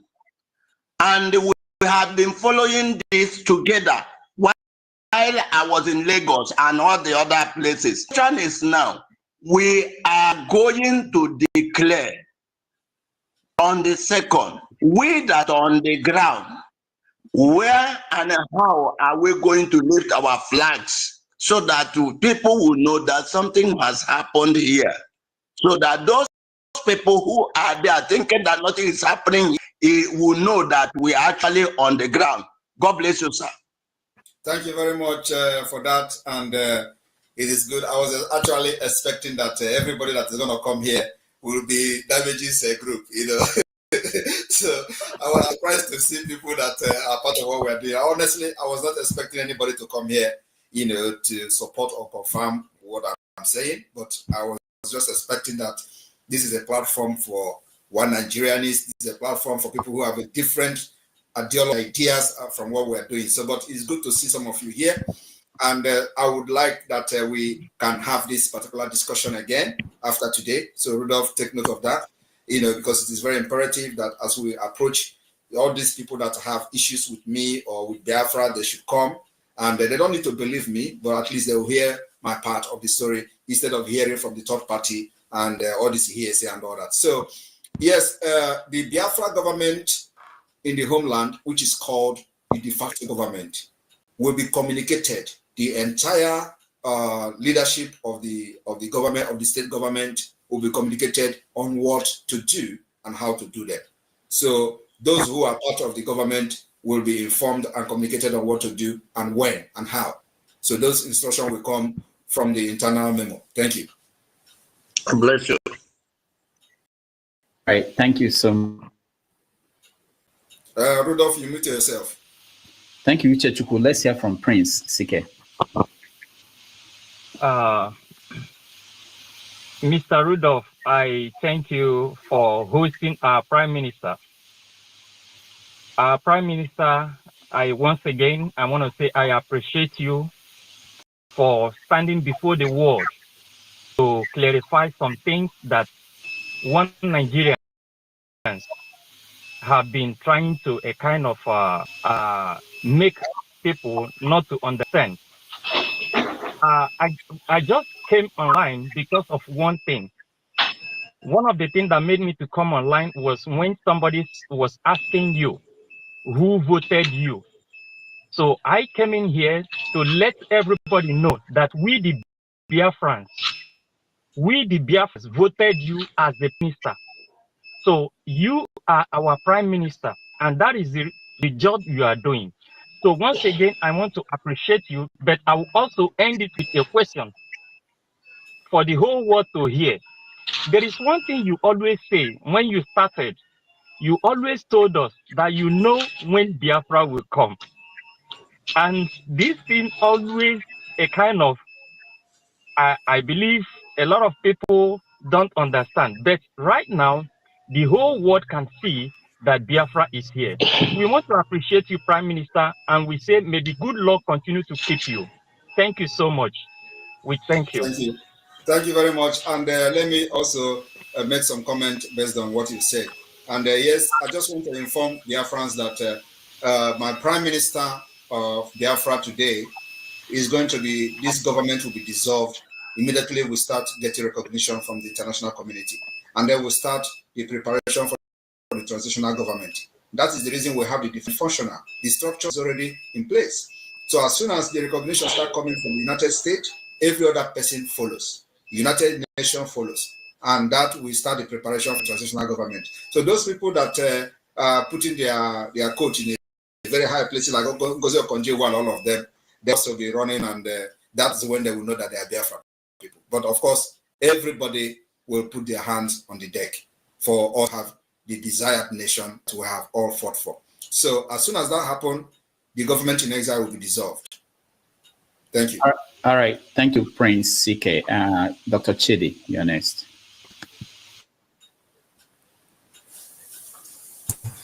Thank you, Rudolph. How are you, Simon? I'm very good. You blocked me. I'm glad we found the opportunity to talk one-on-one. I blocked you because you were calling Finland. This is my time now. As you can Dr. see, Rudolph, I guess you know this thing. If I'm on your show, so I expect you to moderate very well. So we try to, the guest is the guest. So he's the guest for today. So go ahead. That's just what I'm asking. So when talking, you should let me talk. And then when he's talking, I'll let him talk. Okay, go ahead. Thank you.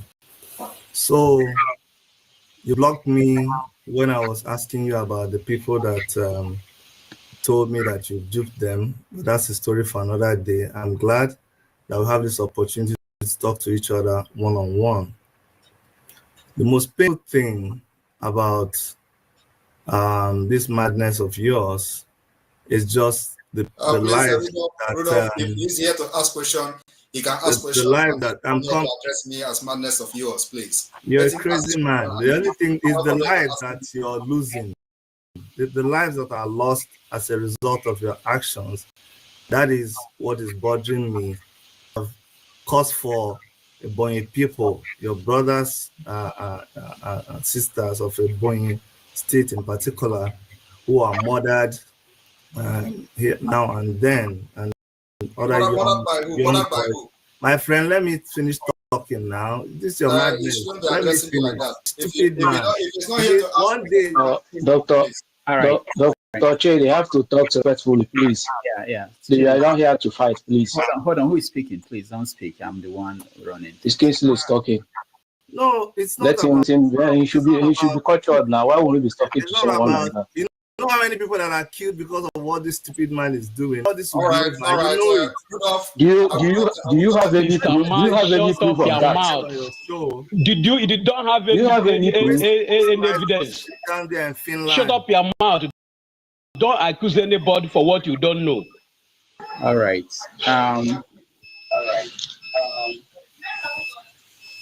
I'm sorry, guys.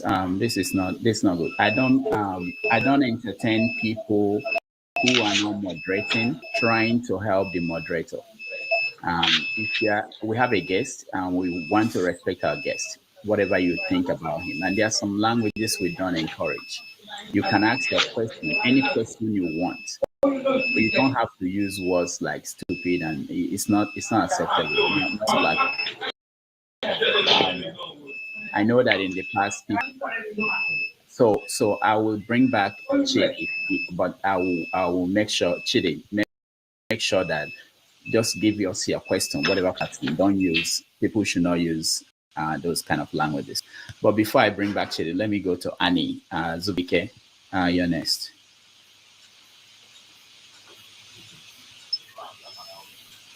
Dr. good evening, sir. My PM Obato.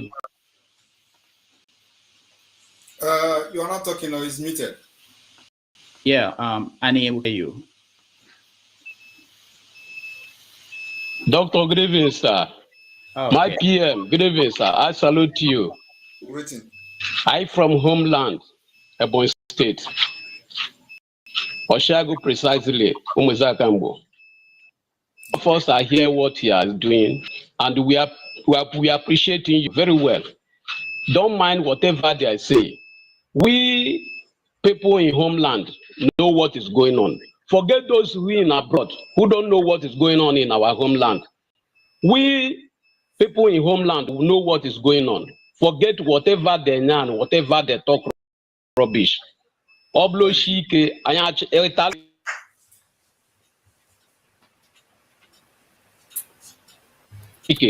you very much. Thank you very much. All right, Annie, thank you so much. Let's go to Revolution. You're next. Yes, I don't know if you hear me, bro. Yeah, we can hear you. Yeah, good evening one more time, and Samuel Ekpa, well done, sir. Greetings. You can see the underlining of my name, Revolution. I always support anybody who is trying to help Nigeria, because that country has been brought to nonsense. People are just fooling themselves. And I want to say I'll be in Finland on the 2nd of December. I live in Sweden here. So anybody supporting anything that will bring sun in that country, I'm behind you, and you can see. Great. You can look at it very well. It's not just talking. So I was just listening, but today you have cleared so many things. I know some people say sit at home is causing this and that, but there's no freedom without bloodshed. Yes. Thank you, brother. Thank you very much. All right. Thank you, Revolution. I'll go back to Chidi. So Chidi, Dr. Chidi, please go straight to your question. My brother, the reason why I came on is because I don't even know, out of respect for you, Rudolph, because I invited Simon to my platform. We had an interview, but when all these things, when things started going south, and I'm going to try to control my language out of respect for your platform. But when he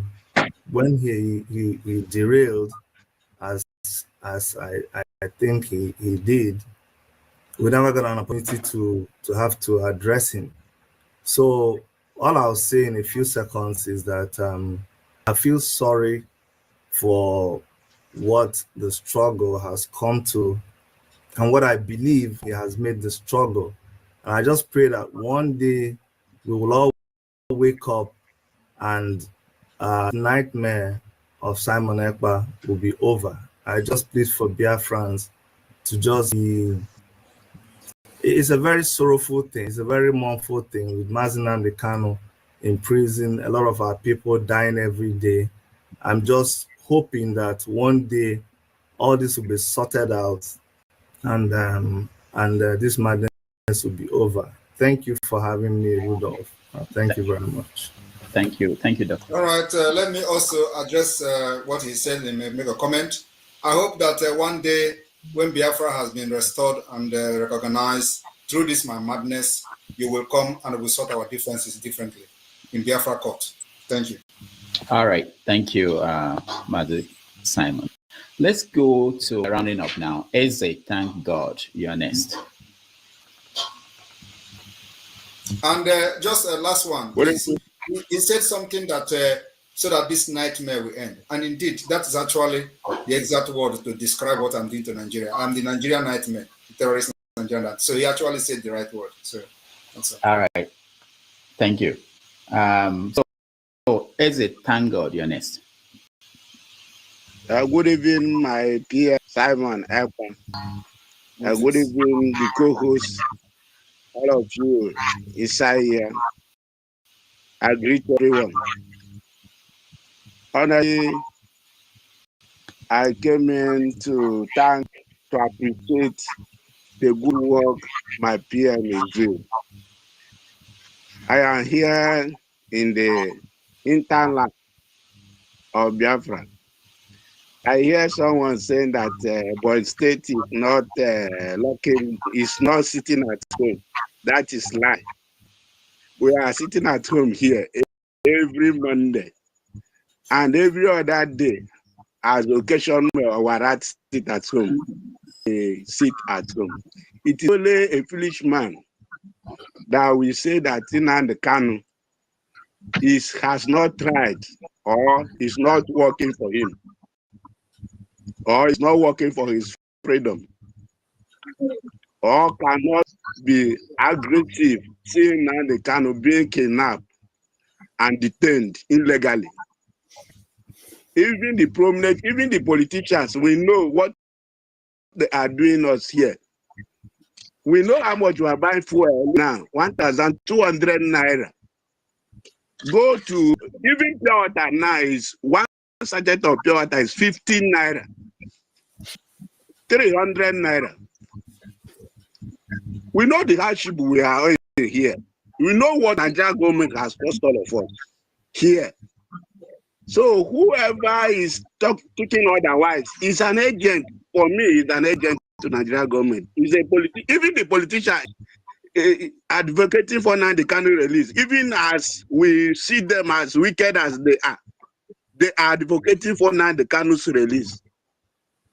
So what about we that we feel that we have been marginalized? Those politicians who does not want us rich.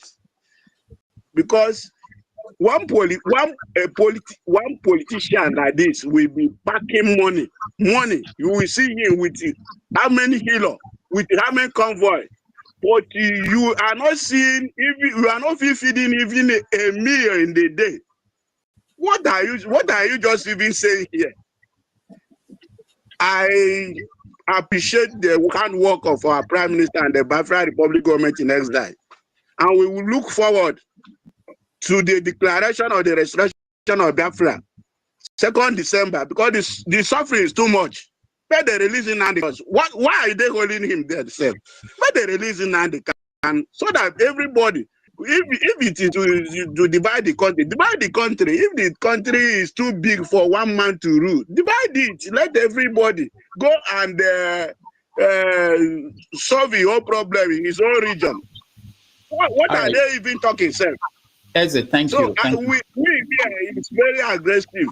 I just came in to thank Prime Minister, the government, our Republic government in exile. Kudos to them. Let them carry on, because the suffering is too much. We want to release Nnamdi Kanu. All right. What are we going to market to do on Monday if Nnamdi Kanu is there, and then Nnamdi Kanu is soliciting for our freedom? And we know the marginality they are in. How many people are killed in As a thank you. I'm sorry. We have to cut you short. We appreciate All right, it. let me just comment on that. Thank you very much. And one thing everybody should understand is that Nigeria government have this kind of pattern of or system of propaganda that never worked. Even during Mazi Nnamdi Kanu, they will tell you, Abia State is not doing this.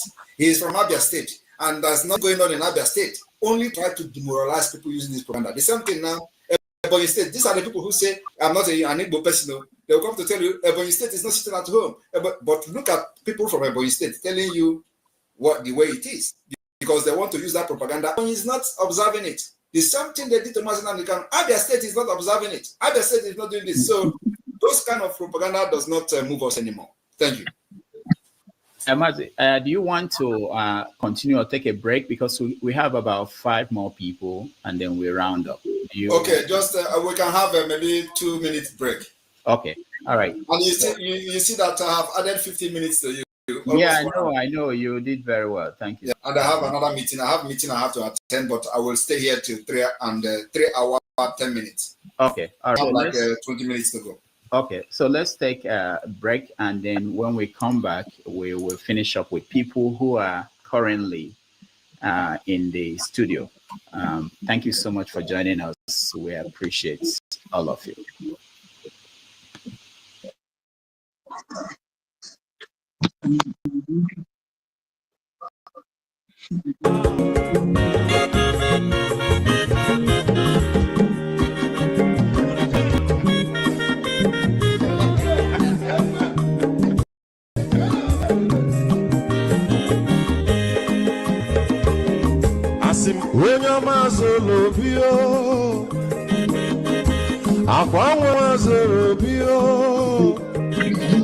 Max, if you bunye go kwanu mo no fube nazo olaga ni biazugo mmanwu olaga do ni biazugo akwa nwa wilo ji o biko rapuzuru kona bazia onyo mazuru biko abamba watara dasari ibya unyane gwana mo laga dori biazugo mo laga dori biazugo abamba wilo china biko rapuzuru kona bazia Mazi wakoma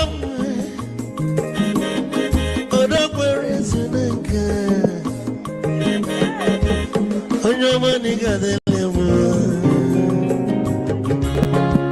Mazi ni mazi ibu go with melody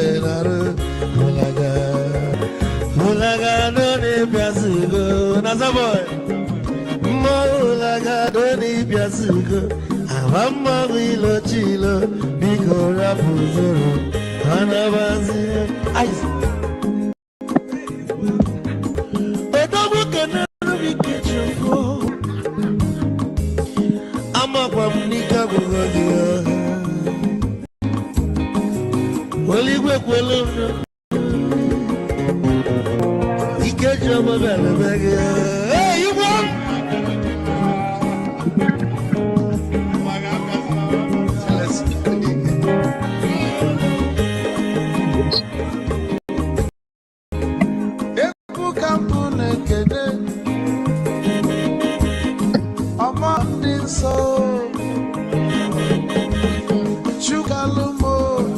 chukwu negaji esi nwanne m ekene ịlapụlụ ife niile na-eme wee bịa nke gosili na anyị na gị bụ nwanne Wisdom ga-adị ka nye gị maịkị ka ogobanya bụ egwu isili mmasị ọ bụ na-etiri egwu a malụkwa malụ n'imego m ife ọjọọ wee sị gị nwanne m ife ọkụ na ịchọlụ na nga-eme Wisdom onume ekene gị agbamanwụ ihe ihe biko lapụ na masị ya zoro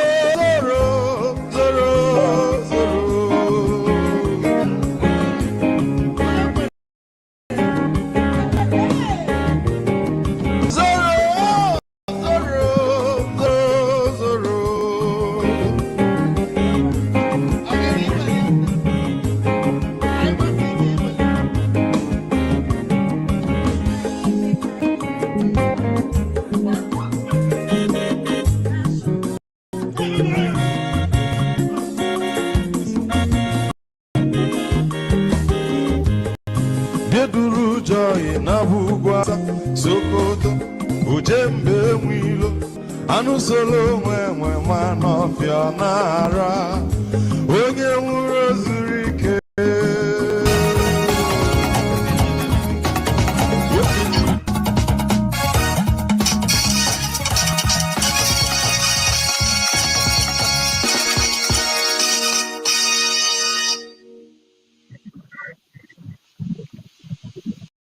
All right.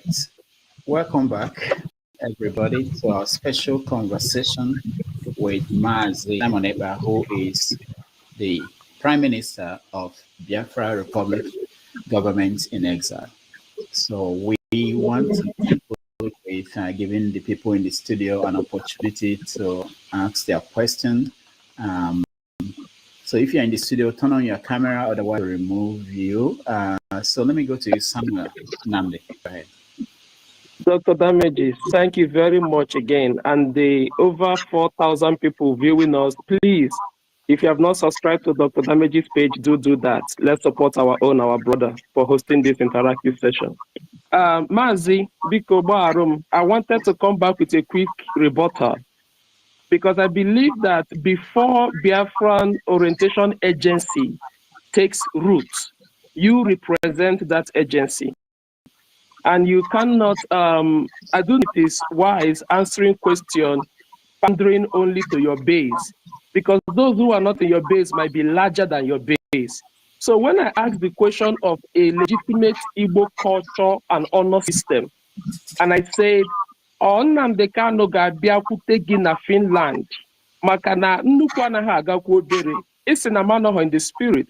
Now that answer didn't really give me the clarity I want, and that's why I'm bringing this rebuttal.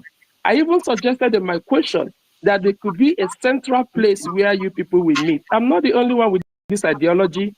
I believe there are many people. Biafra, by the way, exists both in ideology and in actuality. So how do you appeal to people with different ideology as your orientation agency? Get us involved, because there were many people, like I said, I didn't know you, if not for Nnamdi Kanu. Nnamdi Kanu promoted you, Nnamdi Kanu blew your trumpet. So if you have popularity today, it's in Nnamdi Kanu. How can you now say that he will come to Finland and meet you? That's not Igbo culture. Okay. That's not the principle.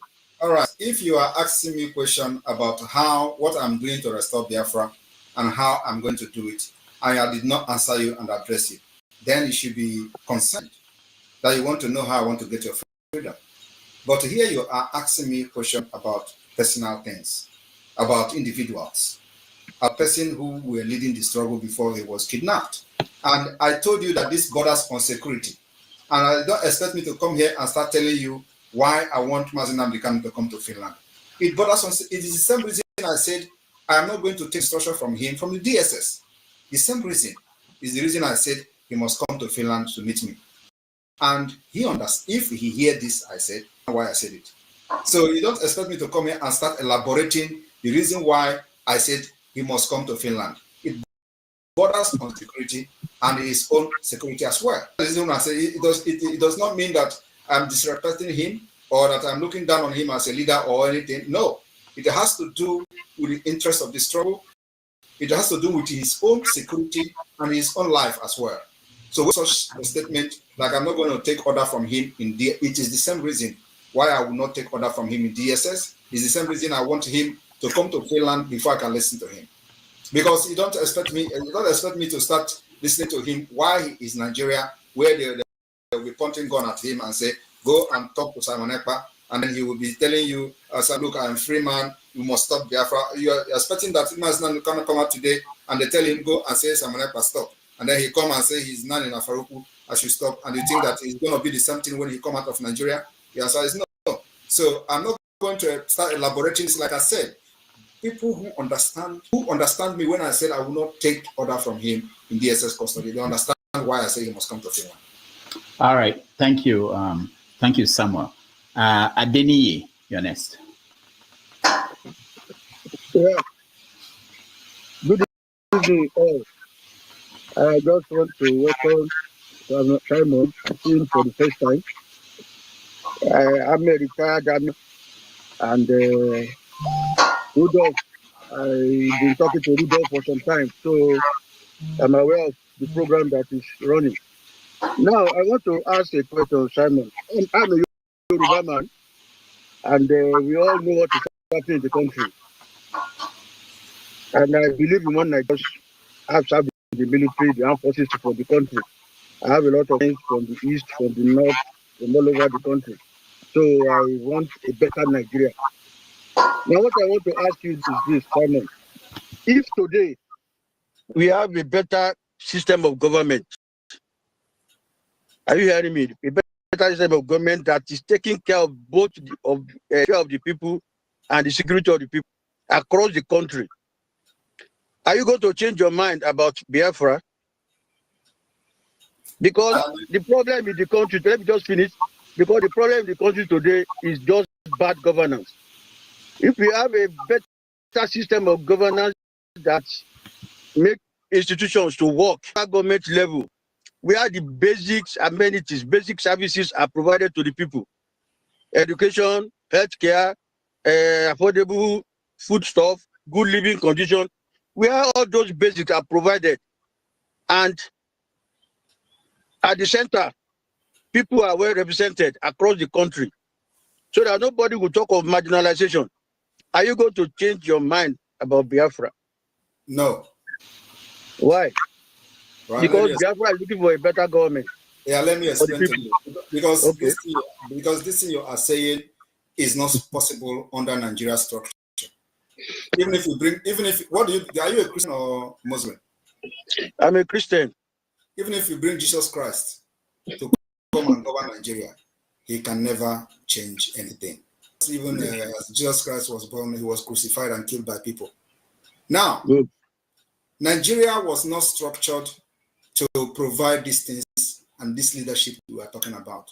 And that is the problem of many of you, because if you understand the problem of Nigeria, you will be in the forefront like Sunday Igboho fighting for the liberation of the Yoruba people. But because you do not understand that, that's why you are here to tell me if this work, if this happened, if this, where are you going to start? Okay, let me just answer you. Because me, I've gone too far a lot in the country, and I've been trained to the highest level administration in the country as a retired senior army officer.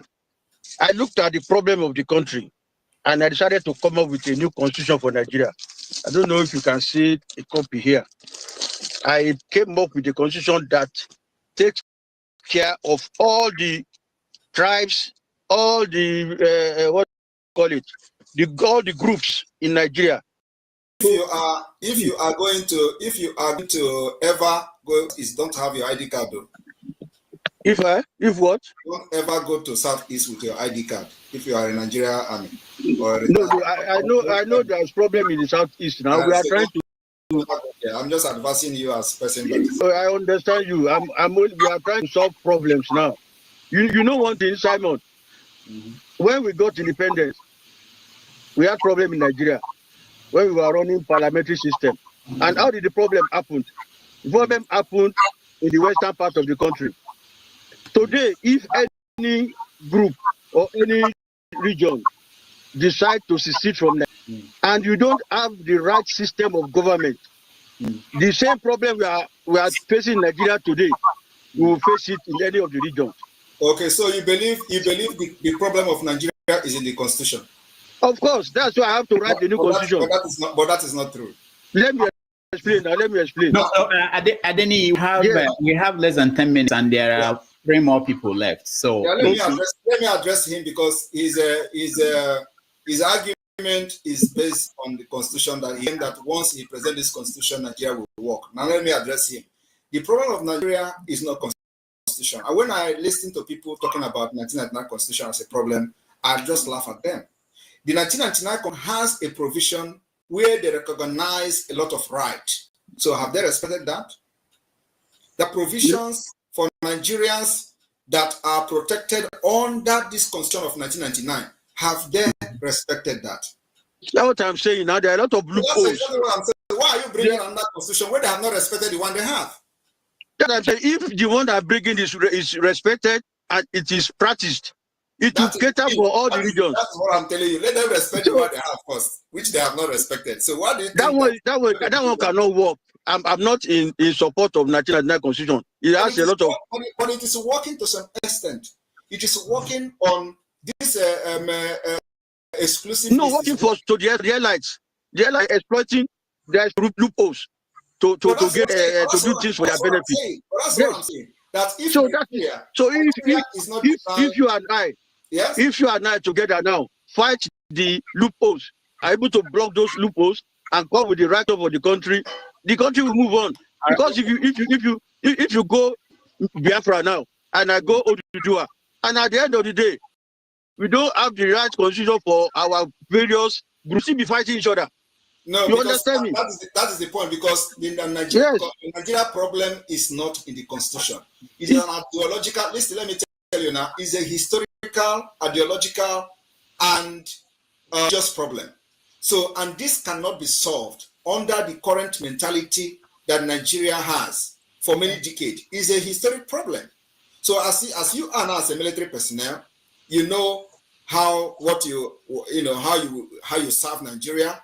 And then you compare it to the people in your status that are from the northern Nigeria. Which rank did you attain before you retired? I think it was a colonel, but if you want me let's say it was a colonel. Now I will ask him. Did he think that if he is from the northern Nigeria and have probably the kind of education he has acquired under Nigerian military, he will retire as a colonel? Is a question. You see, if there are a lot of things happening. Just yes, it is possible, or no, it is not. As you are now a Yoruba man, you serve in the army and retire as a colonel. And before retirement, you have acquired a lot of education, including training. So I'm asking you now, you are from northern Nigeria. Would you retire with your experience and education? Would you retire as a colonel? Of course, there are a lot of people of my status. You are not that have left as lieutenant colonel, that I even left as majors. You see, let us not bring sentiment to this thing. But that is the problem. Yes, you know, there are some people from my side who left as major general, my colleagues too. You have not answered my question. My question is: I've answered you. I said the standard. After you have reached the rank of it is politics now this time around and law. But that is not that. Yes. And you know that it is the something in the educational system that is what we call the quota system in Nigeria. So how do you address that? And how do you think that the northern Nigeria are going to agree to the quota system? Now, the president is from your own tribe, and they are trying to bring a tax bill. Do you know the people that are rejecting the tax bill? There is no single governor from the southern Nigeria. Only the northern Nigeria governors have rejected the bill, and they have dropped it. So how do you fix a system like that? You see, it is no point wasting your time, your resources, your energy, and your life trying to save a failing marriage. And this marriage is not marriage. It was a marriage that was forced by the barrels of the gun. So now we are saying we are not ready to try again. I'm ready to bring everything down. As you are looking at me, I'm ready to burn down Nigeria for the interest and the life of my people. And if I have the opportunity today, I will order the burning down from Aso Rock, because that's where the killings of my people are being planned. I will bring it down.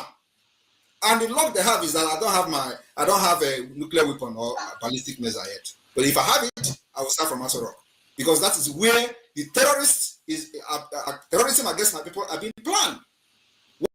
Once Aso Rock is down, everybody will rest. I will discuss the peace.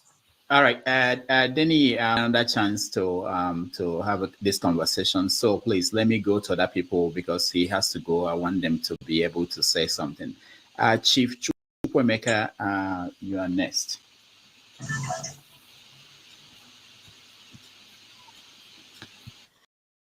Yes. Good evening, gentlemen.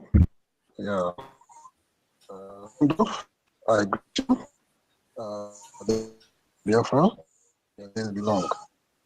Yeah, I came off because I've been listening to some commentary by people, and then I know that today the zoo of Nigeria is over 60 years, and they've been trying for more than 60 years. They never got better. Instead, they get worse, and now they are worse than worst. Now, before we used to hear that the full at 40 there, and most of the people in that country, they have been, fools at more than 40 years.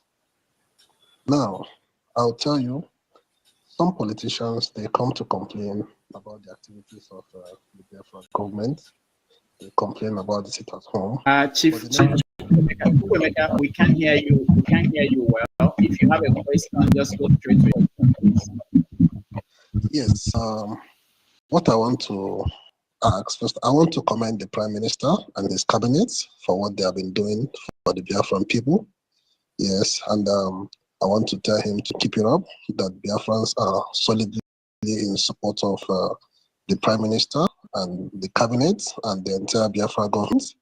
And I want to tell him that the sit at home is not as worst as the economic terrorism that the government of Nigeria is meted on the people, where they cannot, afford to even have ordinary a square meal. It's not difficult. People that own cars in that country, we can no longer drive our cars because you can't afford fuel. You now walk a long distance to wherever you want to go. I now bought a bike to be able to navigate my way because terrorism economically is no longer bearable.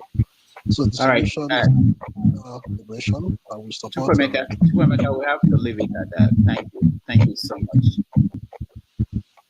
All right, let's go to one for Biafra. One for Biafra, go ahead.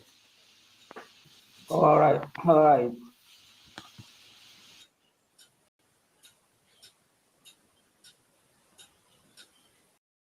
Rudolph, we cannot hear you. So one for Biafra. I have the next 8 minutes. Yeah, no. One for Biafra. You're muted. Okay, can you hear me now? Yeah, go straight to your questions. Yeah. So now, what I want to say is that I pity the likes of Dr. Chid and the others. Now, if you listen to Nnamdi Kanu's last broadcast before he was kidnapped, you will understand that he prophesied about his departure and the coming of Zagoreba. Go and listen it very, very well and understand the fact that he knows everything that is going to happen. Therefore, I have no too much. That's exactly the point I want to bring out to those who are asking useless questions here. So go and listen and hear Nnamdi Kanu prophesy about his departure and the coming of Zagoreba. And that's all about it. So I congratulate you, my PM. We are waiting for December 2nd, and God will make it a reality. God will make it a success. Thank you, Biafra, Prime Minister. Thank you. This is my first time of talking to you first one-on-one. God bless you. We are supporting you. We are behind you. And thank you very much. Come 2nd December, everything is going to come to reality. Thank you. All right. Thank you. Now the final person is Jeffrey Azuka. Go ahead. Yeah. Good evening, everybody. Good evening, Dr. Damages, and good evening, Prime Minister. Simon Ekpa. This is my first time of actually getting to any platform to ask you questions, even though I've tried to get on your space multiple times to ask questions. Well, my question would be, first of all, I would say there's a statement or a saying that what authority does a man have to tell another man what to do or impose to another man what to do outside of a contract or an agreement? So I have gone through the Biafra charter and tried to read through it multiple times over and over again, and I've seen a lot of information which is really good. I can say it's almost similar to that of the American what they say constitution, like they have the First Amendment and all that. But the only thing is, when they defined that document, it did say it's a memorandum and other words, like one of which it says it's a contract. So like I said before, outside of a contract, crime, there is no, outside of a contract or whatever, there is no crime. So what I'm saying is that document, is that the full disclosure of someone who's saying, oh, they're support? Because I'm a Biafran, I wouldn't say, and I support 100% everything you're doing. Nigeria, they've messed up so much that, like you say, if you have what they call it, the nuclear weapon, I'll be the first person to help you press that button to destroy Aso Rock and everything. So my question is, are we being given full disclosure to say that document, that preamble of the Biafran Charter is going to be held to high esteem, knowing that they say a man's home is his castle. So what are the plans that are being put to make sure that those written words that are in there are not being violated by maybe the new government who will be coming in and all that? And then my last question would be, one question only, please. Okay, so what is the punishment for people who make false claim about other people? Just like some other guy came up moments ago and said, oh, he got report that you scam people. What would be the crime of people who make false claims against other people in Biafralands? Thank you very much. That what you saw was a charter, which is, like you said, maybe I would say First Amendment or stuff, but that was the Charter of Biafra that was adopted last year convention in Finland. And this year convention, with the result of the self-referendum, we are going to vote on the Biafra Constitution. The Constitution has been drafted with over 200 and something articles. And so it is something that will form the legal base for everything we are doing. So this question is well addressed in the Constitution. It has to do with the law of Biafra and how people will be punished if they commit any crime, stuff like that. So it is well defined in the Constitution of Biafra, which will be voted for and adopted during the next convention that is starting on the 29th of this month. So, and then of course it will be in the public after that, and so people can go and see their constitution. And that constitution is also subject to amendment. It must be upheld in addition to the treaties that Biafra government will sign in Finland. So, of course, what we are doing is to provide the opportunity that Nigeria never provided for our people: justice, equity, and fairness. All right, thank you, Jeffrey. Before you give your final comment, I just want to say that this platform, we don't encourage violence, obligated by law to make sure that I say that we don't encourage violence, action by anybody at any time. All right, so Mazi Simon, your final concluding. Yeah, thank you very much. We are also not condoning any violence. We are only defending ourselves. And of course, we are going to defend ourselves using every mechanism available. When Nigeria brings violence, you defend yourself using violence. You don't expect somebody to come with gun to kill you, and then you go and defend yourself with a stick. You go with gun. If they come with AK-47, we go with AK-47 to defend ourselves. If they come with the GPMG, we go with the GPMG. If they come with the RPG, with the RPG. The only thing we don't have yet is armor tank, which they come with armor tank. They come with aircraft. We don't have it, but we defend ourselves with whatever we have. And we have anti-aircraft we use to defend ourselves whenever they come to bomb our people. So we have been doing that, and doing that very well. Like I said, I am very happy to be here to make some clarification today and answer question, though I was of Nigeria question than this Biafra supporters. But at the same time, I wish to be here next time so that those, and the next time if I'm coming here, Rudolph, make sure that you bring people that will really screw me with questions and difficult ones. It is good. I'm not for them because I know many of them will never, ever, ever agree with what I'm doing. But my target are those who may not even be here, but somewhere listening. Those are my target because I can never please everyone. So somebody have commented that I should sit at home. Sit at home is not going to stop.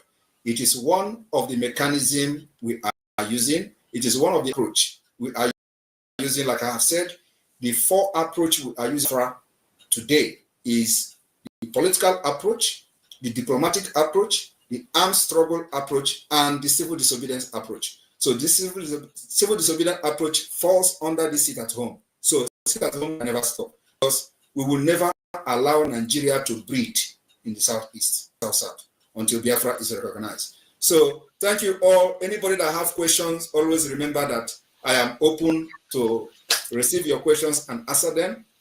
You can contact the Biafra government through the chief of staff or the Biafra government media teams. You can contact them. And also for those coming to Finland, I welcome all of you. It's going to happen in a few days' time. And then also, Rudolph, you may be surprised that Biafra government Ministry of Sports are currently somewhere around Europe, and Biafra national football team will be playing the first ever international tournament, and it is starting on the 14th of this month, which is next tomorrow. So the game will start next tomorrow and end on the 18th. So they already they just they probably arrived the country today. So our national football team will be playing. But when we first announced that, a lot of Uganda were flying. Oh, they're announcing their Biafra team. Everything we said, they believe it's a lie or they believe it's propaganda. But what they don't know is that this is a government, and we're not here to start lying to people to like what we're doing. But when we say it, we're also going to bring it publicly for you to see. When we start engaging the United States, they say it's a Photoshop, they say it's a propaganda. But I don't blame them because during the time of most of these people, they were actually agitating for propaganda. So we don't do propaganda. Everything we do is online, verifiable. You can call the people involved and ask them whether we have been engaging them to educate them about Biafra, presenting Biafra as a solution to bring stability to the Western Africa, Sahel region, and beyond. This is something that everybody must know. Nigeria has failed and can never, ever work for anybody. So the only thing you can do as a Biafran, if you are a Biafran, is to support or remain silent and watch how we will liberate you from Nigeria. Thank you very much, Rudolph. Looking forward to having this conversation again with you. Thank you, appreciate you, and I want to thank everybody that joined us. If you have not liked this show, please do, and if you have not subscribed, please do, so that more people can see this. Thank you, Master Simon, and I will see you next time. Thank you. Thank you.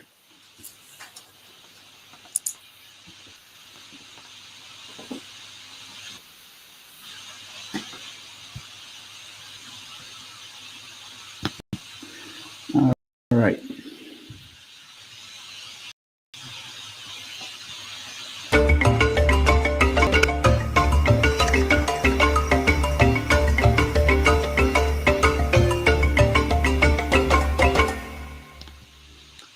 Okay, welcome everybody, and let's do a quick recap of what happened. I appreciate all of you, those that joined us, those that sang songs, those that were dancing, those that were pissed off. Welcome all of you back. Those that have the map of Biafra, those that those that were in the closet and they're now coming out. We appreciate all of you. including those that are busy with hunting other people. So let's do a quick recap. We're not going to stay long. I want to start with the people that didn't get a chance to question or comment. So let me start with you, Tunde. Tunde, your comment. Can you hear me? No? Is Tunde still here? All right, I can't see him. Oh, he's here, but he can't hear me. All right, let's start from electricity down. Am I? Oh, okay, Tunde, go ahead. Am I given opportunity to talk? Yeah. You're the first. Oh, God bless you. I just want to say thank you, my Prime Minister. The man Chede made a lot of mistakes in talking rubbish to our Prime Minister. Any evil on the head of our Prime Minister is directly or indirectly on every Biafran man. So respect should be given to our Prime Minister. Mazi Simon Ekpa is doing a marvelous work. So any disrespect to Simon Ekpa is also disrespect to Mazi Nnamdi Kanu. I love Simon Ekpa, what he's doing, and I love Nnamdi Kanu. I'm from Anambra State, in spite of my name, Tunde Okafor. So, and Rudolph, I thank you for moderating very well. The Yoruba man that spoke, Ade, Ade should be a man that I was born at Yoruba. He's talking about Nigeria being. There's nothing good that can come out of Nigeria. For the past 60, am I still on? Am I still on? Yeah, you're on. Yeah. Yes, you are. Yeah. There's nothing good that can come out from Nigeria. Nigeria is a place where nothing works except bribery and corruption. Quote me any day, anytime. Nigeria is a place where nothing can work except bribery and corruption. How can we continue to live as a Nigeria for the past 60 years and nothing is working? I was in Potiskum where I did my youth corps. I was discriminated.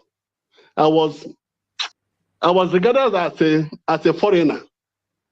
I did my youth corps in Fika Government Secondary School, Potiskum. I was ashamed. So I'm not proud to say that I'm in Nigeria, although I have Italian passport. But, Mama mia, please bear with me. I just want to say thank you, my Prime Minister. Those people who conspire and kidnap Nnamdi Kanu, it can never be well with them. That's my prayer. Amen. Thank you, Mr. Rudolph Okonkwo. All right. Very nice job. Thank you, Tunde. Thank you so much. Yeah. What I would do is anybody that if you speak, I'll move you so that there are people back and at the back end who are interested in coming in. So let me go to who is all right. Let me start with you, Pastor. Go ahead. Pastor, electricity. Sorry, can you skip me for now, please? All right. All right. More in California. Anyway, can you hear me, everybody? Yeah. Thank you very much, Namokonkwo. And good whatever time it is over there in your country. And good morning to the rest of the panel.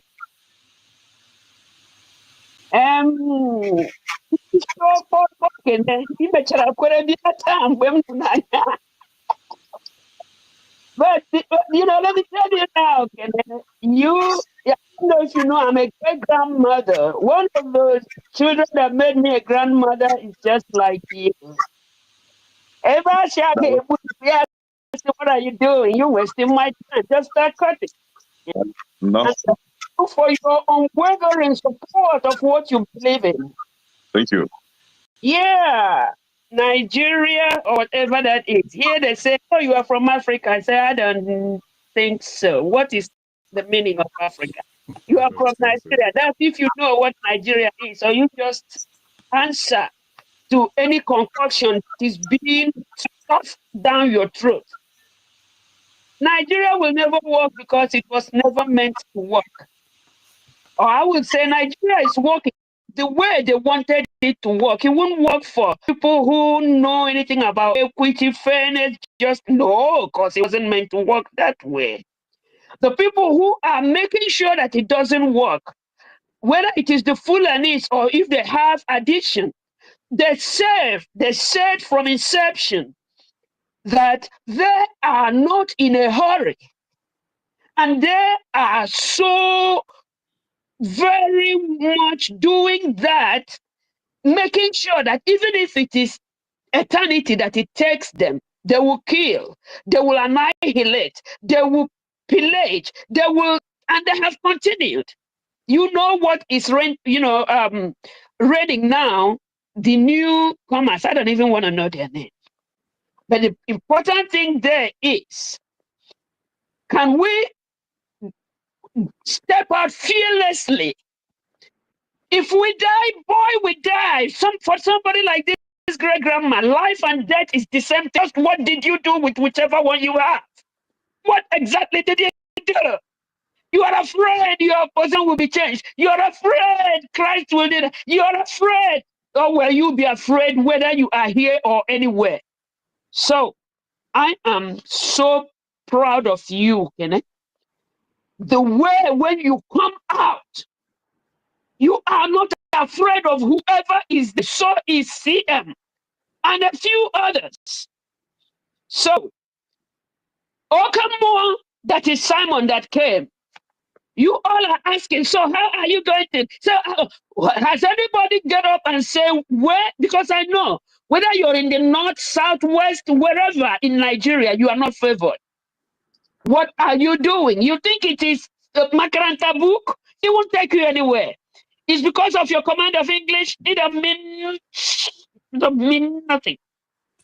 So whoever is trying to do something, when you start doing something, believe me, you will know how it will be done. So I am so thankful that there are people who are ready to dare. So keep on daring, Kene, you and the rest like you. And I yield. You can take me off, big boy. All right, thank you, Bore. Can I say something? No, hold on. I'll come to you. I know you're in Nigeria. Okay, maybe we should go to you first. Okay, thank you. Adini, go ahead. Okay, please. I just want to talk about some misconception that we have about Nigeria. You see, let us go back to history. China's condition was worse than Nigeria's own some years back. So when people say Nigeria can never work, I just say no, it is not true. Nigeria can work. All what we needed to do is to look at the past, system that we have been operating, the reasons why they failed, and address it. That's why it took me time to write this constitution. I looked at the past since independence. What have we been doing that failed us? And I address it. If you don't do that, if all of us don't come together to look at what we have been doing wrong in the past, and this is what politicians are exploiting for their own interest, they will come and say Nigeria will never work. No, Nigeria can work. China was worse than Nigeria before, and it worked. Asian countries, Singapore, Malaysia, all of them, they were worse than Nigeria. But they sat down and fixed their institutions, fixed the political system they were operating, and it is working for them. For example, in UK today, they were under monarchy, but the common people fought against the monarchy and relegated the monarchy to the background, took the executive work from the monarchy, and they gave it to the common people. So today we have House of Commons, this House of Common People that are running the show in UK, and UK is better off. So if we sit down today now because of some people that are, benefiting from the loopholes in the constitution and in the system, and we come and say Nigeria is not working, then we are not helping Nigeria. That's just what I want to say. Let us look at the loopholes and then let the government know that this is what is killing Nigeria. Let's address it this way, this country will be okay. For example, the UK government cannot go and use government money to buy SUV for their officials. They will never do that. A lot of countries in Europe can never do that. Maybe they can only do it in places like US. But in Nigeria, we are still doing it. Using billions of naira to buy SUV to run their government houses, which it is not supposed to be. So we need to look at the institution, look at the constitution, and block all those loopholes, and we move on. That's what I want to say. Thank you. All right, thank you, Adeni. We give everybody 3 minutes because I have to end it, and then there's another show that will come on after as soon as I end. So, Kenneth, you're on next. 3 minutes. Thank you. My special great Grandma Mbore Dalo. They say that onye Jezioku ihera de emie. Dr. Damages, I would like to thank you immensely for inviting our leader here. Whether anybody likes it or not, they do today. Simon Epa is one of our Biafran leaders. As you all know, I'm a strong supporter of Nnamdi Kanu. Akajin Nnamdi Kanu. Today, Simon Epa is on the front line, and I'm a strong supporter of Nnamdi Kanu. Simon Epa. Yes, Dr. Damages, please, I would like you to share that complaint form, please. I need to complain about some people with spanner here because I'm being attacked personally. Yeah, I can hear you. I will share it. Don't bring Yes. up any issue about Yes. but I will share. I said I will share. Check your comment section and you see. Okay. All right. So yeah, go ahead. Round up. So the thing is, some of us are still sleeping, and when I mean some of us, the Biafrans, BU Igbo Biafran, non-Igbo Biafran, that is against this movement. You are still sleeping. Like I always say, I can only pray for you to save salvation. The eyes will open. Maybe it will be too late for you. But I don't think, our hands are always open to embrace our own.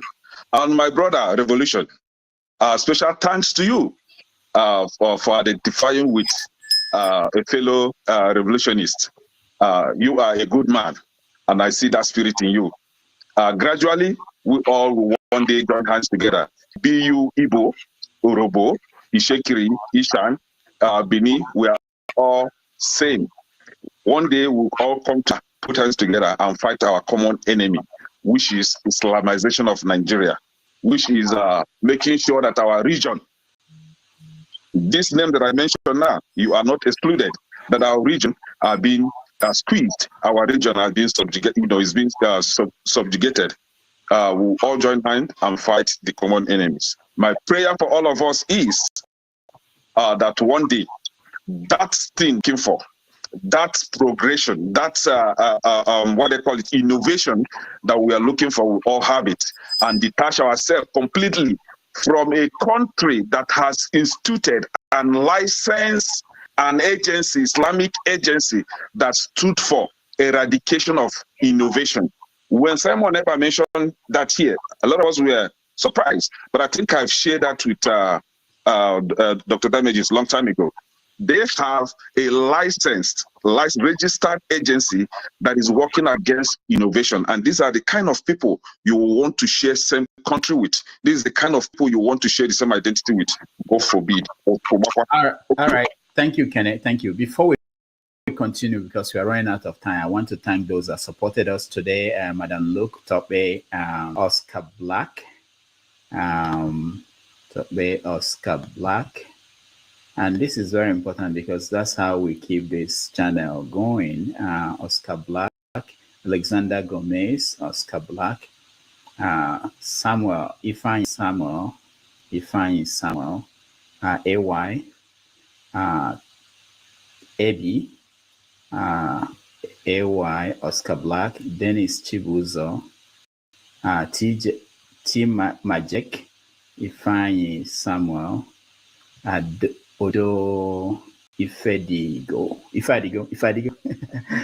New is always better. Thank you all for your support. We appreciate all of you. And let's go back to Revolution, you're next. Doctor, first of all, I want to give you some boosters, you know. Sometimes you bring my people like I like to see. I've been hearing of Samuel Ekpa. It's an honor to meet him personally. In as much I respect other people's view about what he's doing, for me, Nigeria needs somebody to, you know, to shake them up. Though I can say I stand in one Nigeria, but if one Nigeria cannot work, then separation is the next option. And if Sam and I'm the kind of standing for that, I will support them. I'm an Igbo man born in Enugu, so I'm much attached to them more. So he coming here today is an honor, and I will honor him also by going to Finland. It's a neighbor to me, to support them more physically. So thank you for bringing him. I don't want to waste much time. I just want to appreciate you so much for bringing these intelligent people, revolutionaries, people who love Nigeria. Thank you very much. All right, thank you, Revolution. Righteous Man, you're next. Yeah, Dr. Rudolph, appreciate you and every other panelist. Quite interesting, quite revealing. My prayer is that our gathering as Nigerians, irrespective of our differences, should pave way for us to have a common goal of a new Nigeria.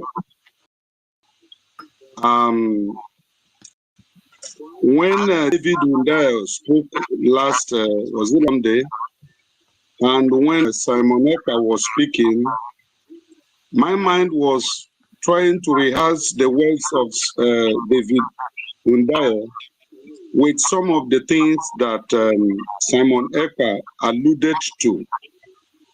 I keep asking myself, when I'm in the midst of people, why is it that Nigeria has not worked for anybody except the selected elites who have captured the bones and the marrows of Nigeria? Because if Nigeria is working, there won't be Simon Ekpa, who have previously stood for Nigeria, got some people of Masop arrested when they were talking about Biafra. What suddenly changed that he now become a proponent of let's dissolve Nigeria? So I think we have to sit down and look at the causes of these things. And I believe so much that if it is solved, there won't be tomorrow anyone that will come up to say he wants to break out of Nigeria. That's just my observation. Thank you very much. Thank you. Let's thank you, Righteous Man. Let's go to Ton. Ton, you're next. Dr. Damages, I appreciate you. I do apologize for jumping in. I came home and I entered my pajamas ready to Saturday my evening. However, I've had a meeting this evening and I've got to run out for the next half an hour. So I just want to say I'll be off and I'll be back later if that's okay. All right, go ahead. I thank you and I thank the panel for considering. Or do you want to talk now, Jago? If you don't mind, Tom. If Damages allows it, yeah, you can go. And, thank you very much, Tom. Thank you, sir. Again, as everybody has said, I want to join them in speaking up for Rudolph in what he does on this panel. I understand Rudolph in certain ways in that he wants to keep things at a certain level. The individual that he has brought on as a guest again is kudos to Rudolph's platform and the way he thinks. And I think we all have to buy in to the way Rudolph himself is thinking. So bringing on somebody like Simon Ekpa, who I have a lot of confrontation with in terms of, ethics is wrong, in terms of point of view. I think it was Ekene that outlined that I could never challenge him a conversation or a debate. And I feel that that's not true. However, one thing I like about Simon Ekpa, what I've seen on this program, one day, one man went to Mo, or whatever he calls himself. He came on the show, and instantly, Simon Ekpa was able to call him out. He said, one man began speaking. Simon Ekpa then returned. He said, "Are you a Nigerian?" One man replied, "Yes." "I don't believe you're a Nigerian," he said. "I believe that you are fake. I think you have a fake accent, one, and I don't want to speak to anybody on this matter who is not a Nigerian." That in itself, for me, was fantastic, because he was able to spot a criminal, so to speak, based on these platforms that are out there and what comes out of people's mouth. Our man Electricity is here. I'm not going to make any complaints, but he is one of those that will need a bringing out as far as his character and performance on this platform. Now, I would have loved to have spoken to Simon Ekpa. Unfortunately, I was busy in and out. I would have loved to have spoken to him based on one. Does he think that Nigerian people can wake up themselves and bring, it's something that we don't really discuss, bring Nigeria itself out of this nonsense that we are living in? And I have belief that it can. And I would wonder what he would say if Nigerians themselves join to have power amongst our people, to have Biafra at our back, to have Boko Haram at our back, to have all these things that basically are going to be tumultuous to bring into existence. It's going to be hard work, Biafra, when Nigeria is already there. And ostensibly, I would argue that they're very much the same thing. So I would have liked to put that to him and really seen his response. He will be back at some point. So I'll have to hold on and wait until he's back. I thank you for the time. All right, thank you. There's something you said I don't quite understand. We don't encourage, you can call any politician whatever you want, but I don't